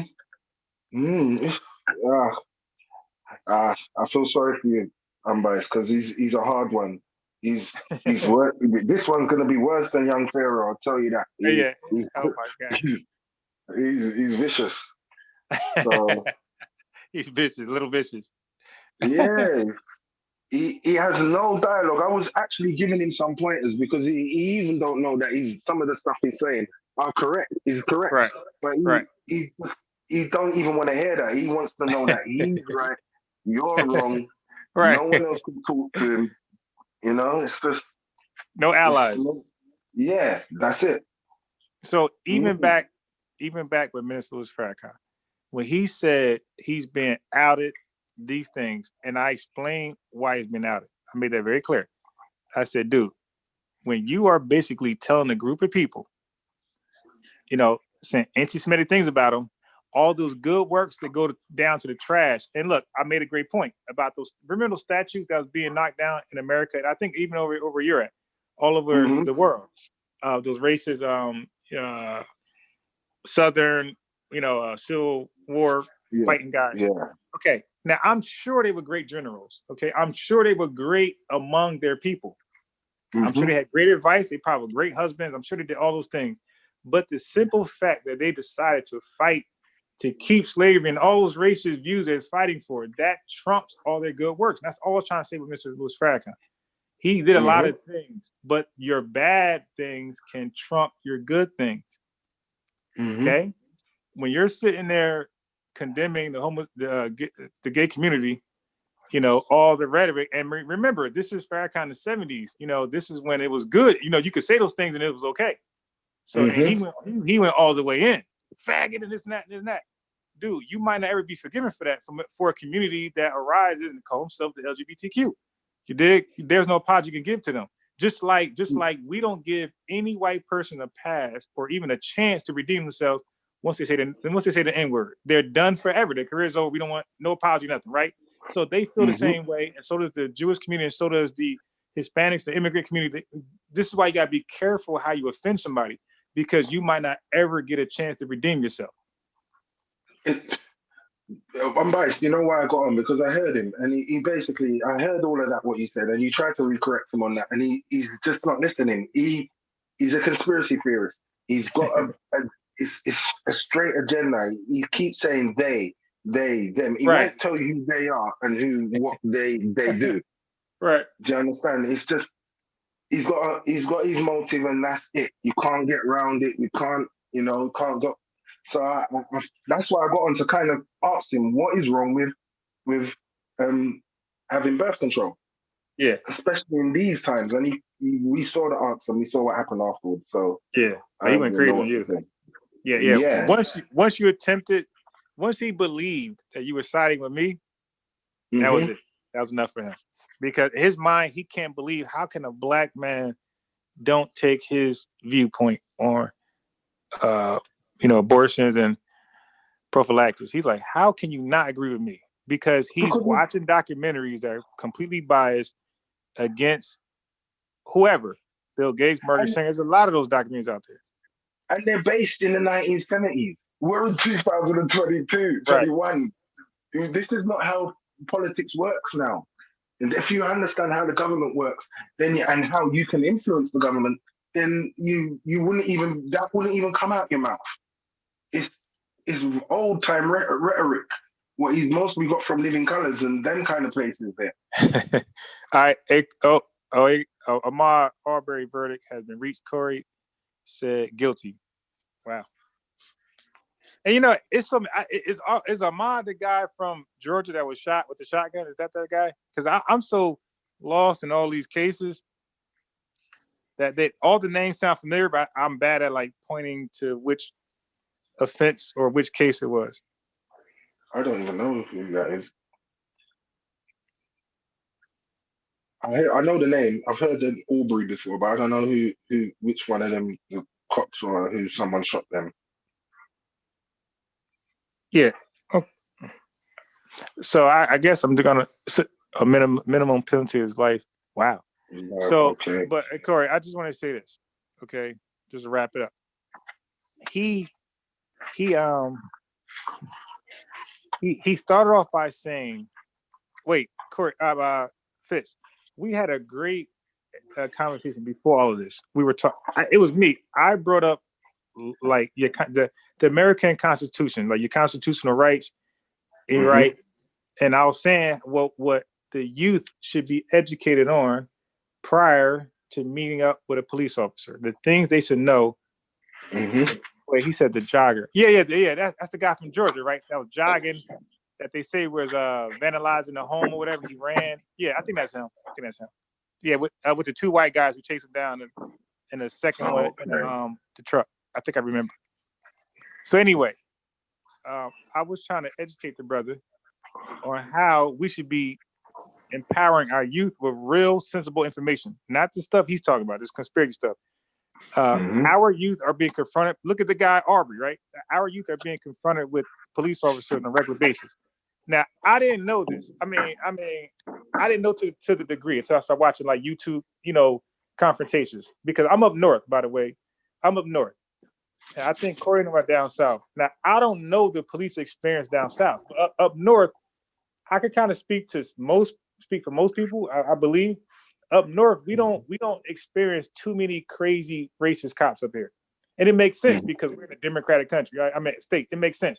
In the southern states, where it's more Republican, their racist views are still there. So I didn't know the degree that they face when they be confronted with cops. Like these cops are straight wild hillbilly racist. Like no hiding, nothing. It's all up front. I didn't notice until recently. I started watching a lot of cop confrontations with black folks. I'm like, damn.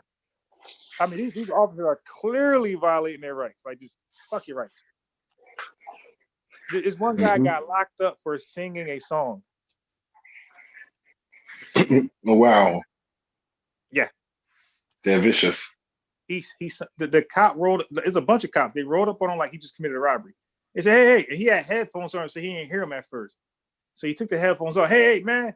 So now the cop is not telling him like the law. The cop just like disciplining him verbally. Man, you shut the fuck up. Stop singing out here. People trying to get sleep. Yeah, yeah. So dude confused, like, hey, what's going on? Like, why? Yo, you singing out here? You disrespectful. So the cop just like chastising him. So the dude's like, for singing? Yeah, singing. So he's the cops just messing with him. What you mean singing could get me in trouble? Like, no, you're too loud, and they start making all these ordinances. So the dude was like, you got it. It was very aggressive. You got it. He's walking away. So he said, all right, officer, let me ask you your badge name. Let me ask you your badge number and your name. I'm going to file a report. Man, once he said that, cop put that nigga in handcuffs so fast and locked his ass up. And he got charged. And this is all on video, bro. Like the video was the video, the prosecutors, I think, hid it from the, you know how it works, the attorney, the defense attorney, all that type of stuff. And now that it's seen, his case, I don't think it's reversed. It still stands. Like, but this is the type of behavior that happens in the southern states of America from law enforcement. So the conversation we were having, just to tell you real quick. So I was saying, wow, like we have so many constitutional rights that we don't have to say certain things to cops, and we could do certain things to cops that we didn't know we could do because when something is not demonstrated enough, you can kind of believe it doesn't exist.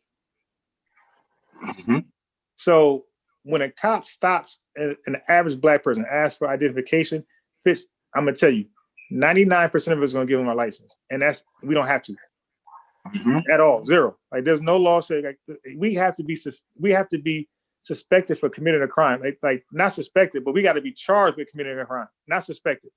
We got to be charged with committing a crime for us to give over ID, or the police officer got to say we're detained. So when a police officer approaches us, we're supposed to ask the officer quickly, officer, am I detained or arrested? Because that's going to tell me what my next action is.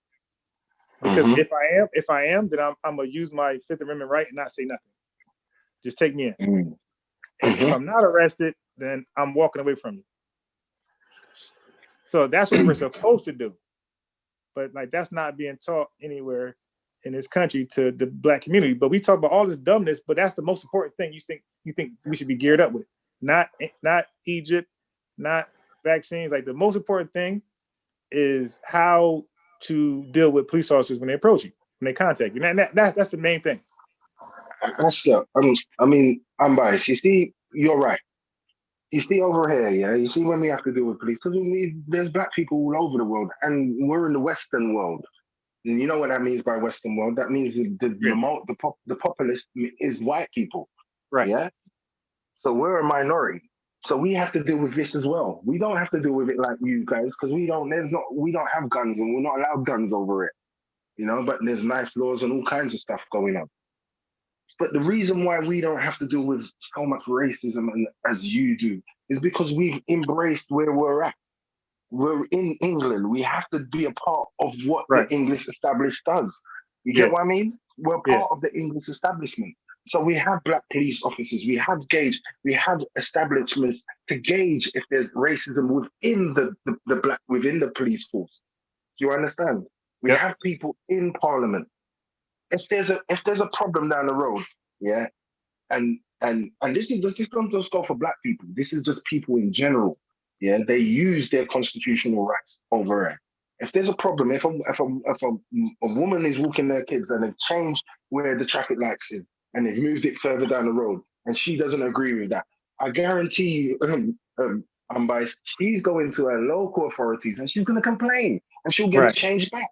She'll set a petition around the neighborhood. She'll talk to who she has to talk to first. She will talk to her cultural people first, the people that are culturally tied to her, and then she'll go outside of that and go and get that change back.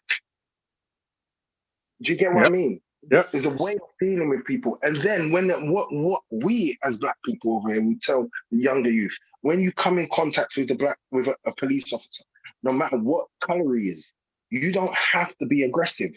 The aggressiveness is what gets you arrested. And you don't have to tell him nothing. You've got to know how to conduct yourself as an adult.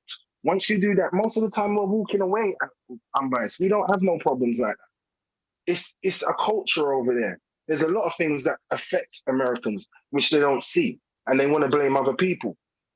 But really, you could start at home. Right? Yeah. Facts. And he's one of them who wants to blame. You know, it's easy to blame. In 2021, no American can tell me, that they haven't got opportunity, and they don't have to do what they're doing. They don't have to go out there and sell drugs and do all of that. They don't. They really don't. And it's not before we could say, nah, maybe it's a hard life out. No, you don't have to do that no more. Right. If I can see one of your rappers can go out and buy a $50,000 watch, I'm biased. That's unthinkable in what 50 years ago. Right. So your opportunities have changed. You've got a lot more going your way. I don't want to hear none of that. Oh, well, they're trying to, this system's trying to hold us down and this and that. There's always going to be some kind of racism or something of untowards amongst a culture that big. Yeah. Yep. So you can't argue with it. There's going to be that. My bad. Yeah, you're right. So that's all I can say on that. He's really, I don't want to be rude to him, but he's looking for an excuse, and a lot of Americans do that. Yeah, too many. And this is why I like a good argument, you know. So I don't even want to say somebody's wrong. Like, whatever your argument is, you could say Barack Obama was a good president or a bad president. It doesn't matter. You can say Trump good or bad. It doesn't matter. I just want to hear your argument. And Fitz, when you give me your argument, if I believe it's flawed, now here comes the dialogue. You see? It's just that simple. Yeah. So I respect all opinions. Is when I believe your opinion doesn't make any sense. It's not it's not based on anything solid. And that's when I start to engage in the conversation more interested. You know, I'd be more involved at that point. Well, as you said, you're unbiased.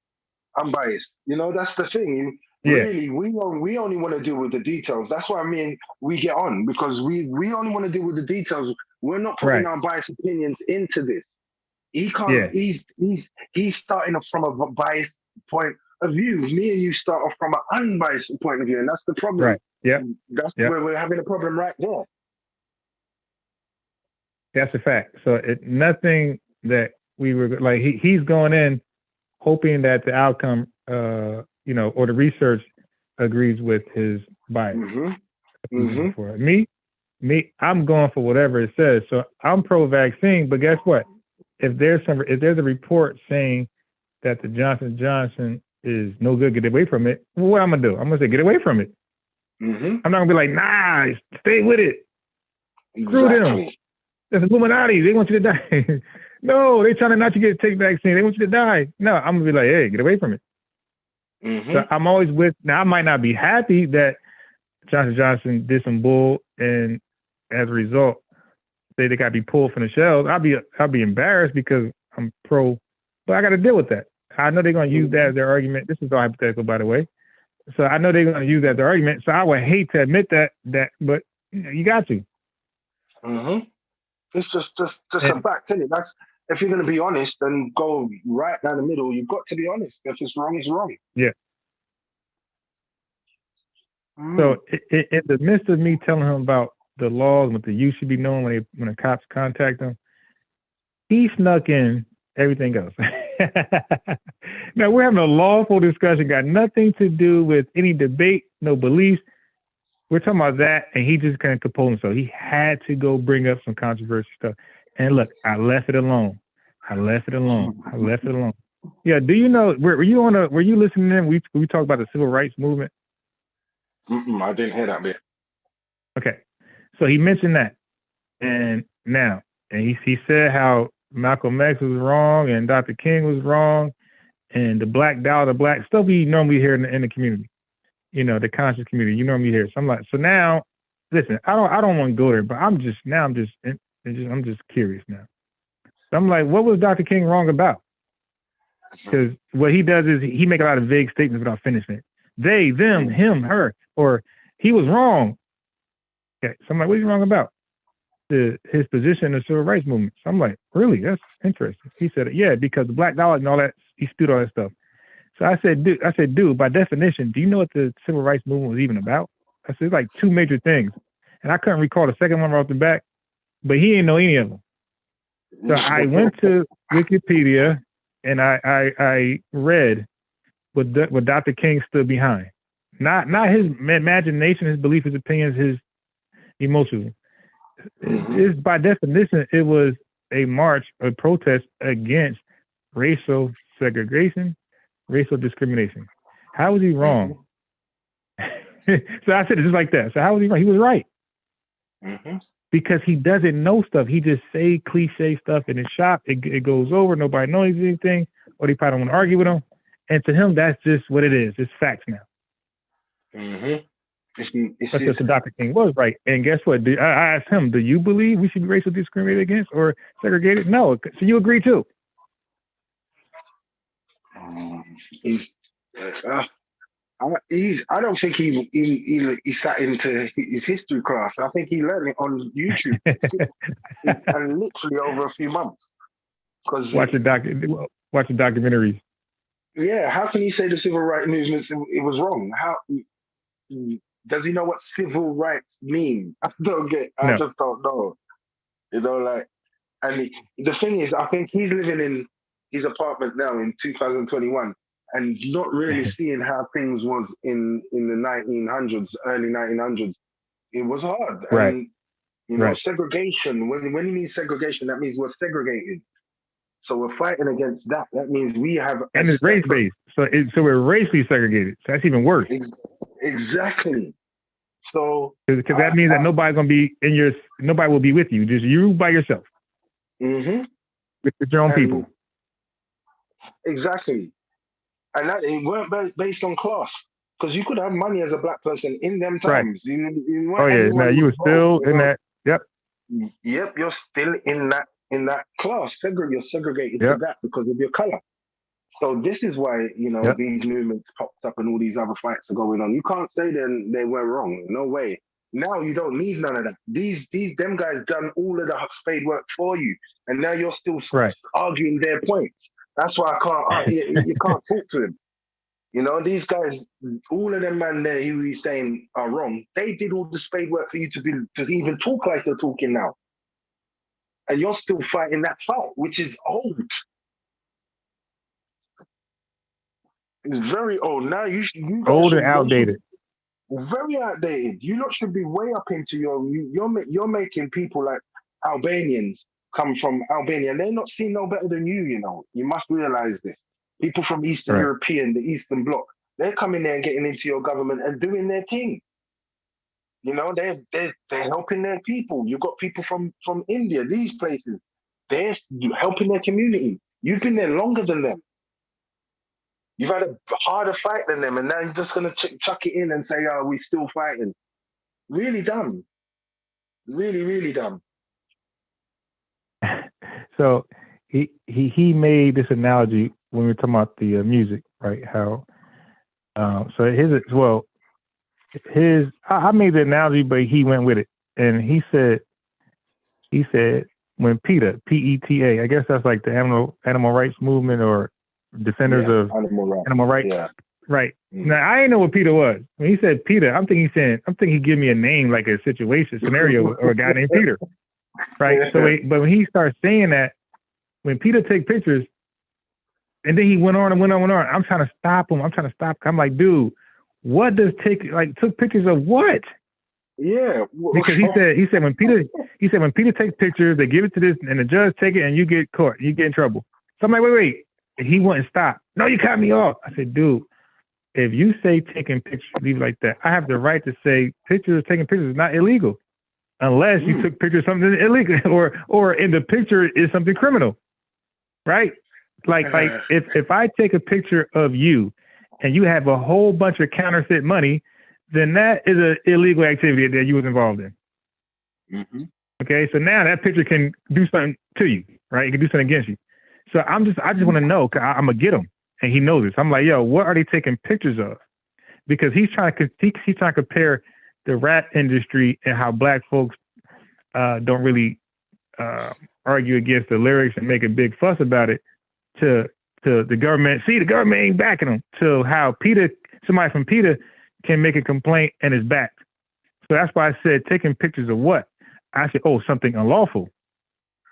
So that's why. So don't just tell me that you could take a picture of any old thing the judge is going to convict somebody. It has to be something unlawful. The judge only can convict you of something unlawful. How can you even make a comparison like that? It's just that doesn't make no sense. For one, with rap music, it's a freedom of speech. You can rap and say whatever the hell you want. It's your choice to buy or listen to that music. Right. Yeah. When PETA go take a picture of an animal, of an elephant getting his tusk taken from his mouth or whatever, that is illegal. That's Right. illegal. Full Right. stop. So that's the reason why it gets so much attention, because we're trying to conserve animals. There's a big difference in freedom of speech and illegal activities. I just don't get it. Yep. You know, he's not sensible in that way. He doesn't see the correlation. There is no correlation there. Right. Freedom of speech to a criminal action. Yeah. It's a criminal So, act to kill seals, to man, kill whales. You know, if Peter go Yep. out in the season, see fishermen doing that, and they take a picture of a yeah, fisherman do doing something that, horrible to a dog, purposely not feed yes, it, like that's criminal in this country. yeah, that's a criminal conduct. No matter if you might see it as cruelty, that's criminal in some Right. areas. So Yep. if you bring it to Over the here, right you are authorities, definitely going to be cited or locked up. Something crazy going to happen if you do that to a exactly. dog over here. And you can't compare that to someone going into a studio, putting down Right. there, writing their lyrics for free, yeah, and putting it out there, and then the public's choice to listen to it or buy it. That's your choice. No one's forcing Right. that. It's not a criminal act. And Fitz, why do they believe that if something cannot gain money, right? Mm-hmm. If something don't amass money, why do they believe it'll still be forced on people? Like, these guys are sick. Like, he really believed if rap was not funded by the customers, he believed that the radio stations will still pump it amongst the community, the black community, to get us to be brainwashed to commit violence. Like, dude, if rap doesn't sell, rap industry is over. How many one-hit wonders have we got out there? Where it hasn't sold. It depends on what you're selling, and that's the environment where it comes from. And your rap sells because it comes out of an environment that people know, yeah, and a culture that people know. So that's the only reason why it sells. It wouldn't, but you're right. Why would they play it on the radio if it's not there? If it's not a demand for it? Yeah, everything is this. Every decision. Certain medications don't even ever come out to the public because it doesn't make it's not gonna make any money, and it could be a cure to something severe. If it's not gonna make any money, it ain't coming out. It's just that simple. Exactly. And not every rap song makes money. And right. I was trying to say, a lot of artists. Yeah, you said what? I was hearing him then, and I kind of was in the chat, and I was because he was trying to make out like rap was the most popular music in the world, when it's not. That's not pop music. It's not. It's a genre. That's what he said. Yeah, it's a genre of music, and it's particular. There's genres. It's a genre within a genre, because you got the particular types of rap. West Coast, down south, this, that. You got all kinds, but it's not the most selling thing in the world because of the context of it. It's violent. Most of it is violent. Yeah. He just makes up stats, man. Yeah, he doesn't realize that pop music, what sells is your John Lennons and these kind of people, like the Beatles, because it was all love. It's about love. Michael Jackson sold. These kind of people sold because it's about love and good vibes. That's popular music. That's what they call pop music. Now rap is not popular. Rap is just a genre of music, what some people buy into. And not even a lot of black people don't even buy into it. So... But he said the government, not the private radio stations, the government is forcing, it's always the government's fault. The government, and you know what, these people are anti-white people, but they seem to side with a lot of like Republican talking points. A lot of it. And I've been noticing that. I've been noticing that the black conscious community, if you hear their talking points, they line up with the Republican Party. And it lines up with just craziness because it doesn't know about the music industry. The music industry only pushes what sells and what you demand for. And that's it. Right. They don't really care if it's this or is that. The men that are really making the money in the industry, they're not going to push something if it doesn't sell and what the community wants.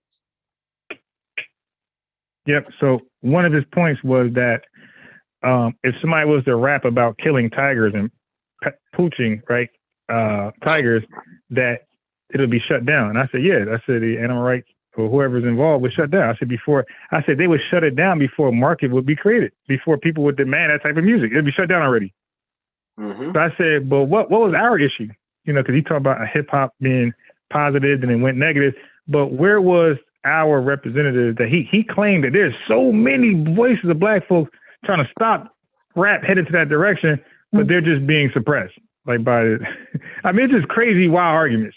Like, so he's saying many black people are out here protesting against current rap, but they don't get anywhere because they're being suppressed. Voices are being suppressed. I guess their Facebook page is being shut down and that type of stuff. This is the extreme he's talking about. What's going on? By who? By who though? The government. He obviously doesn't know how government works. Then let's just put it down to that. I've realized that when you ask these people, unbiased, who are them and how does government work? Because they don't know. They really don't know. They've put it down to someone in their head, some Illuminati person or what. These people. Yeah, there's about 5 people controlling this. They don't know government is actually you. You are the government. Right. Government. Do you understand? If you choose right. You actually be a member of government if you wanted to. Yes. But Fitz, you got real white supremacist organizations that's out here doing black people harm, and they get a free pass. Exactly. I don't know what to say. I really don't know what to say.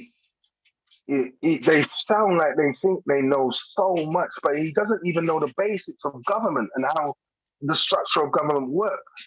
Once you say they, when someone says they're doing this, that's when you know he doesn't even know what how government works. Yeah. Basic government. He doesn't even know he's what would you call it I wouldn't know what to call it in America. He's state government. State government, okay. Like you have area governments. Yeah. You wouldn't even know about that. And that's where you would start. You want to make a change, you get into government. If you're not doing nothing illegal and you're an upstanding person, anyone can get into government. Anyone. Yeah, right. Yep. He don't get that. He doesn't get that. A lot of them don't get it. It's not like there's an elite class, just you can go into government. Right. If you're willing to put the time in and the effort and gather some community support. You know what you can do? You can go join your. But again, this is why I like to hear arguments and I challenge the logic in the argument. This is what I do. And again, if you got an opinion, if you believe the Illuminati, I'm okay with all that.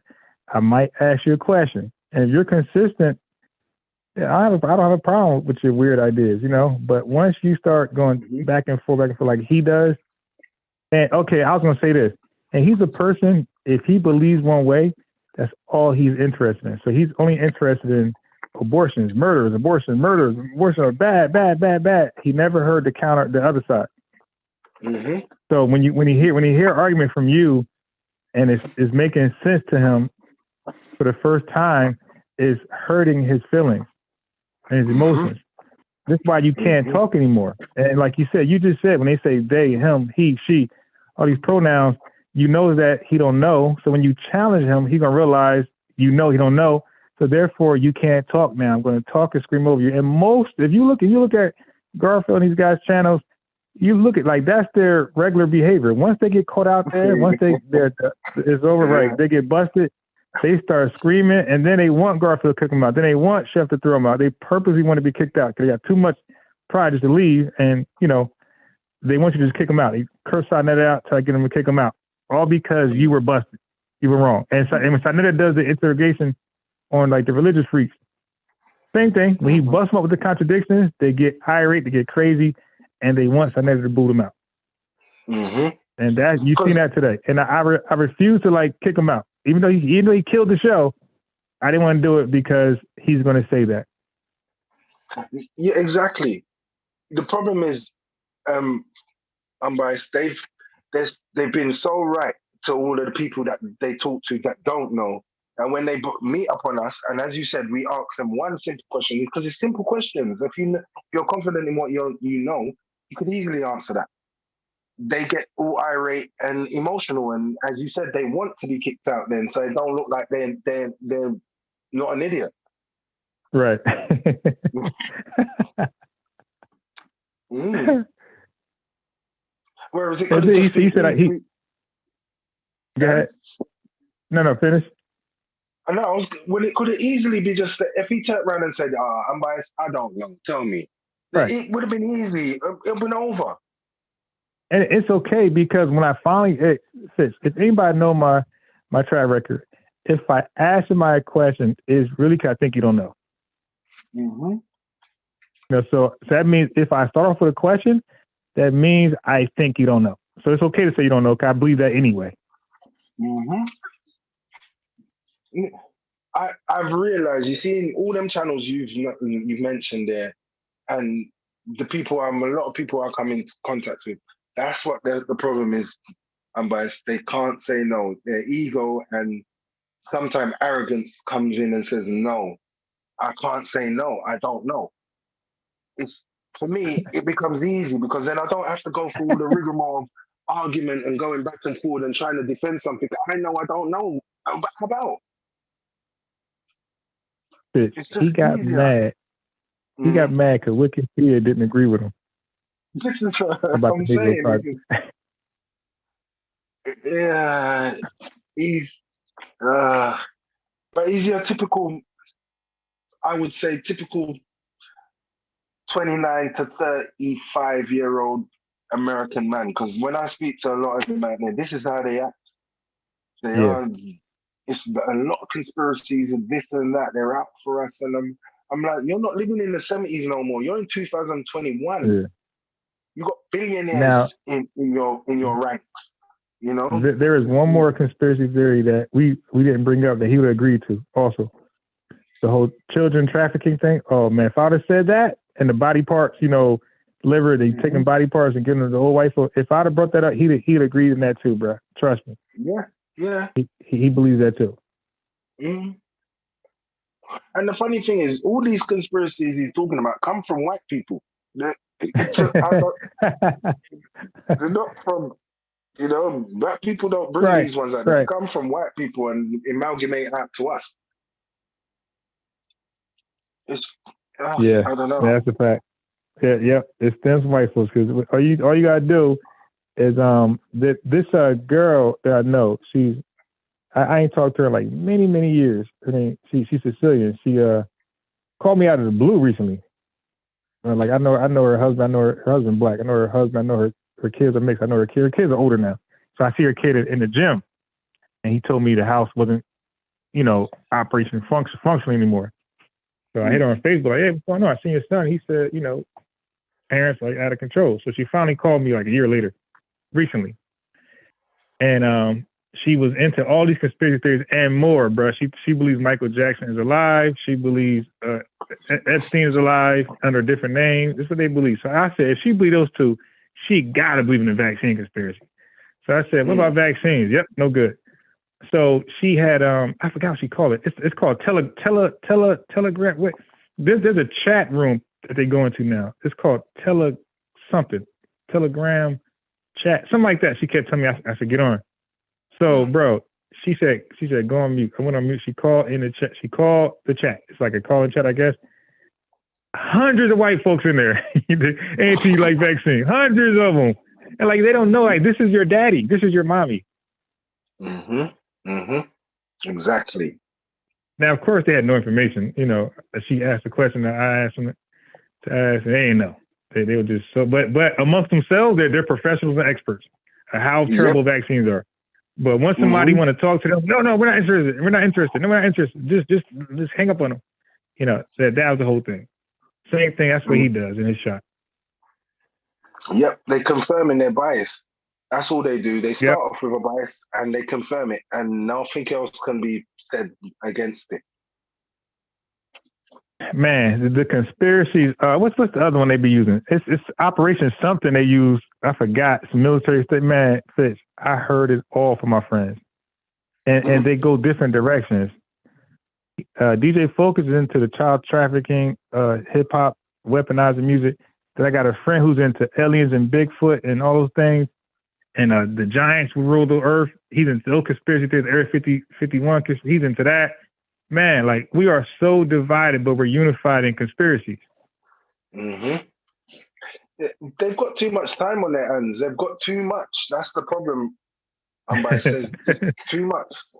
You know, they got computers. They got time to sit down, and they got time to go on the web. You can put anything out on there, and without any checking, any kind of peer review. It's just right. It's a free for all. Yeah. I don't know what to say. Anyway, Amber says sick me. So what I'm gonna do is I'm about to go. Amber, I don't know if they got this out in your area, but Rick Ross, like, he owns a couple of franchises of Wingstop. I never had that before. So a friend last week, I said, yo, man, try Wingstop. Because I'm like Fitz, I'm like real picky when it comes to food. Like, dude, I'm one person. You just can't bring a plate and say, eat this. You just wasted your money. Okay? Because I'm going to have so many questions about that plate. So where you get it from? So who made it? All right. So what's their name? And I'm going to have so many questions. You can be like, all right, man, just never mind. So, like, don't ever, I tell people, don't surprise me with food. Just, I don't care if it's a dessert. I'm not going to eat it. Right? I have to confirm that this place is good. So anyway, so he convinced me to go to Wingstop. And he was telling me about the chicken wings, and I'm like, I don't know. I was pessimistic like hell. I get there, and he's treating. I'm like he almost don't want to take me anymore. I'm so pessimistic. So he finally take me there. I bit one chicken wing, like, what the? Like, I just bit the apple in the garden.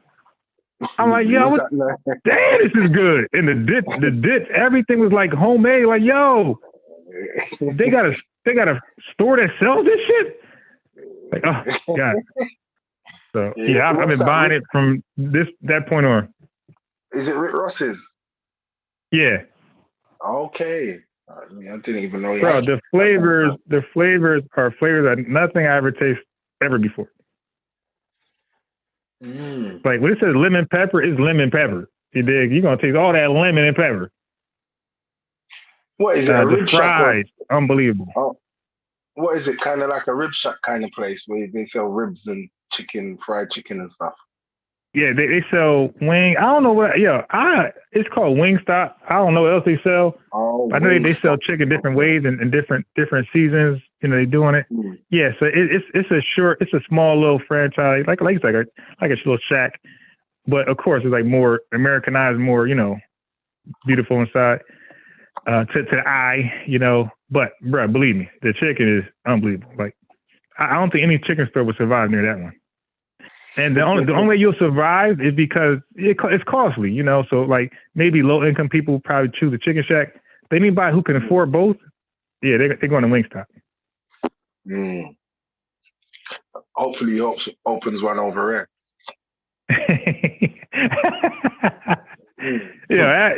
Listen, man, I'm a huge food critic. Man, I bit that, and I don't like to buy boneless chicken from stores either. So he ordered it. He said, yo, taste this. So when the chicken was good, I said, this must be good too. Ate that was good too. I was like, damn. Yeah, I'm a fussy eater. She don't like chicken. And Blue Devil said, any black person that likes Wingstop ain't never had real chicken. All right, bro. I ain't real. Now that ain't true. Fish, I cook all my food. Like, I got fish in the refrigerator right now, and I'm gonna cook later. So that ain't true. I cook all my food. And I eat all home cooking. I just said I'm picky. I won't just eat anywhere, any store. Like, you got to drag me and blindfold me to eat your food. I'm not gonna do it. I'm the same. Especially I'm not really from a store. You forget about it. Well, over here, I only really eat from the Jamaican stores over here because of where my mom's Jamaican, so we eat mostly Jamaican food. So I'm very picky as well. Oh man, she ain't had real chicken. Now, brother. Now look, of course, when black folks season it up, it's going to be different than a franchise. They're not allowed to do that because the people are going to die. Okay, that's why you don't get seasoned food like that from places like you would do at like a Mom's or a Jamaican store. They're going to season the hell out of it there. They're not going to do that at a McDonald's or one of these major stores. They're not going to do that there. That's why they give you the salt, pepper, and hot sauce. You do it yourself. They're not gonna do that to you. Trust me. Most places, even Chipotle, like Chipotle don't have too many spices, and like you add it yourself.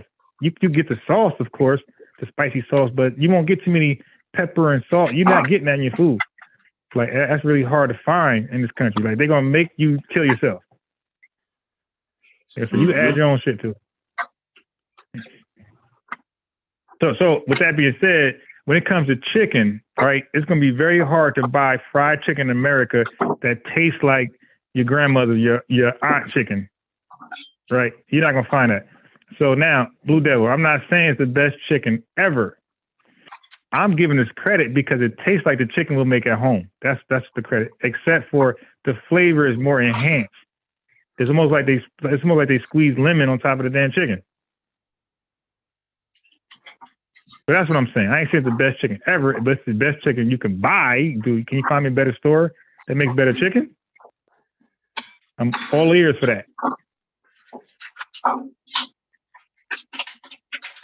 Yeah, so he talking about crackheads making chicken pop. I ain't talking about that, bro. I'm saying give me another store that you can buy chicken from that's better than Wingspot. I'm all ears. I'll try it out.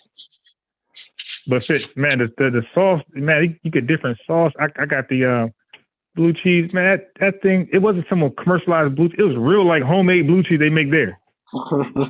It sounds like you enjoyed it. Yeah, because I'm a quality guy and I'm eating food. I see, quality matters all day to me. You know, I don't care about all the food. I just like it. Does it taste good? So man, it was everything he said. My boy said and more. It was above what he said about it. But anyway, so anyway, I'm gonna say this. So he said he ain't coming back on tonight. Now I really believe my boy was doing something else, and that maybe he's arguing in the shop. Maybe he had an argument with somebody else. And I believe that's what enraged him. I don't think our conversation did that. Even though he goes crazy sometimes, but he never goes that crazy. So I think something was going on in the shop or somewhere else where he just went full nuts on us. But anyway. So I do want to go.